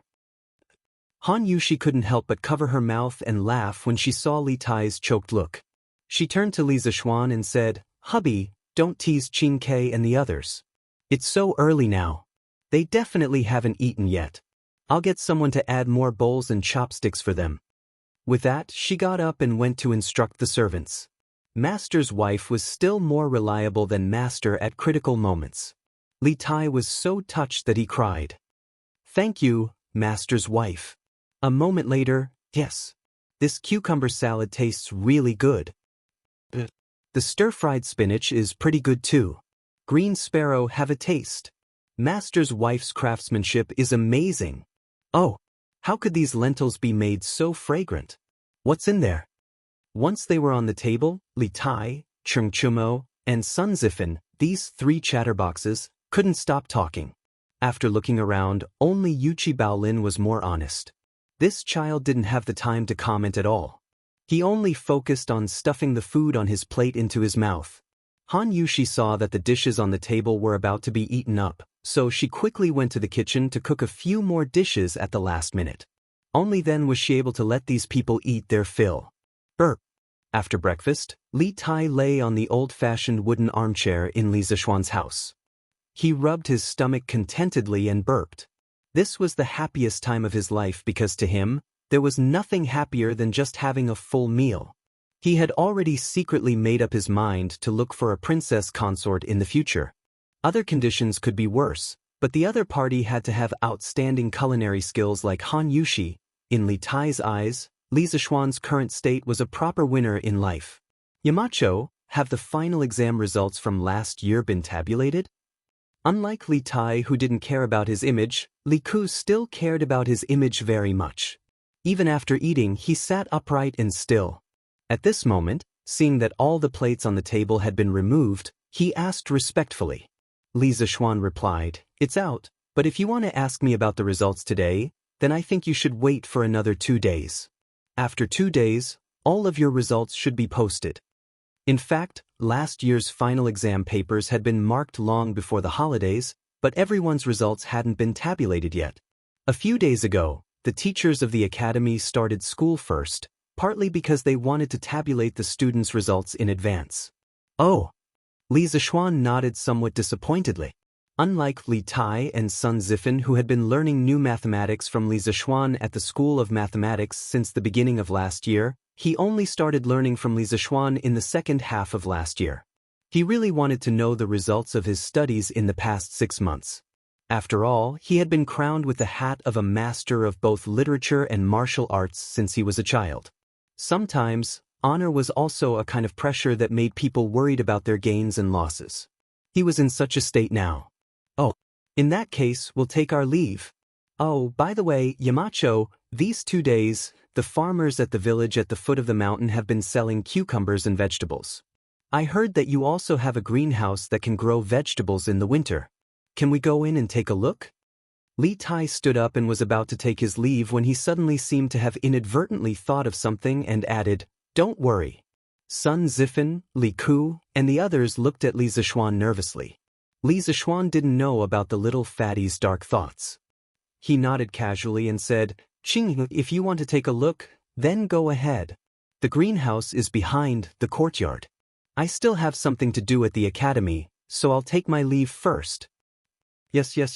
Take care, Yamacho." When the little fatty heard this, he became even more excited. He couldn't wait for Li Zishuan to leave right away. Li Zishuan looked at Li Tai with a baffled expression. Then, he said goodbye to his wife and left the room. He had to go to the academy in the morning to discuss the construction of the dam on the Ba River with Mo Huai. As the head of the Mo family, Mo Huai's achievements in engineering were definitely not below Li Zishuan's. With such a great master in the academy, Li Zishuan naturally had to humbly ask for advice. After Li Zishuan left, Li Tai gave a look and whispered, "What are you waiting for? Go pick the cucumbers." After saying this, he took advantage of the time when Han Yushi and the maidservants of the Li residence went to the kitchen to take the lead and walked towards the greenhouse behind Li Zishuan's courtyard. A moment later, "Damn! It turns out that this greenhouse can really grow vegetables in the winter. Yamacho is really too talented to be able to think of this method." After seeing the green vegetables in the greenhouse, Sun Zifan suddenly exclaimed. This was because he had never seen such a scene in the winter before.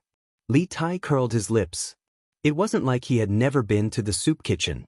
Vegetables in the winter were not rare to him. What made him feel strange was Li Zishuan's method of growing vegetables in the greenhouse. Quickly pick the cucumbers and leave. Don't let Yamacho catch us by surprise." Li Tai called out, and the group immediately walked to the cucumber rack. However, when they got closer, they were stunned. "Damn! Where are the big cucumbers? Why are there only small cucumbers the size of a thumb left?" Cheng Chumo widened his eyes and wailed. The cucumbers in his family's greenhouse were far from fully grown, so he wanted to take a few cucumbers. However, now it seemed that they were destined to return empty-handed. Chapter 1203. Yamacho, the Ba River's riverbed is nearly 1,000 feet long. How can it be easy to cut it in the middle and build a dam? In the meeting room on the first floor of Guanghua Building in Yanhuang College, Mo Zhong looked at a large map on the table and gestured with his hands as he spoke in a deep voice. Other than him, Li Zishuan, Mo Lingwei, Yan Shaoning, and a follower of the school of Mo called Mo Chue were also in the room. It was said that he was a disciple that Mo Huai had focused on nurturing and was likely to be the next generation of the Mo family. Among the members of the Mo family, besides Mo Huai, Mo Lingwei was the most talented. However, Mo Lingwei was a girl and Mo Huai couldn't bear for his daughter to shoulder too much. Therefore, he had never counted Mo Lingwei as one of the candidates for the next generation of the Mo family. Other than Mo Lingwei, the most talented person should be Mo Chue.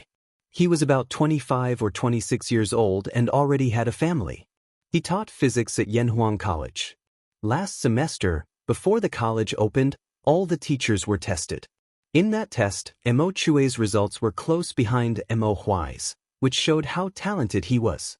It was just that the Mo family had Mo Huai and Mo Lingwei, this pair of amazing father and daughter, which overshadowed his brilliance.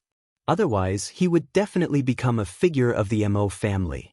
At this moment, everyone in the meeting room was staring at a map on the table, frowning and deep in thought. Li Zishuan spoke in an unquestionable tone. There's nothing impossible in this world. The Ba River is only 1,000 feet wide. It's not impossible to build a dam on the riverbed. What we need to do now is to find a solution, not discuss whether it's feasible or not. This dam must be built this year. Because of the summer drought and also because he wanted to develop the Tang Empire's electricity industry. Li Zishuan added silently in his heart. Moreover, 1,000 feet wide riverbed wasn't very wide for him. It was only 300 meters wide. The modern Three Gorges Dam had a total width of 2,300 meters.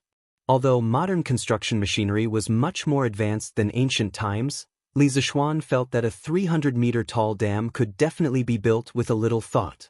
Feeling the determination in Li Zishuan's tone, everyone in the room frowned deeply. Those who were familiar with Li Zishuan knew that as long as he decided on something, he would definitely do it. Even 10 bulls could not pull him back. Now it seemed that Li Zishuan was determined to build this dam, so they could only think of a way to complete it. But the width of the riverbed is so big, and the current of the Ba River is so fast. If we throw stones down, they will certainly be washed away in a short while. How can we cut the river in half and build a dam? Mo Huai pondered for a moment before shaking his head. Li Zishuan recalled the construction process of a famous dam in his previous life. After a while, he pointed at the blueprint in front of him and gestured while slowly opening his mouth. First, we have to build a diversion canal to split the Ba River's water flow in the middle. Only then can we start the construction of the entire water project. After cutting off the Ba River's water flow, we will divide it from the north to the south. Then we will build a channel in the middle. After the channel is completed, we will fill the two sides with large amounts of stones until there are enough stones to cover the water surface. Then, the water in this channel will flow to the other side. Then, we will use the same method to build a channel on the other side. In the beginning, we will use pine wood to strengthen the foundation of the dam. First, we will use vertical pine wood to drive piles on top of the sand and stones. Then we will lay them flat and vertically like building a house. Then we will build a stone dam. Later, we will use cement pillars wrapped in steel rods to nail into the riverbed as the foundation of the dam. Once we have the foundation, the next step is to add stones to the dam. In order to build this dam, Li Zishuan was going all out. He took out his trump card, which was reinforced concrete. In ancient times, when building dams, wooden piles and sand were usually used as the main body of the dam. However, the Ba River's riverbed was too wide, and the water flow was relatively rapid. If wooden piles and sand were used, the dam would definitely burst after a long time. So, he could only use the more solid reinforced concrete. Anyway, he had a mine at home, and the production of steel in the workshop was gradually increasing. For the time being, he didn't lack iron. Moreover, if this dam was completed, it would give a huge boost to the industrial foundation of Lantian County. So, even if he had to invest a large amount of capital, Li Zishuan was willing to do it. Cement stone pillars wrapped in steel rods? Mo Huai muttered. Suddenly, his eyes lit up. Cement is a hard material. If steel is mixed into it, after it is formed, it will definitely be very tough. Moreover, it will be able to withstand the violent impact of the river for many years. It is indeed a good material for building dams. But, won't the consumption of steel be too large? The rest of the people also looked at Li Zishuan. Obviously, they had also thought of this problem. However, Li Zishuan was still determined. No matter how large the consumption is, we must build this dam. Even if we don't have enough iron, I will think of another way. Mo Huai was speechless. This was the first time he had seen Li Zishuan so stubborn about something. Of course, this also showed how important this dam was. Yamacho, I wonder if the imperial court will provide support for building this dam? Yan Shaoning suddenly asked. Now that he was a teacher at Yanhuang College, of course, he couldn't directly call Li Zishuan by his name in the academy. He had to follow the others and call Li Zishuan Yamacho. Li Zishuan's mouth twitched, and his face darkened. Currently, the imperial court's finances are tight. Although His Majesty wants to support us, he can't take out the extra money to support us building the dam. We have to rely on ourselves for everything. Hearing this, Yan Shaoning was speechless. Since the imperial court sent a fleet to the south to trade last year, the imperial court's tight finances had been greatly relieved. Others might not know, but how could he not know? Therefore, when Li Zishuan said that the imperial court's finances were tight, he understood what he meant. Old Li was unwilling to pay. Ahem. Don't worry about the money, I will take care of it myself. The most important thing now is to determine the construction plan as soon as possible. Mr. Mo is experienced, so I think Mr. Mo will be in charge this time. Shaoning, you will assist. What do you think? Li Zishuan coughed and said, I have no problem. Yan Shaoning loved challenges the most in his life. The construction of the Yanhuang Academy last year was the biggest challenge he had ever faced in his life. Of course, he had also handed in a perfect answer sheet. Now, this complicated dam project made him eager to give it a try. Mo Huai pondered for a moment, then nodded and said, I will do my best, but this way, I won't have time to take care of the Academy's physics team this semester. I hope Yamacho can let Mo Chue take over my position temporarily. Chapter 1204. In Li Zishuan's plan, Yanhuang College was not just a place to teach or study. The college had the important mission of revitalizing the industrial base of the great Tang Empire. In the future, Li Zishuan would let some teachers or students from the college take the lead and participate in some major projects. The dam on the Ba River was only the first project Yanhuang College had undertaken.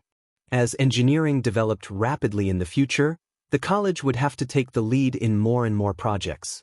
He wanted to make the college similar to the top universities in modern times, forming a perfect closed loop of production, learning, and research. Mr. Mo, in your opinion, how much will it cost to build this dam?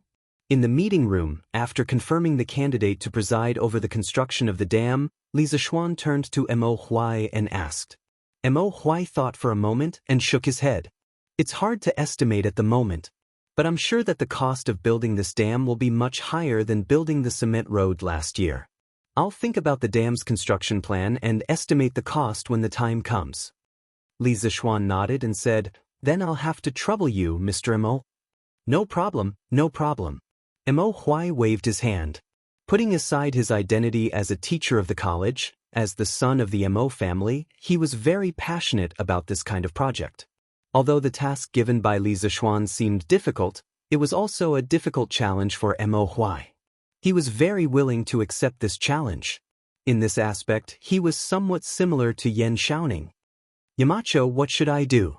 Ever since Mo Lingwei came to the meeting room, she hadn't said a word for a long time. At this moment, she saw that Li Zishuan had assigned everyone's tasks except for her. She couldn't help but frown and say unhappily. Li Zishuan immediately broke out in a sweat. He did not expect that he had forgotten about this tigress. This woman was so ruthless that he could not afford to offend her. At this moment, he thought of a plan and quickly said, Ahem. Ink girl, it's indeed inappropriate for a girl like you to participate in the construction of the dam, but Mo Lingwei hated it when people thought that women were weak. When she heard this, her eyes immediately widened and she was about to explode in anger. Fortunately, she heard the twist at the end of this sentence and her anger subsided. She wanted to hear what Li Zishuan had to say next. When Li Zishuan saw the girl's reaction, he found it funny and continued. However, I still have a very important matter that I want to hand over to the Ink Girl. Its importance is no less than the dam on the Ba River. Mo Lingwei's eyes lit up, and her expression quickly turned to one of excitement. Yamacho, what kind of mission is it? Looking at her competitive appearance, Li Zishuan felt a little speechless. He thought to himself, why is this like coaxing a child? Last year, I made the telegraph machine. Ink Girl should already know the general principle behind it.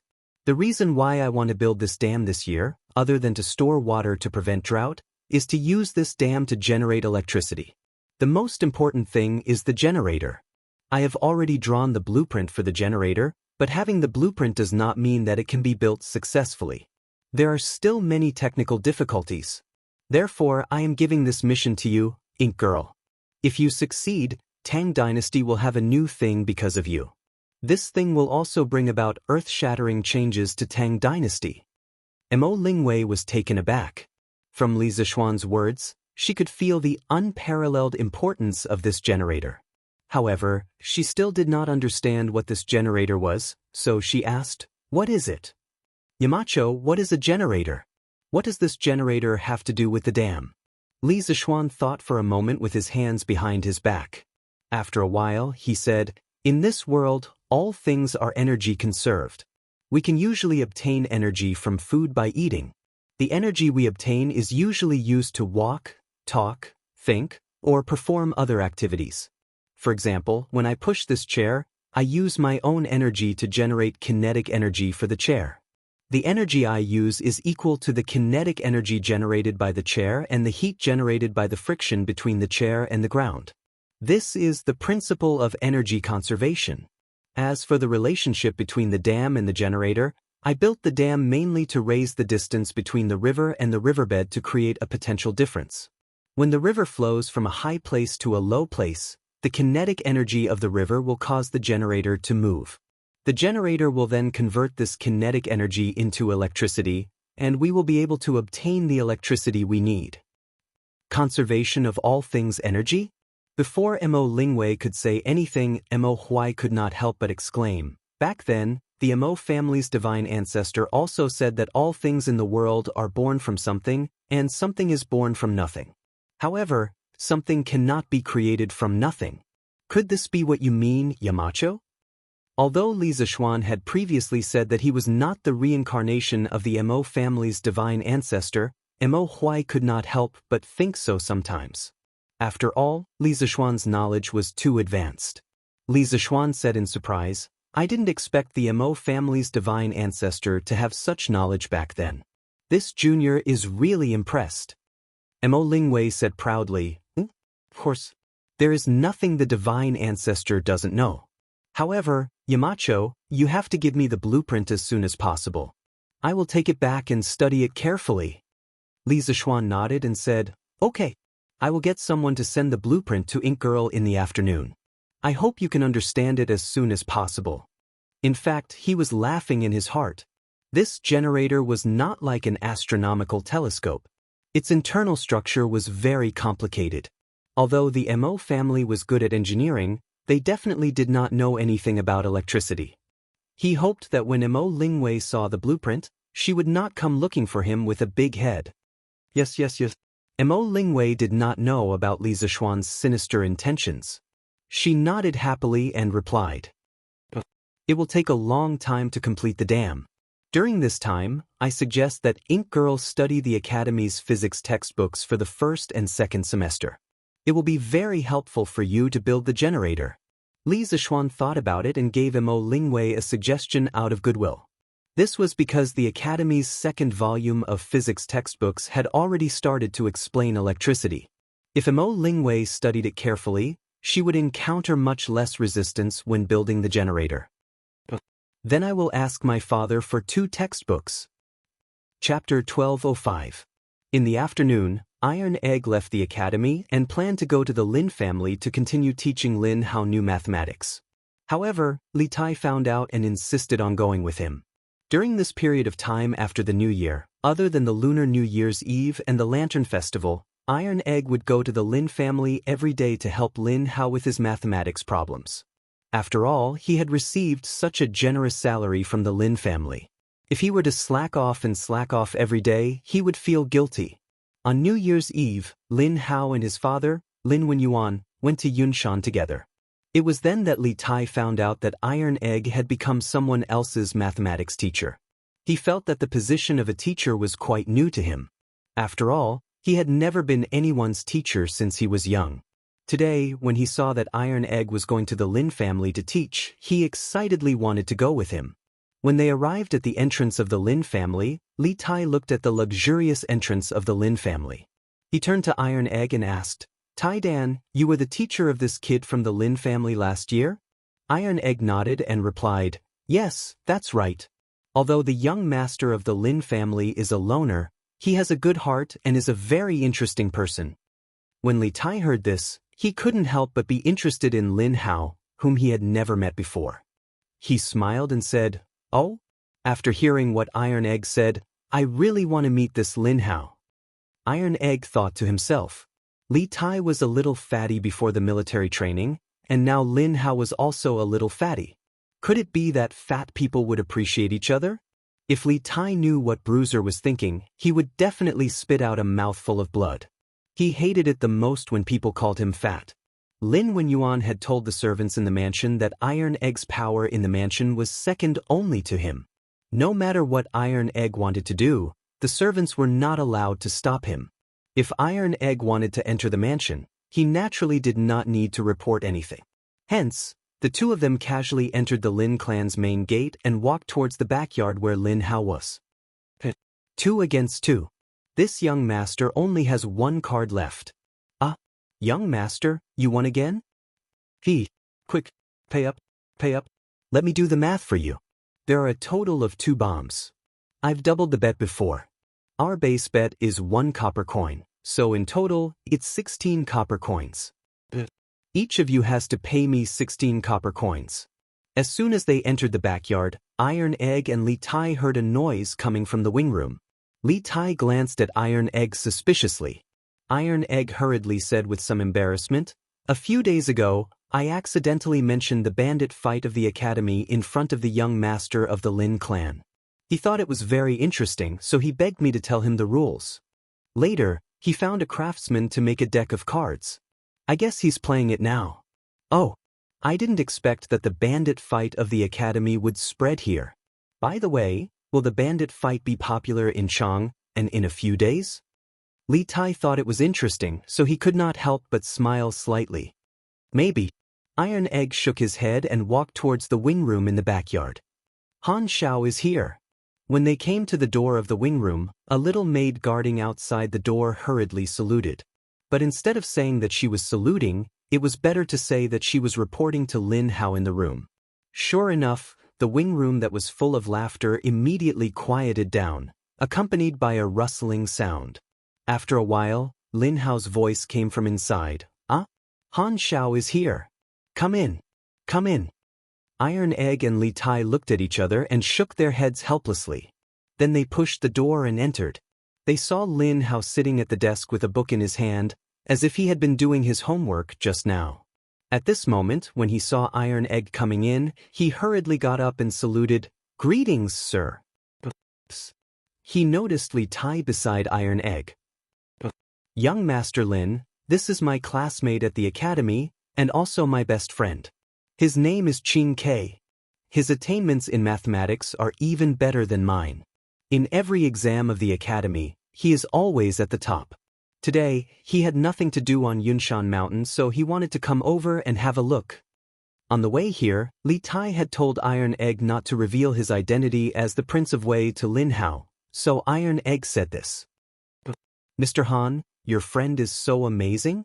Lin Hao exclaimed, then he cupped his hands towards Li Tai and said, Brother, you are amazing. You can still stand out in Yanhuang College, where talents gather. I admire you. Flattery was the only thing that could not be ignored. It was reasonable to say that Li Tai had received a lot of compliments from others, but those who had complimented him in the past were mostly his subordinates, and there were only a few types of compliments. After listening to them for a while, it became meaningless. Now that he heard Lin Hao's heartfelt compliments, he felt a burst of pride in his heart and laughed. That was just luck. Young Master Lin also plays bandit fighting? After saying this, Li Tai walked to the table and seemed to have inadvertently found the wooden sign hidden under the book. He said with a face of surprise. Lin Hao stole a glance at Iron Egg, and his face was full of embarrassment. After thinking about it, he quickly said, Ahem. Sometimes when I'm too tired from reading, I occasionally play a few rounds. Excuse me, excuse me. Ha. Understood. Understood. Coincidentally, I also like to play bandit fighting. Young Master Lin, why don't the three of us play a few rounds? Li Tai laughed and said, Not good. I still want to learn mathematics from Mr. Han. Lin Hao subconsciously agreed, but quickly changed his words. Li Tai gave Iron Egg a look, and Iron Egg could only helplessly say, learning should be balanced between work and rest. Proper relaxation will make learning twice the result with half the effort. Since Qin Ke wants to play cards, why don't young Master Lin sit down and play a few rounds? When Lin Hao heard this, he was a little confused. After a while, he reacted and quickly said, Okay. Then let's play 2 rounds. But after a quarter of an hour, Li Tai's mood was not so good, because he found that Lin Hao was really too deceitful. For example, Iron Egg, I'm a bandit. Lin Hao, without thinking, super double. Well, seeing that his teammate was so awesome, Li Tai thought that Lin Hao's cards were very good, so he also shouted, super double. But the result? In the end, Iron Egg only used half a cup of tea's time to throw out all the cards in his hand. The 2 peasants were beaten to the point that they could not fight back. The previous super double naturally became a super double. But it was not like this every time. When he did not believe in Lin Hao and did not super double, they won. It was like a game of hide and seek, and Li Tai was going crazy. Damn, Lin Hao, your cards are so bad, how can you super double? Finally, after another super double, Li Tai finally exploded. Chapter 1206. In the backyard of the Lin mansion. Hearing Li Tai's angry roar, Lin Hao couldn't help but shrink his neck, but he still said matter-of-factly, Qin Ke, didn't you realize that when you shout, super double, it brings you several times more happiness? Li Tai suddenly choked. He opened his mouth, but no words came out. He thought to himself, damn, this kid seems to make a lot of sense. Every time I shout, super double, I feel a little excited. Did I hit the nail on the head? Qin Ke, let's continue. Lose a few more coins, but you can get several times more happiness. Why not? Seeing Li Tai's expression, Lin Hao felt that he had finally met someone who was like-minded with him, and he immediately laughed proudly. Li Tai was speechless, but he didn't know how to refute at the moment. Under Lin Hao's warm invitation, he quickly rejoined the battle. Robber. Super double. Super double. In the following period of time, the room was filled with roars and cheers.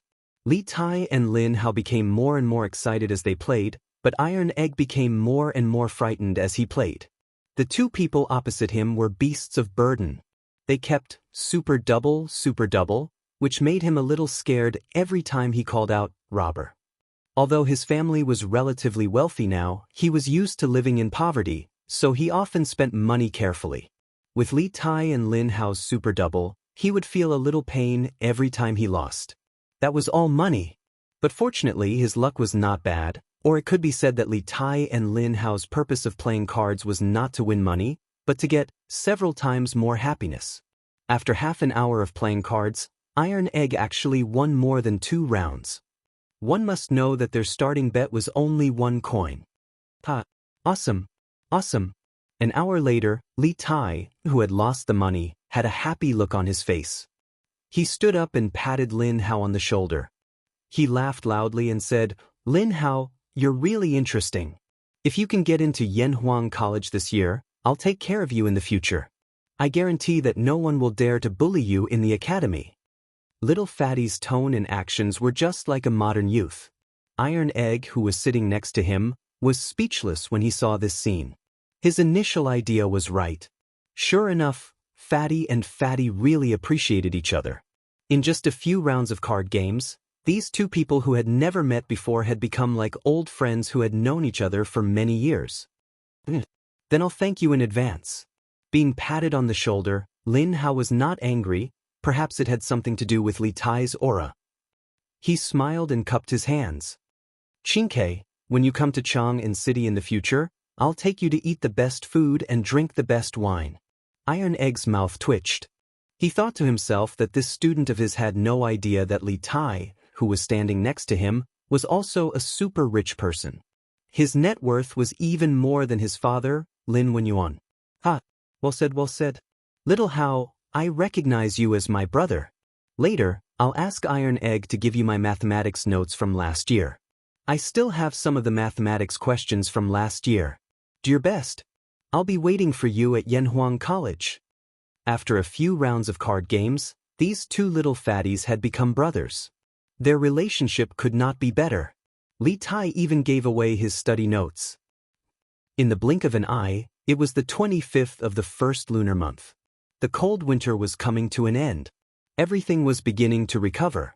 Some of the trees on the roadside and in the forest had sprouted little buds. Last winter, there was not a single snowfall in Chang'an City. Many old farmers were worried sick. Spring returned to the earth and the sun rose from the east. Today was the first day of classes at Yanhuang College. For most students, they had an extraordinary winter break. They also had an extraordinary New Year's Eve and Lantern Festival. Perhaps this winter break, Spring Festival, and Lantern Festival would become memories that they would cherish for the rest of their lives. Early in the morning, before dawn, a huge honor roll made of red cloth appeared in front of Yanhuang College's Guanghua building. When the students got up and went to the cafeteria for breakfast and returned to Guanghua building to prepare for class, they immediately noticed the huge red cloth.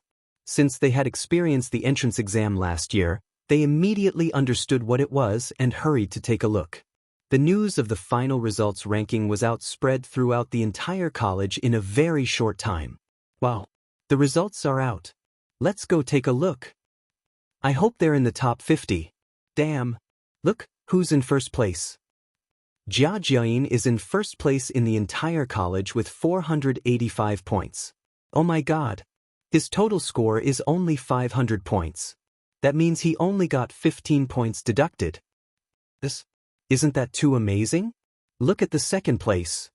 Damn! The second place is actually Li Ku. 480 points. The third place is Li Tai. 478 points. How did Li Tai become the third place? The fourth place is Li Yan. 477 points. The fifth place is Di Jixuan. 475 points. Did you guys notice? This time, the students from Class 1 didn't do as well as Class 2. Finally, someone discovered a clue about the ranking. During the entrance exam last year, the students of Class 1 had an absolute advantage and suppressed the entire academy. Among the top 3 students, 2 of them were from Class 1. Among the top 5, 3 of them were from Class 1. Among the top 10, 7 of them were from Class 1. The tyrannical strength of Class 1 made the other classes of the academy feel a sense of despair. But now, among the top 5 students, only 1 was from Class 1, while the other 4 were from Class 2. This time, Class 1, which was under Li Zishuan's direct command, was completely crushed by Class 2. Hey, it's true. In the past, the top 5 in the college were mostly from Class 1, but now there's only 1 left. This is going to be a good show. Wasn't there going to be a good show to watch? The students from Class 1 who were at the top of the honor roll were all gnashing their teeth. As the saying goes, an army of indignant soldiers is bound to win. If these students were to really go all out and study hard, the students from Class 2 might not be able to handle them next time. Hey, if you ask me, since the second class can defeat the first class, then why can't the third class pull the second class down? Class 3, work harder this semester. Let's pull Class 2 down. Okay, pull them down. Class 4, did you hear that? We have to work harder too. We can't fall behind. Class 2's counterattack not only made the other classes realize that Class 1 students were not invincible, but it also made them realize that everyone could be defeated. Since Class 2 could pull Class 1 down, why can't we pull you down as well? Chapter 1207. Hey, take a look. There's something written below the honor roll. What is it? Congratulations to Yen Silu, Ma Zhou, Mo Huai, Wang Ji, Su Hongji, and Xiaodian for becoming professors of Yanhuang College. That's great. Mr. Wang has been promoted to professor. I love listening to his lectures. I love listening to Mr. Ma's lectures. The students who liked the 6 professors cheered when they heard that the college had added 6 more professors. Little Ko, you're amazing this time. Outside the crowd, Li Tai patted Li Ku's shoulder and smiled. However, only he himself knew how much of a forced smile there was on his face. Li Tai had always been an arrogant person and a person who refused to admit defeat. Calculating the time, he came into contact with the new mathematics nearly 2 to 3 months earlier than Li Ku, but in the end, Li Ku actually surpassed him. This made him very unhappy. If it was in the past, then perhaps he would have started to mock and ridicule this good brother of his. But after living in the academy for so long, his arrogant and proud character from the past had been restrained greatly. He'd gotten used to the harmonious life of brothers and the love of fellow students. Chinke, I was just lucky this time. If you were serious, no one in the entire college would be able to beat you. Li Ke looked into Li Tai's eyes and said seriously. These words were to comfort Li Tai, but it was the truth. In the current situation of the college, Li Tai was the strongest. Hearing Li Ku's words, Li Tai felt a little better in his heart. He thought for a moment and said with a serious expression, "Winner takes all. A loss is a loss, but next time I will definitely not lose again."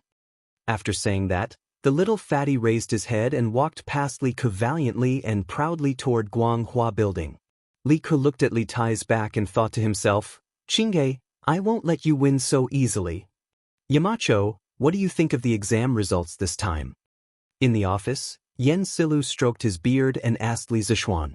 A few days ago, when the test results were announced, he was also shocked.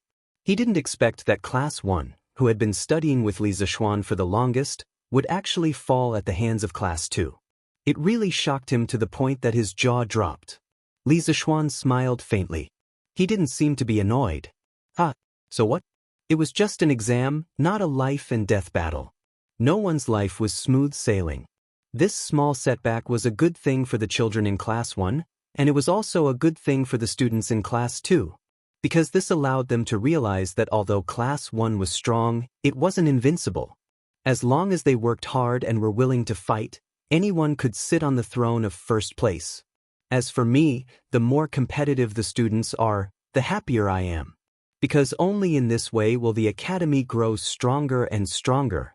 To be honest, although the results this time were out of Li Zishuan's expectations, he didn't care much about it. In his previous life, from elementary school to junior high school, university, and graduate school, he had gone through countless exams. He had also failed, and been discouraged. But in the end, these failures, hesitation, and discouragement were all turned into stepping stones on the road to success. There was no smooth sailing in life. This was the principle he wanted to teach his students. Yamacho is far-sighted and open-minded. I admire you. After listening to Li Zishuan's words, Yen Silla couldn't help but clap his hands and laugh. Mr. Yen, you flatter me. Li Zishuan smiled. When he was about to leave, he said, "Oh, Mr. Yen, when the class ends later, remember to inform the students to gather at the sports field. There will be a commendation ceremony this afternoon." An exam was actually like a war. After the end, there would naturally be corresponding rewards for the victorious side. Yen Silu's eyes flashed. He cupped his hands and laughed. "Okay, Yamacho." Li Zishuan nodded and left. Sigh. Our Class 1's glory is gone. In the classroom of Class 1 during the break, the students' faces were no longer as cheerful as they usually were. Everyone's face was full of seriousness. All along, because they were trained by Li Zishuan, they felt that their class must be the best in the whole academy. But now, the students of Class 2 had completely shattered their dreams and sent them into the cold reality. There's no other way. Jia Juin from Class 2 is too good. Last year's exam was rushed, but he only lost 15 points. Zheng Ziren couldn't help but shake his head and sigh. Meng Wenhao, who had been silent for a long time, finally spoke. There's nothing to be proud of. Although Jia Jane from Class 2 did very well this time, he's not invincible. We beat them in the past. If we work hard in the future, we can beat them again. Li Tai slapped the table and stood up. He agreed loudly, "When Hao is right. I think the reason why Class 2 could do better than us in the last exam was that they were better than us in the ability to take the exam in a short time. In the future exams, as long as there are no urgent matters, there won't be a hasty exam like last time. In this way, their advantage will no longer exist, and our chances of winning will be greater. So I think we don't need to be discouraged. Just do what you should do. It's just a failure. Our foundation is better than theirs, and there will be more opportunities in the future." As the gang leader of Class 1, Li Tai felt that he had to say something to boost the morale. Otherwise, with such a depressing atmosphere, everyone would be finished. In fact, to some extent, his analysis was not without reason. Last year, in order to let the students participate in the warm winter operation, Li Zishuan brought forward the final exam at the last minute, which caught everyone off guard.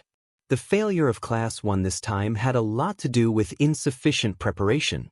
Thus, we still have opportunities in the future. It's not like we don't have any chances. At most, we'll just beat them up in the monthly exam. Sun Zifan roared. This guy's voice was so loud. Thus, beat them up. Beat them up. The rest of the students followed suit and roared. As a result, during what was supposed to be an ordinary break between classes, a series of orderly roars came from Class 1's classroom. The teachers and students outside all cast strange gazes in their direction. "Ha! Not bad. These kids didn't let me down." Hearing the voices here, Li Zishuan, who was in the corridor, smiled with relief and then whispered to himself softly. Chapter 12:08. Afternoon. The warm sun shone on the earth, but no one could feel the slightest bit of warmth. No one knew who cut the thin leaves, but the spring breeze in February was like scissors. If the spring breeze in February was like this, what about the spring breeze at the end of January? When it scraped against the face, it was still like a knife cutting. On the sports field of Yanhuang College, more than 600 students from 16 classes stood neatly on the grass, waiting for Li Zishuan to speak. The students didn't have to wait for long. At 3 in the afternoon, Li Zishuan, dressed as a scholar, walked up to the rostrum with steady steps. When the students below saw Li Zishuan on the stage, they couldn't help but stand up straighter. Clearly, after spending the entire winter break together, Li Zishuan's reputation among the students had become even more resounding. At the beginning of the new year, first of all, in the name of the Yamacho of Yanhuang College, I wish all the students and teachers of the college a happy new year. Every time he saw these youthful faces, Li Zishuan felt that what he was doing was so meaningful. He was changing a group of young people, and in turn, changing the entire Tang dynasty. In a few years, these children were bound to spread the seeds of engineering across every inch of Tang dynasty. Clap, clap, clap. The students and teachers below the stage couldn't help but applaud. Li Zishuan pressed his hands down. When silence was restored, he spoke again. Last year was the first year of Yanhuang College's establishment. You are the first batch of students of the college, and you are also very outstanding students. In last year's final exam, out of 500 points, 402 students scored 400 points and above, and 95 students scored 450 points and above. I am very satisfied and gratified that you were able to achieve such results in such a rushed preparation. Especially those students who ranked in the top 10 of the grade. You are very outstanding, but please don't be arrogant, because that is only your past glory. The road ahead is still very long. For those students who did not perform well, don't be discouraged. No matter how good the road is, there will be times when it isn't smooth. No matter how smooth life is, there will be moments when it isn't as you wish. You must firmly believe that you can face difficulties head-on. You must establish the belief that you will win. Setbacks and hardships were only stepping stones for the strong. For capable people, they were wealth. For the weak, they were a bottomless abyss. Whether you are strong, capable, or weak, it all depends on your own choice. But as your Yamacho, I hope that all of you will be strong. Are you willing to become experts?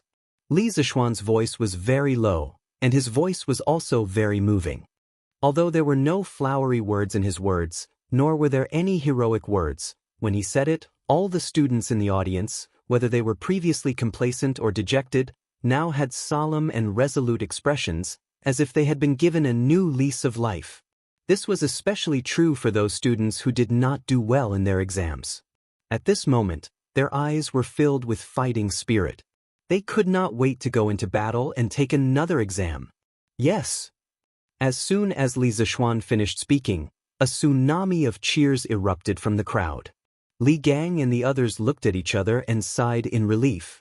This was because in the morning, they were still thinking about how to cheer up those students who did not do well. Now, after Li Zishuan's speech, the students were revived. There was no need for them to worry about anything. Li Zishuan smiled slightly and said with satisfaction, "Good. Next, I will personally give out awards and scholarships to the top 10 students of last year's final exam." Scholarships? What scholarships? Most of the students knew about awards because they had worked at the Warm Tang Foundation last year. Every time a citizen donated a sum of money, they would be presented with a certificate. The students guessed that an award should be similar to a certificate, but this was the first time they had heard of something new. Li Zishuan smiled and explained, as the name suggests, these scholarships are specially set up for students with excellent academic performance. From today onwards, the top 10 students of each semester's final exam will receive the Yamacho Scholarship. The first place will receive 500 strings of cash, the second place will receive 400 strings of cash, the third place will receive 300 strings of cash, and the 4th to 10th place will receive 100 strings of cash each. The Yamacho Scholarship will be funded by me personally, and it will be evaluated every semester. I hope that everyone will continue to work hard and win this scholarship. Well, knowledge could change one's fate. This was what it meant to change one's fate. Just by passing an exam, they could receive 100 strings of cash and completely change the fate of a poor family.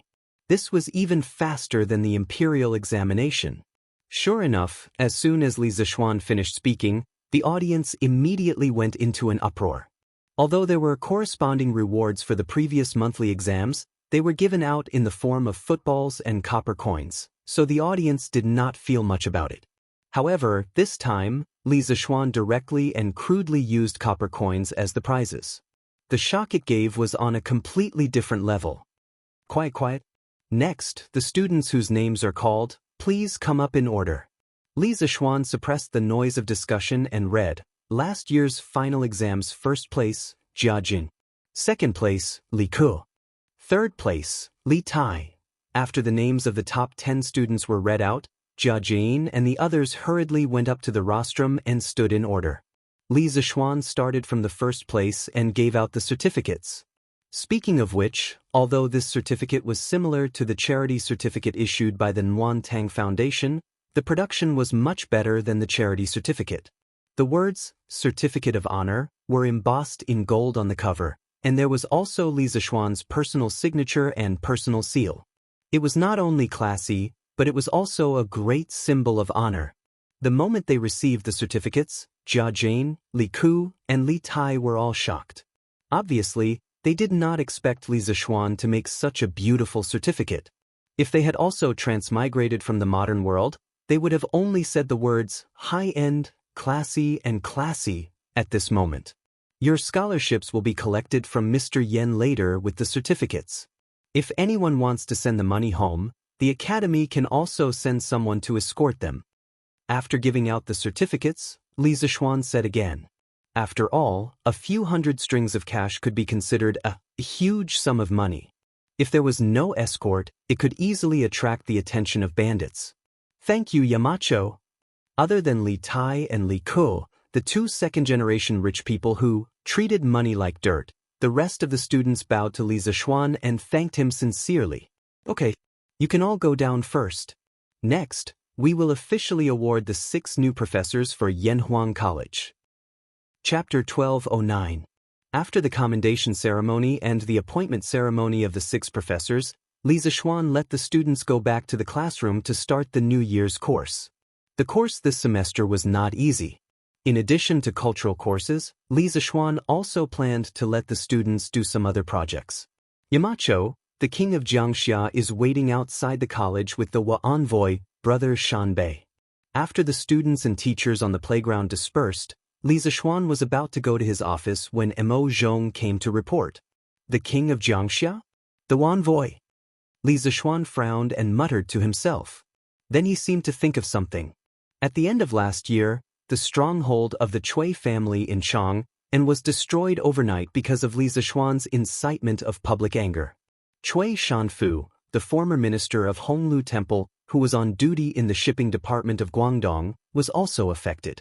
Because the cavalry department found out that when the envoys of the Nanyang countries came to the court, the prime minister of the Jega dynasty had colluded with Cui Shanfu. Li Er was furious when he heard the news. He directly dismissed Cui Shanfu from all his official positions and put him in prison. Therefore, the vacant position of minister of Honglu Temple was given to Li Daozong, the king of Jiangxia. That was why there was a strange combination of Li Daozong and the envoy, brother Shan Bei. What is the envoy doing here? Li Zixuan walked toward the gate of the college and asked Mo Zhong. Yamacho, the king of Jiangxia, said that the envoy wants to visit the college and has asked for a decree from His Majesty. Mo Zhong saluted with his fists and replied, "Visit the college?" Li Zixuan heard this and his eyes turned cold. He did not have a good impression of the Wa people, either in his previous life or in this life. Yanhuang College was the most precious treasure left by Li Zixuan to the Tang Empire. Of course, he was unhappy that the Wa people wanted to visit it. Besides the king of Jiangxia, who else came with him? Li Zixuan asked again. Let's return to Yamacho. Chancellor Kong of the Imperial College is also here. It's said that the envoy visited the Imperial College first and then came to Yanhuang College. Let's meet this guy today. Li Zixuan thought to himself. Ah, Markyong, you finally came out. This prince didn't delay your teaching, did he? When they arrived at the entrance of the academy, Li Daozong was the first to greet them. Greetings, Meng. Seeing Li Zixuan coming over, the big brother king on the mountain back cupped his hands and bowed to Li Zixuan. Perhaps it was because he wasn't familiar with it, but his actions were rather comical. Li Zixuan just nodded, then he looked at Li Daozong and smiled. Your Highness is too polite. Please come in. Li Daozong smiled. He glanced at the luxurious high-rise buildings in Yanhuang College and sighed. Speaking of which, this is the first time this prince has visited Yanhuang College so closely, right? You have to tell this prince about it later. Li Zixuan nodded. Of course. Seeing that Li Zixuan seemed to be in a good mood, the big brother king on the mountain back interrupted. This is also the first time I've seen such a spectacular academy. I hope Marky Yong and can let me in to have a good look. Li Zixuan secretly rolled his eyes and said lightly, You have His Majesty's decree, so of course you can go in to have a look. But let me say this first. There are some places you can go in the academy, but there are some places you can't go even if you have an imperial decree. Otherwise, you will be killed without mercy. Hearing Li Zixuan's unfriendly tone, the warriors who came with the big brother king on the mountain back changed their expressions. They couldn't help but touch the swords at their waists. Li Zixuan narrowed his eyes and looked at them coldly. Suddenly, the warriors' backs were covered in cold sweat. At that moment, they felt as if they were being targeted by a cheetah. They couldn't run even if they wanted to. Stop! Although the big brother king on the mountain back's face changed a few times, he still had a trace of rationality in his mind. He pressed his hands together and quickly cupped his hands to Li Zixuan. Markyong and is right. I will definitely not go to the places I shouldn't go in later. In the depths of Li Zixuan's eyes, a trace of undetectable cold light flashed. This big brother king on the mountain back was flexible and smart.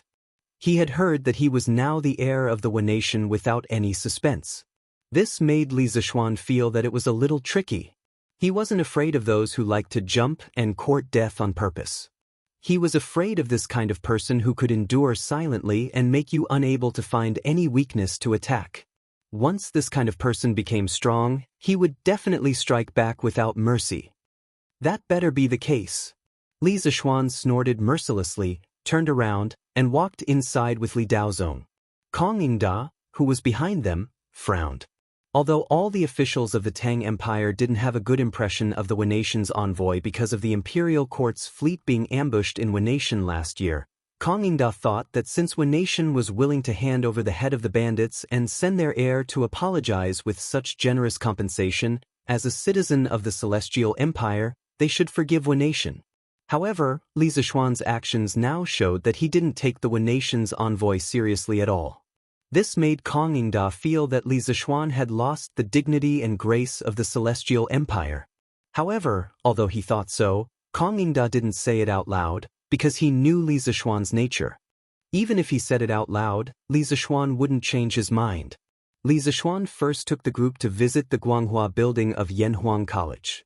The bold architectural style, the hard and flat cement walls, the cement floor, and the smooth and transparent glass windows shocked the one nation's people, Li Daozong and Kong Ingda. The Celestial Palace. The Celestial Palace. This college is magnificent, just like the Celestial Palace. Even if the one nation had the power of the whole country, they wouldn't be able to build such a college. The eldest brother on the mountain back stared blankly at the Guanghua building for a long time before he came back to his senses and murmured, "Marquis Yong, may I ask what material the road and walls are made of? Why are they as smooth as a mirror and as hard as a rock?" As the group continued to walk forward, the eldest brother on the mountain back asked again.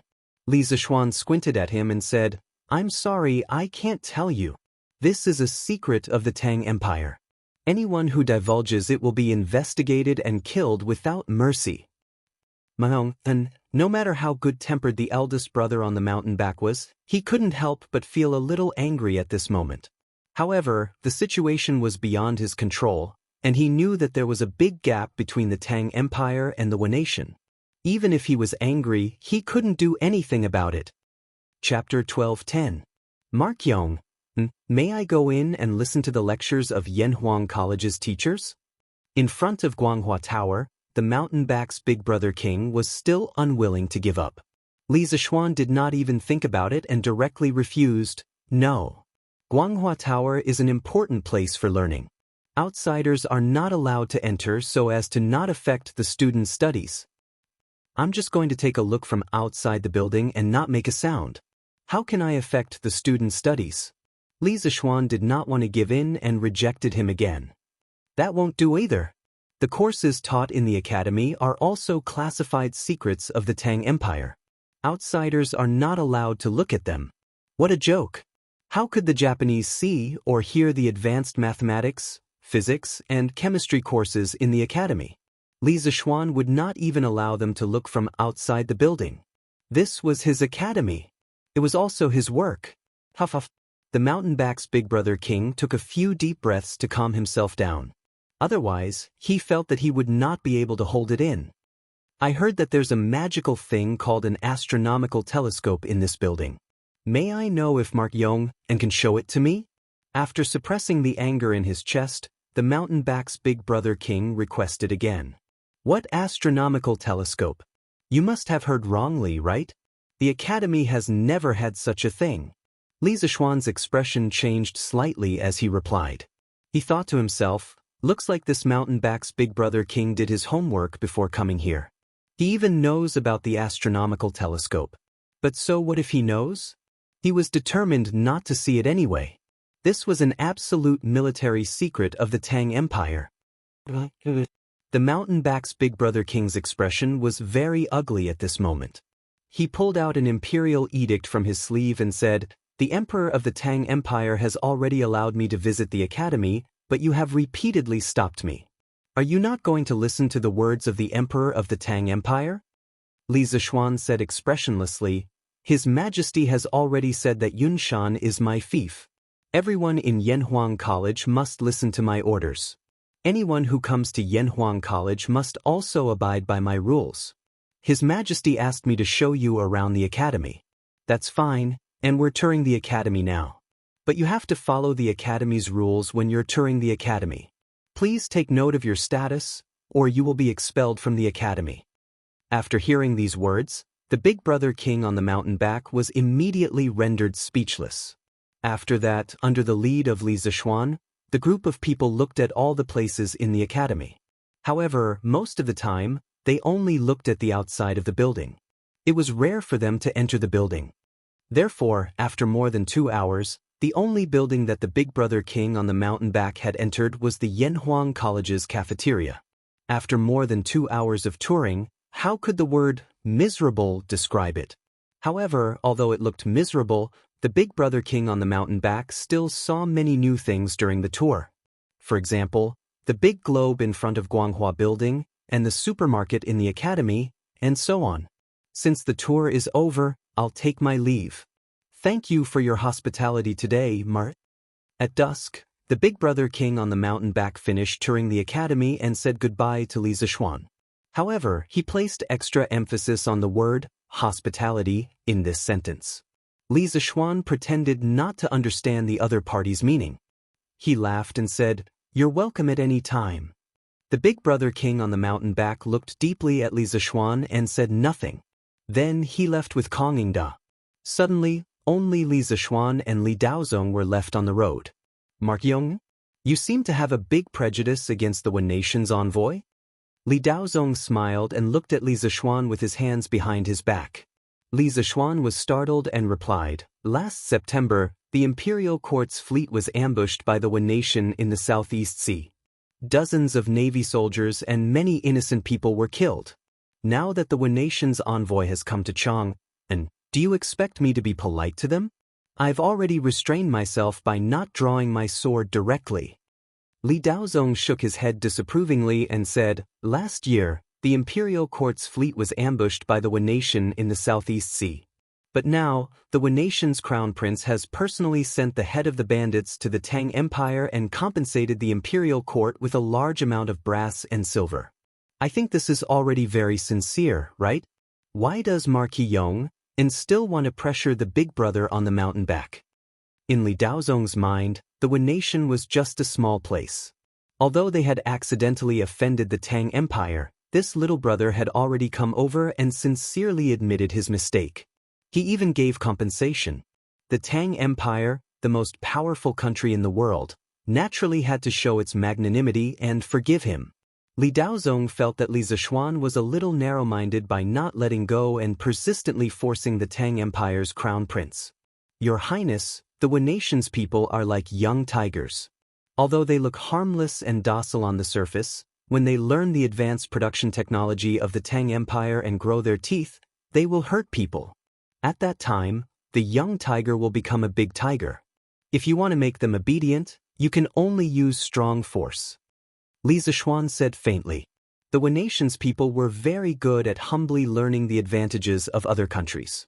But under the surface of humility and modesty, they were extremely arrogant and proud of their own culture. Therefore, once the One Nation's people surpassed their teachers, they would mock and belittle their teachers, and even beat them up. Li Zixuan's words were not groundless. They were all based on evidence. In modern times, after the Meiji Restoration, One Nation had learned from Western culture, introduced advanced Western technology, and borrowed scientific and technological achievements to quickly become the second most powerful country. They were constantly learning and innovating to surpass others. But at the same time, they also brought great harm to their Asian neighbors, such as China. This was the main reason why Li Zixuan hated the One Nation. Yes, he was a nationalistic youth. Back then, he could not do anything in the era of peace. Now that he had transmigrated to the Tang Empire and was in a high position, he would feel sorry for himself if he did not do something to the One Nation. Young tiger? Mark Yong, and the One Nation is just a small place. Even if they can really grow up, what do we have to fear? A tiger is still as small as a grain of sand in the vast sea in front of the colossus that is the Tang Empire. A mayfly trying to shake a tree is like a moth flying into a flame. Only death awaits. Although Li Zixuan's words sounded reasonable, Li Daozong had followed Li Er to the north and south in the first half of his life. How could he, who was arrogant, take a small One Nation seriously? Chapter 12:11. Li Xiaogong didn't think much of the Wa people, but Li Zixuan wouldn't let his guard down. He felt that the Wa people were more threatening than the Turks in the north. Therefore, even if Li Er blamed him for what he did today, he wouldn't regret it. But the good thing was that Li Er didn't have a good impression of the Wa people because of the loss of dozens of Tang Navy in the Wa last year. Naturally, he wouldn't blame him for it. The fact was that Li Er allowed the mountain-back elder brother to visit Yanhuang College because he wanted to maintain the demeanor of a great country and not be criticized by Confucian apologists for being stingy. He wasn't worried that the mountain-back elder brother would be wronged in Yanhuang College. He was worried that the mountain-back elder brother would see some secrets of Yanhuang College, such as the telescope and the college's laboratory. Li Zishuan's actions today could only be said to be exactly what Li Er wanted. Your Highness, the Marquis of Yong, and seems to be very unfriendly to us. Chang, in city, in a room of Honglu Temple. Yoko Ono bowed slightly and whispered to the mountain-back elder brother. Back when Li Shaogong led the army to exterminate the Suo family in Feiniao, there was no longer any dispute over the next ruler of Wa. Although the ancient empress hadn't officially appointed the mountain-back elder brother as the crown prince, his subordinates had already begun to call him the crown prince. At first, the mountain-back elder brother would correct them, but after a long time, he was too lazy to do so. Or rather, he was used to it. I can see that too. But since I came to Chang'an City, the number of times I've seen the Marquis of Yong and can be counted on one hand. It's even more impossible to offend him. I don't know where his hostility towards me comes from. The mountain-back elder brother looked out of the window with a gloomy expression. A few days ago, he had applied to stay in Chang, and for a while with the purpose of learning the culture of Tang Empire. When he returned to Wa, he would be able to carry out reforms. He was also an ambitious person. He hoped that he could become a ruler of resurgence in the future. But the great Tang's imperial court didn't seem very friendly to him. Li Erdu hadn't given him a residence, which meant that he had to live in the Chamberlain of Dependencies. Wasn't this the same as living in an inn every day? Compared to Feng Jidai's son, Feng Jidai's treatment as a messenger. After all, not only did Jidai have a residence in the capital, but he also was often by the side of the emperor. Your Highness, the problem might be that you rarely meet the Marquis of Yong and you. Yoko Ono's eyes flashed as she cupped her hands. Back when Su was sent people to assassinate Li Shaogong in Feiniao City, Yoko Ono almost had a large piece of his scalp cut off during the chaotic battle. Although he had already recovered from his injuries, the center of his head was bald and no longer had any hair, making him look somewhat comical. Atao. The big brother king looked at Yoko Ono. He held back his urge to laugh and asked. This subordinate has heard that the Han officials are very particular about reciprocity. If an ordinary person wants to invite a high-ranking official to do something, it is impossible for them to not send some generous gifts. Therefore, in this subordinate's humble opinion, Your Highness should prepare some gifts for the Marquis of Yong and to build a better relationship. The next time you visit Yanhuang College, your treatment will be much different. Yoko Ono cupped her hands and explained with a wise face. The big brother king on the mountain back suddenly understood. He clasped his hands behind his back and said, "It seems that I didn't think it through." Then Young, Z, help me think, what is suitable to give the Marquis of Yong? It's said that he's the person who makes the most money in the Great Tang, so he probably won't care for gold or silver. What should this prince give him? When Yoko Ono heard this, he was instantly worried. He frowned deeply and thought for a long time before finally saying, Your Highness, this subordinate believes that since the Duke of Yong and doesn't lack money, then he definitely lacks women. I heard that he only has one wife. Why don't we give him 2 Yamato beauties? He must have never seen the beauties of our Yamato people, right? The big brother king on the mountain back's eyes lit up and said excitedly, Good, good, good. Immediately send a letter to the Empress and request for 2 of the most beautiful and pure women in Japan. Yoko Ono hurriedly left to carry out the order. Only the big brother king on the mountain back was left in the room. He muttered, I heard that the Marquis of Yong and founded engineering school, vigorously discovering the people's livelihood and building advanced tools. This is the knowledge that Japan needs. This prince must obtain it. Hedong Road, Lan Province, outside Ifang County. Old Master Han, this official has already informed the owners of Willow Village, Nanping Village, and Kaiyang Village in advance. They should be waiting in Willow Village right now. Let's go over first. Old Master Han, you can also take a look at the villages. A middle-aged official wearing a green official's robe sat in the same carriage as Han Li. The middle-aged official had a kind expression and didn't have the air of an official on his face. If it wasn't for the green official's robe, people would probably mistake him for an ordinary citizen. "Thank you for your trouble, County Magistrate Wang. This Han can't thank you enough." Han Tianhu clasped his hands and thanked him sincerely. That's right. After many days of traveling, he had already arrived at the border of Lan Province. Once he arrived at the county, he immediately found the county magistrate of Yifang County, Wang Qingxing. The Wang family rose from Taiyuan. Within 100 miles of Taiyuan, the surname Wang was considered a big surname.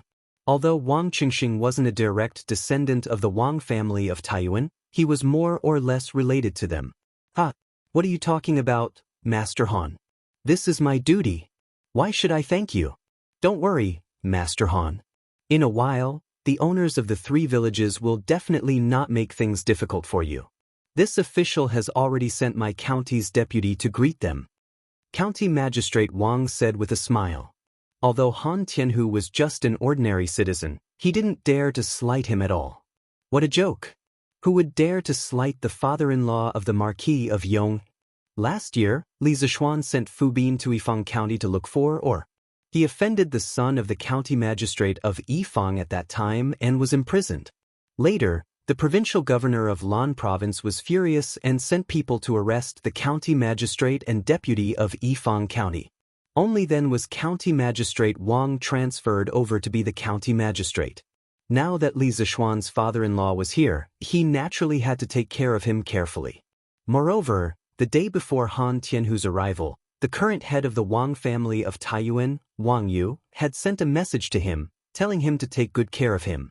If there were any mistakes, he would be expelled from the Wang family.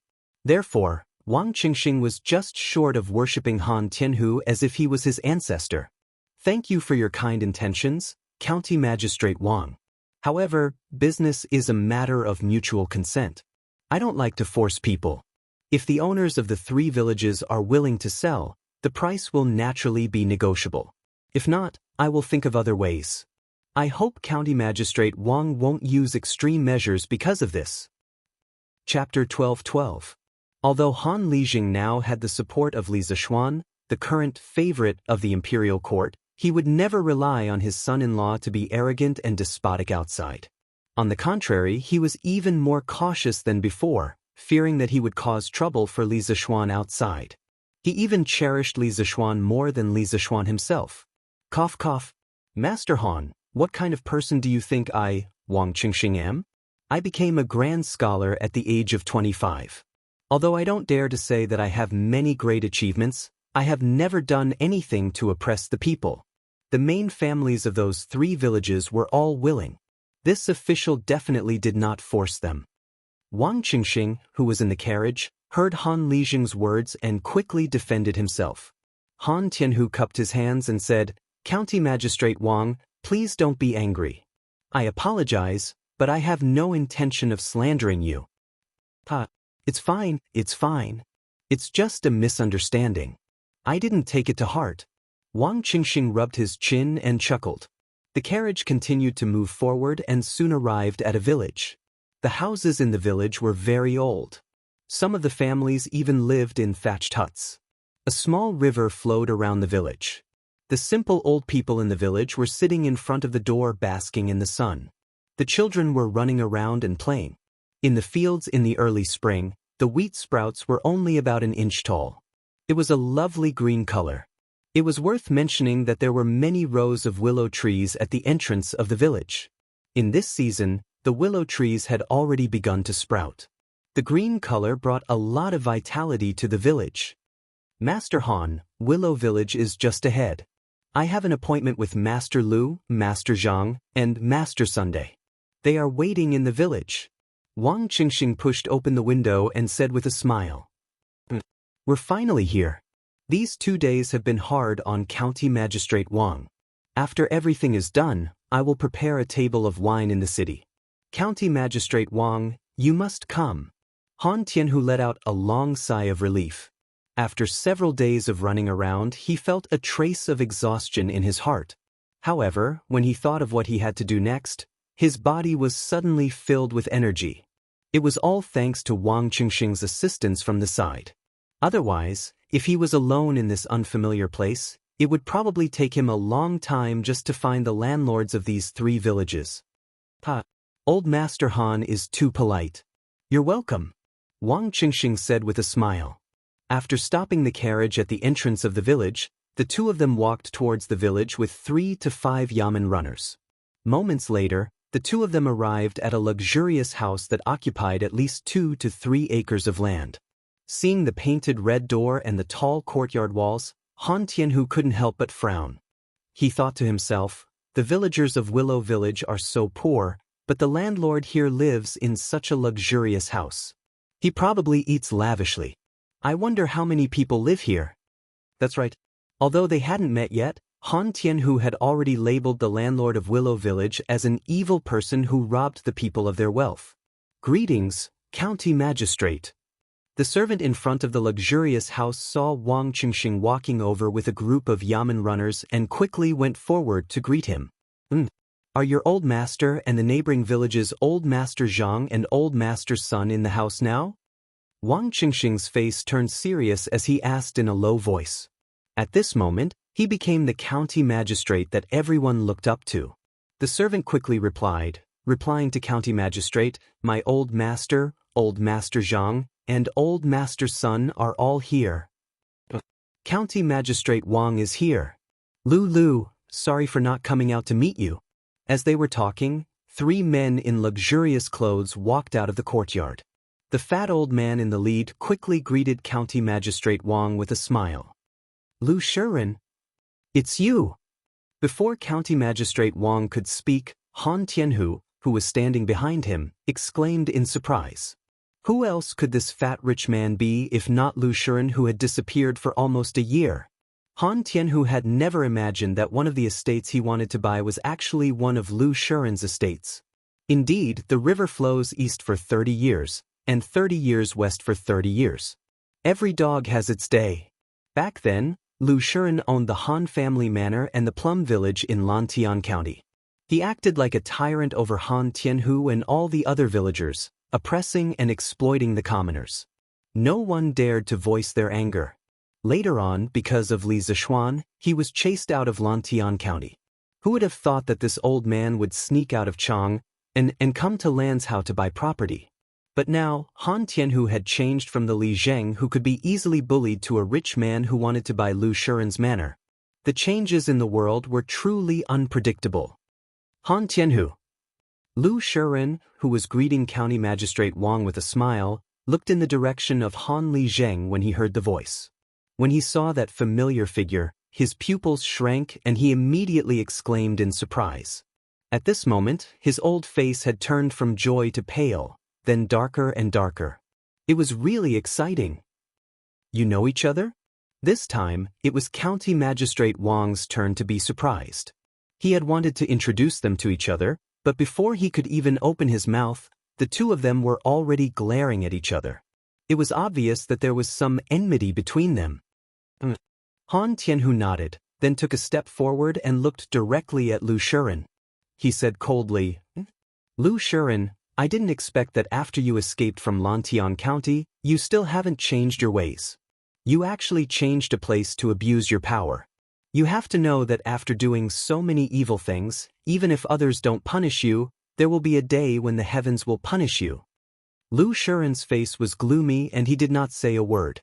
If it was a year ago, he would not have been so cowardly in front of Han Tianhu, but now, he had no choice but to be cowardly.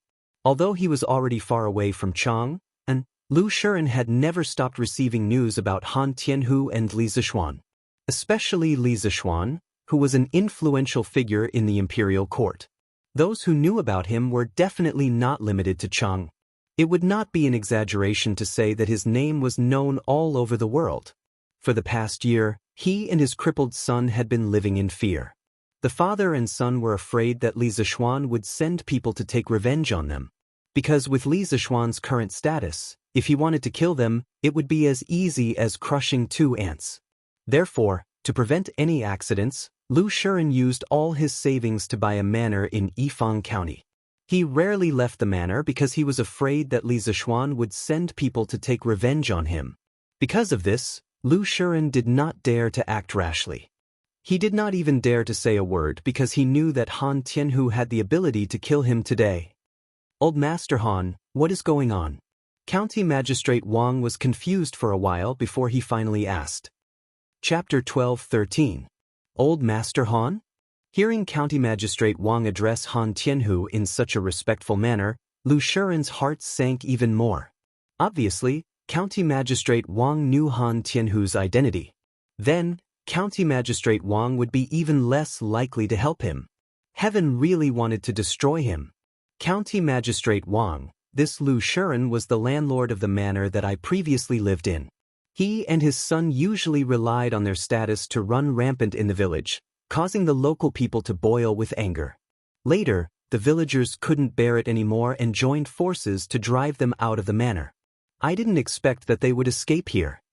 Han Li cupped his hands and said to County Magistrate Wang, there's such a thing? County Magistrate Wang didn't suspect him. He squinted his eyes and turned to look at Lu Shiren. His expression instantly turned cold.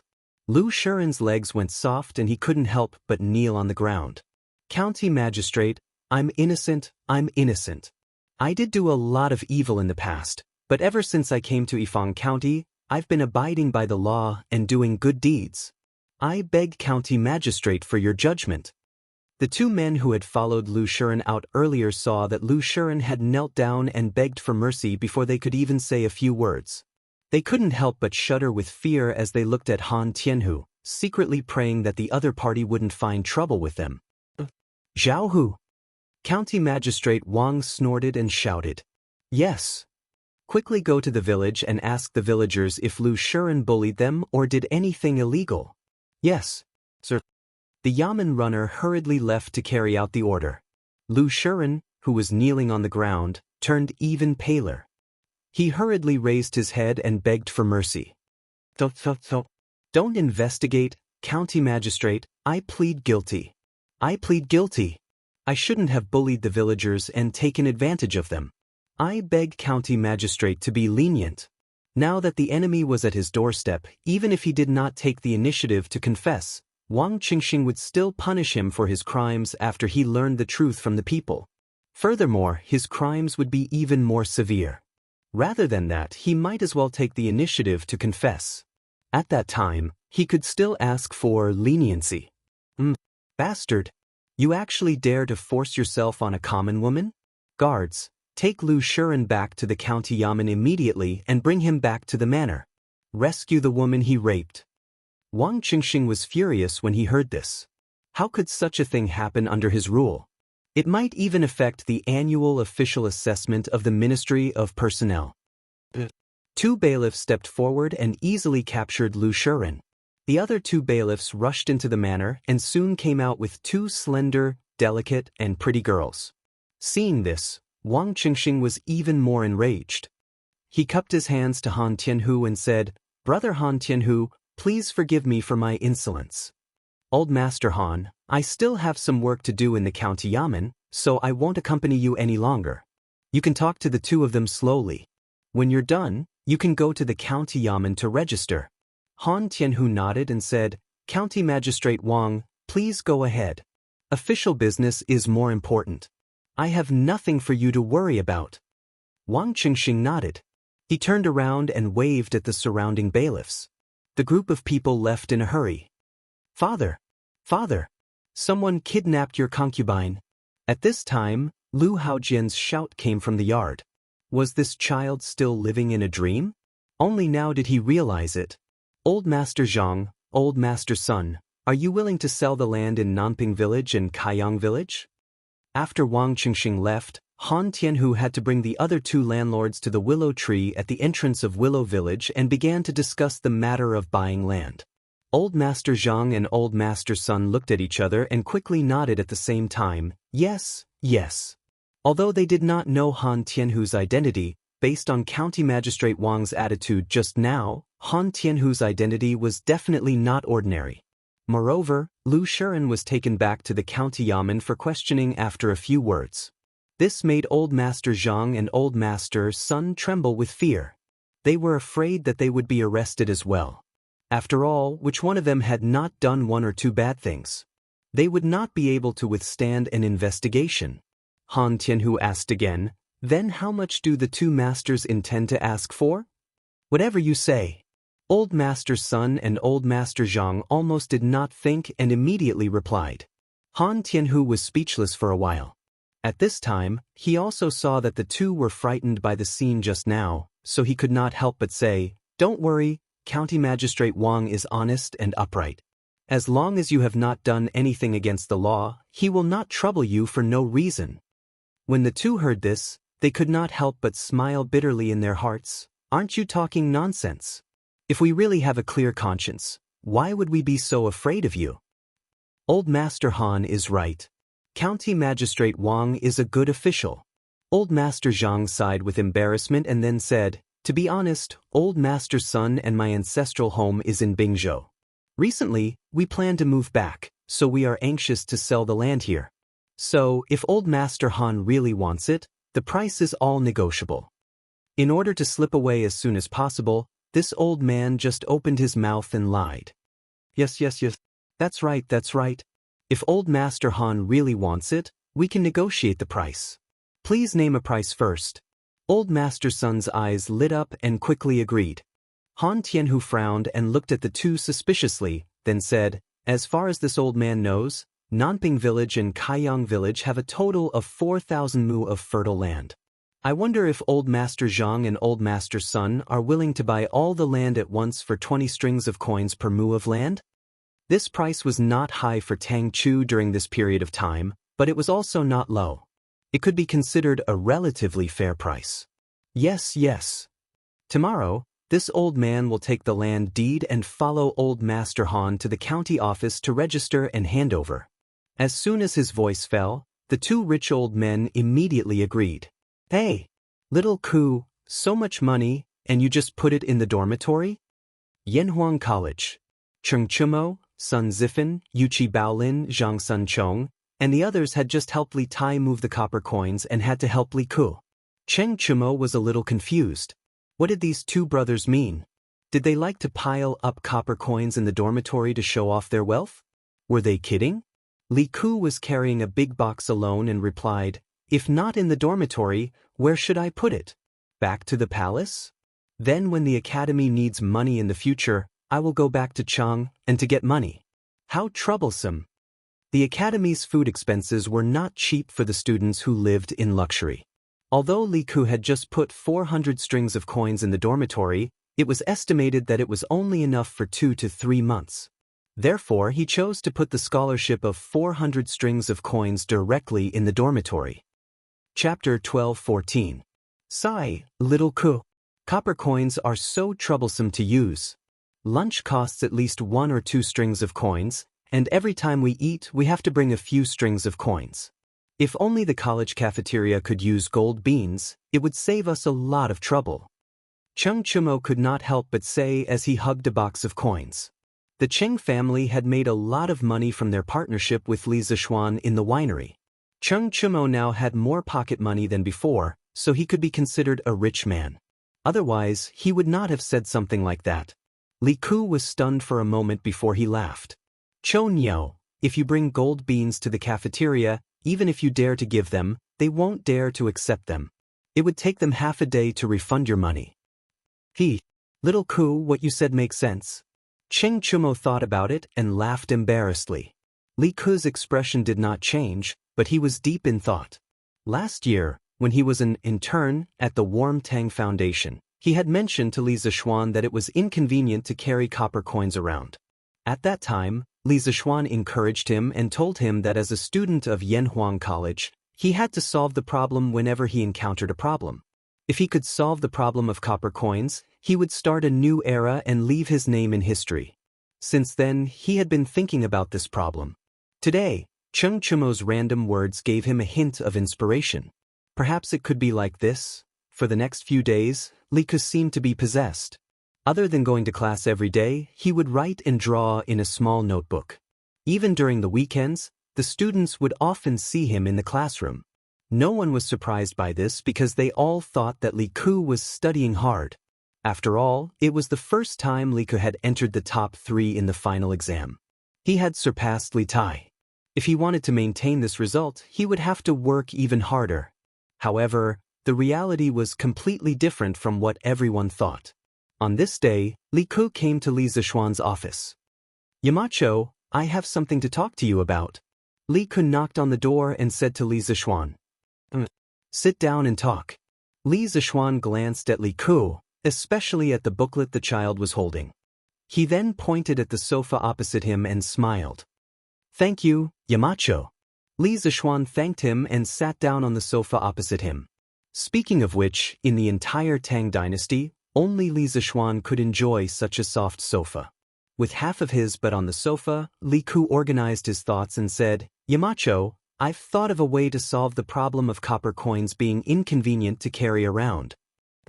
Tell me about it." Li Zishuan looked at Li Ku in surprise. He quickly put down the book in his hand and looked like he was all ears.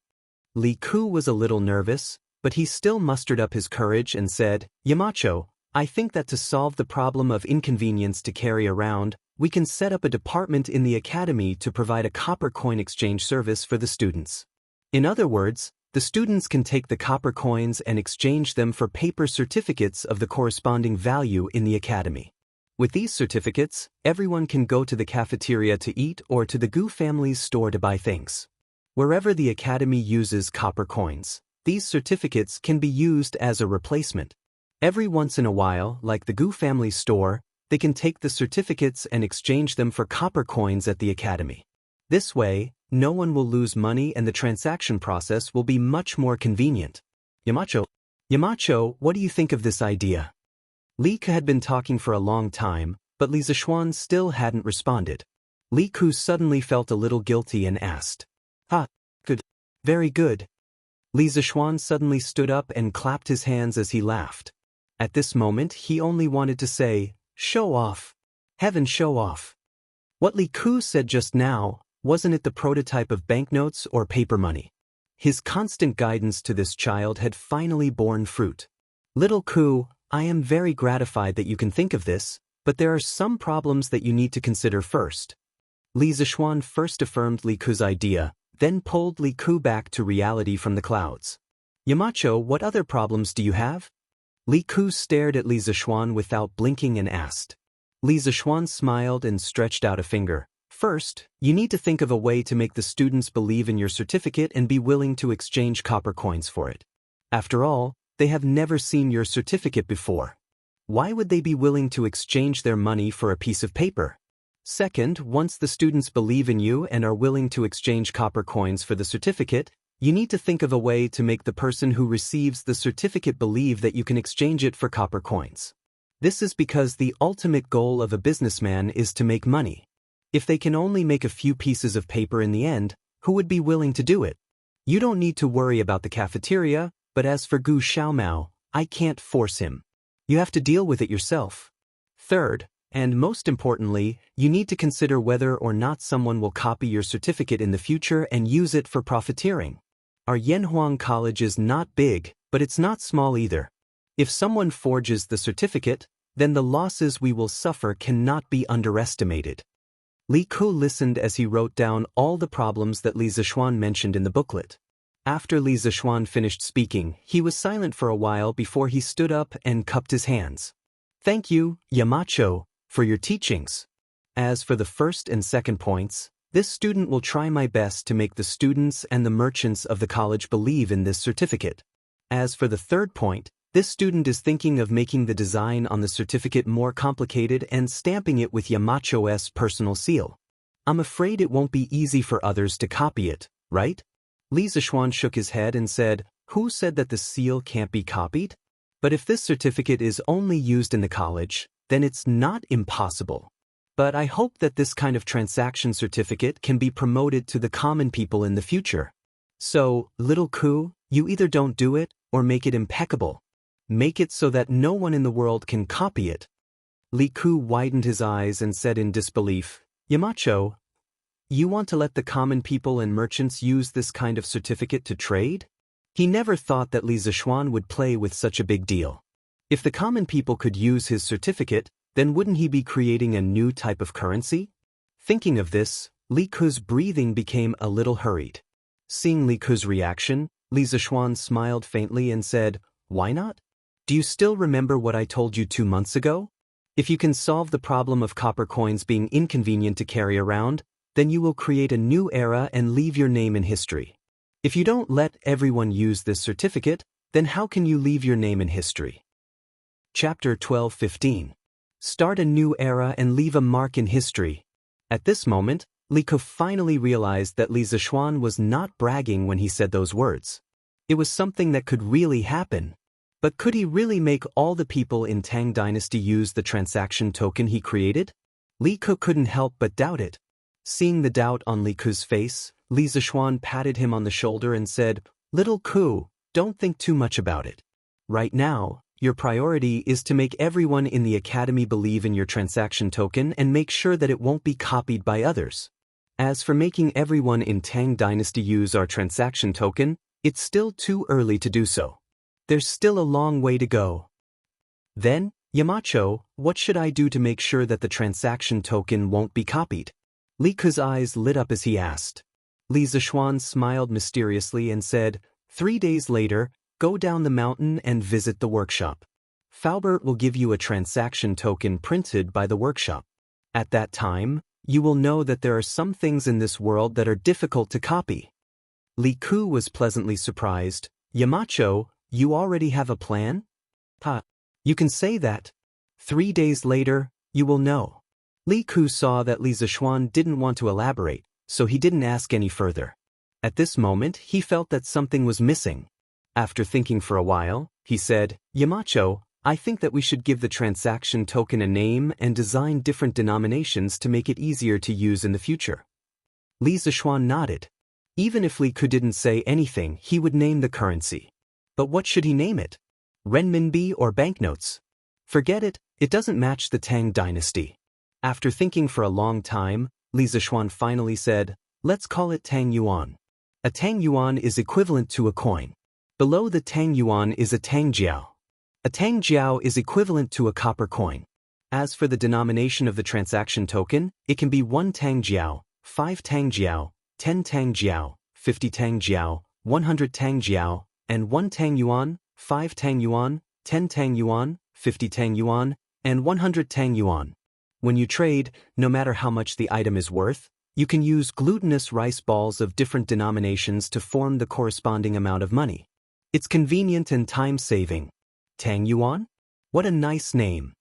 Li Ku's eyes lit up and he praised, Yamacho, what should the department in the academy that is in charge of depositing and exchanging Tang Yuan be called?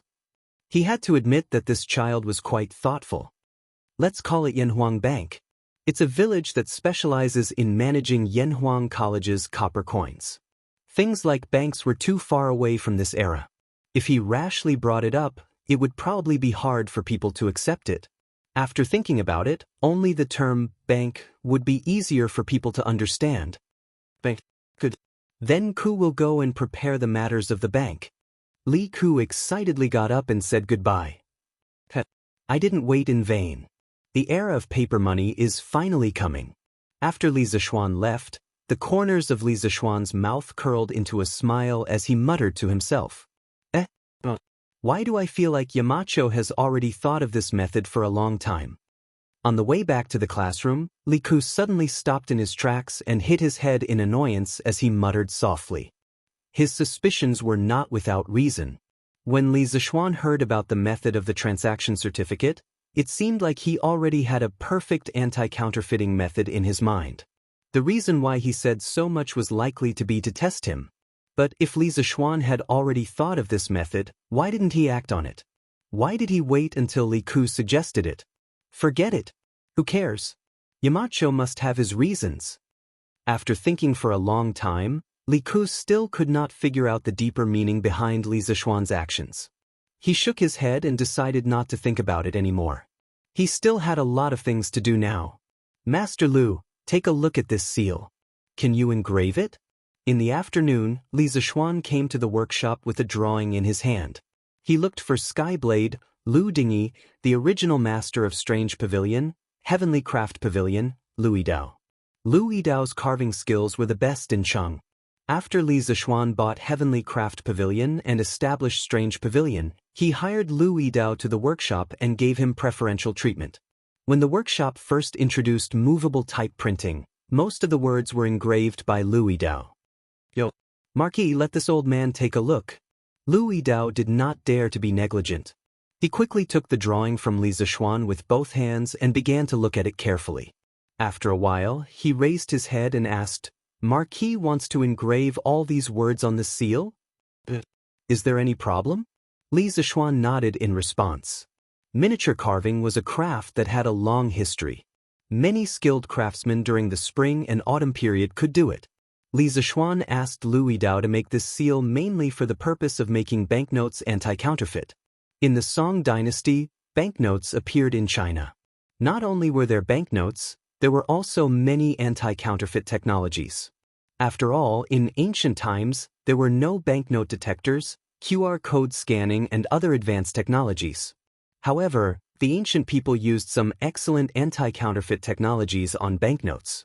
Li Zixuan planned to use one of them, the anti-counterfeit seal. Earlier, Li Zixuan said that he wanted to stamp his personal seal on the banknotes as an anti-counterfeit. However, Li Zixuan felt that it was not reliable because it was too easy to fake a personal seal. If he really wanted to use a seal as an anti-counterfeit, he would make an anti-counterfeit seal. This was a method of anti-counterfeit banknotes that the Jin merchants came up with during the Ming and Qing dynasties. They specially designed miniature carvings. The contents of the miniature carvings were hundreds of words of poetry. The miniature carvings were very delicate and could not be carved by ordinary techniques. Even if it could be made, it would take a lot of material resources and require a very high level of carving skills. Moreover, in the process of carving, a few words would be deliberately engraved. Even the original carver would not be able to carve the same miniature carvings as before. Therefore, the counterfeiters simply gave up on making fake banknotes. Market. If it was a few years ago, old Lu, would have been able to do this kind of exquisite work. But now, old Lu, can't even see small things clearly with my eyes. I'm afraid I can't carve this seal of yours. Old Lu frowned and looked troubled. When Li Zixuan heard this, he thought to himself, isn't this presbyopia? That's easy. Master Lu, don't be in a hurry to refuse.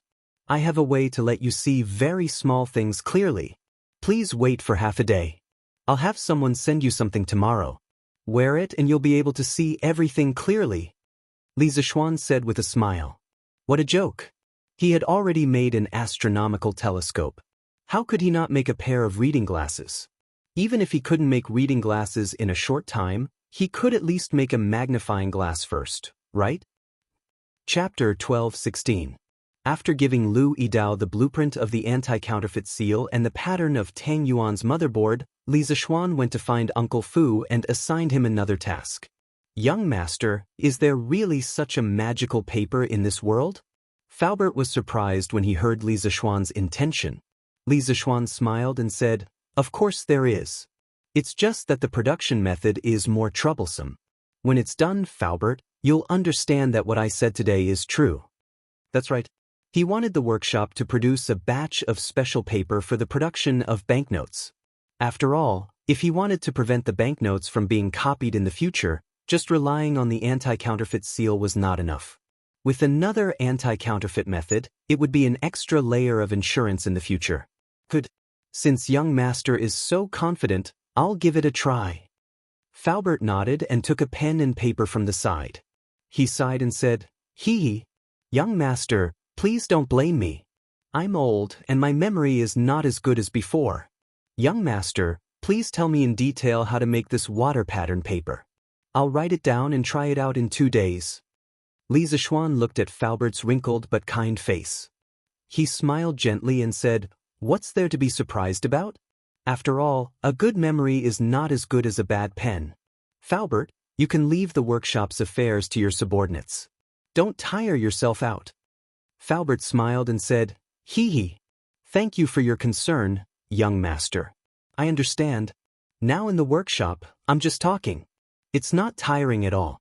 Dr. Sun even praised me for my strong body before the new year." "That's good." Li Zishuan gave a heartfelt smile of relief and then got down to business. "Uncle Fu, this kind of paper is actually not that complicated to make. First, let the steel factory forge a batch of water pattern rollers with protruding patterns. Then, install the water pattern rollers on the rollers of our paper machine and use them to imprint the paper. During the paper-making process, the water pattern roller would come into contact with the front of the paper, and the front of the paper would be imprinted with water patterns. The vertical and horizontal water patterns on the wet paper could be seen under the light. They were evenly and neatly arranged patterns with different transparency. Oh, that's right, the material for the production of water pattern paper must be the bark of the chu tree. Other materials cannot be used. Faubert, you can arrange for people to buy a batch of chu tree bark for the workshop. First, buy it near Cheng. Later, go to Sichuan to buy it because there should be a lot of chu tree in Sichuan.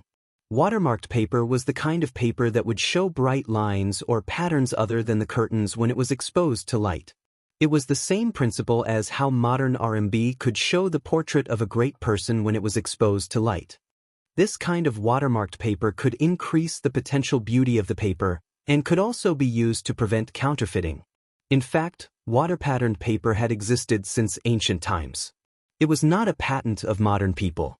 According to the original history, in the middle of the Tang dynasty, the people of Chengdu invented water-patterned paper. It had two types of printing, clear and dark. Other regions could not produce it at all, so it was called Sichuan paper. Thanks to this, the earliest paper currency in China's history, jiaozi, first appeared in the Sichuan region. It was only later that it slowly spread out. In the beginning, people did not care about paper money at all. They only used it as stubs and felt that it was very easy to carry around. Later, they found that it was very useful and began to use it for transactions. Jiaozi was gradually popularized just like that. When it came to the Southern Song dynasty, because there was no supply of Sichuan's water pattern paper, they switched to printing paper from the Jianghuai region. However, Jiangnan paper did not have the special anti-counterfeiting ability of Sichuan paper, so there was a large amount of fake money in the market.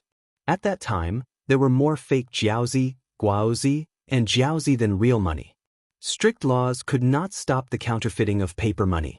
This directly caused the Southern Song dynasty's economy to sink into a quagmire. Therefore, the water-patterned paper used to produce banknotes was a very important anti-counterfeiting method. Chu tree bark? Young master, why must we use chu tree bark to make paper? Faubert listened and nodded his head. In the end, he could not help but ask. Li Zishuan replied, "Faubert, paper made from chu tree bark not only has better toughness than normal paper, but it also has better texture." Faubert nodded his head skeptically. Then he felt that it was a little strange. "Young master, why did you go through so much trouble to make water-patterned paper?" It was all his fault for only caring about the technical aspects and ignoring Li Zishuan's purpose. Li Zishuan smiled mysteriously and said, "Faubert, you will understand later. Other than the water-patterned paper, there is one more thing that I need to trouble Faubert to arrange for people to do as soon as possible." "Young master, please speak." Faubert had long been immune to Li Zishuan's creative ability, so he did not make a fuss about it at the moment. Li Zishuan paused and said, "Faubert, recently you have been thinking of ways to control the carbon content in the steel to refine a slightly softer steel. I plan to use this steel to make an engraving board, an intaglio engraving board. After this steel is refined, let Master Lu draw the engraving pattern I gave him on the steel plate, and I will engrave it myself later." Intaglio printing, or intaglio printing, was the traditional method of modern banknotes production. In the 21st century, all the countries in the world were still using intaglio printing to produce banknotes. The inked part of the printing plate was concave. During printing, the printing plate was directly in contact with the paper.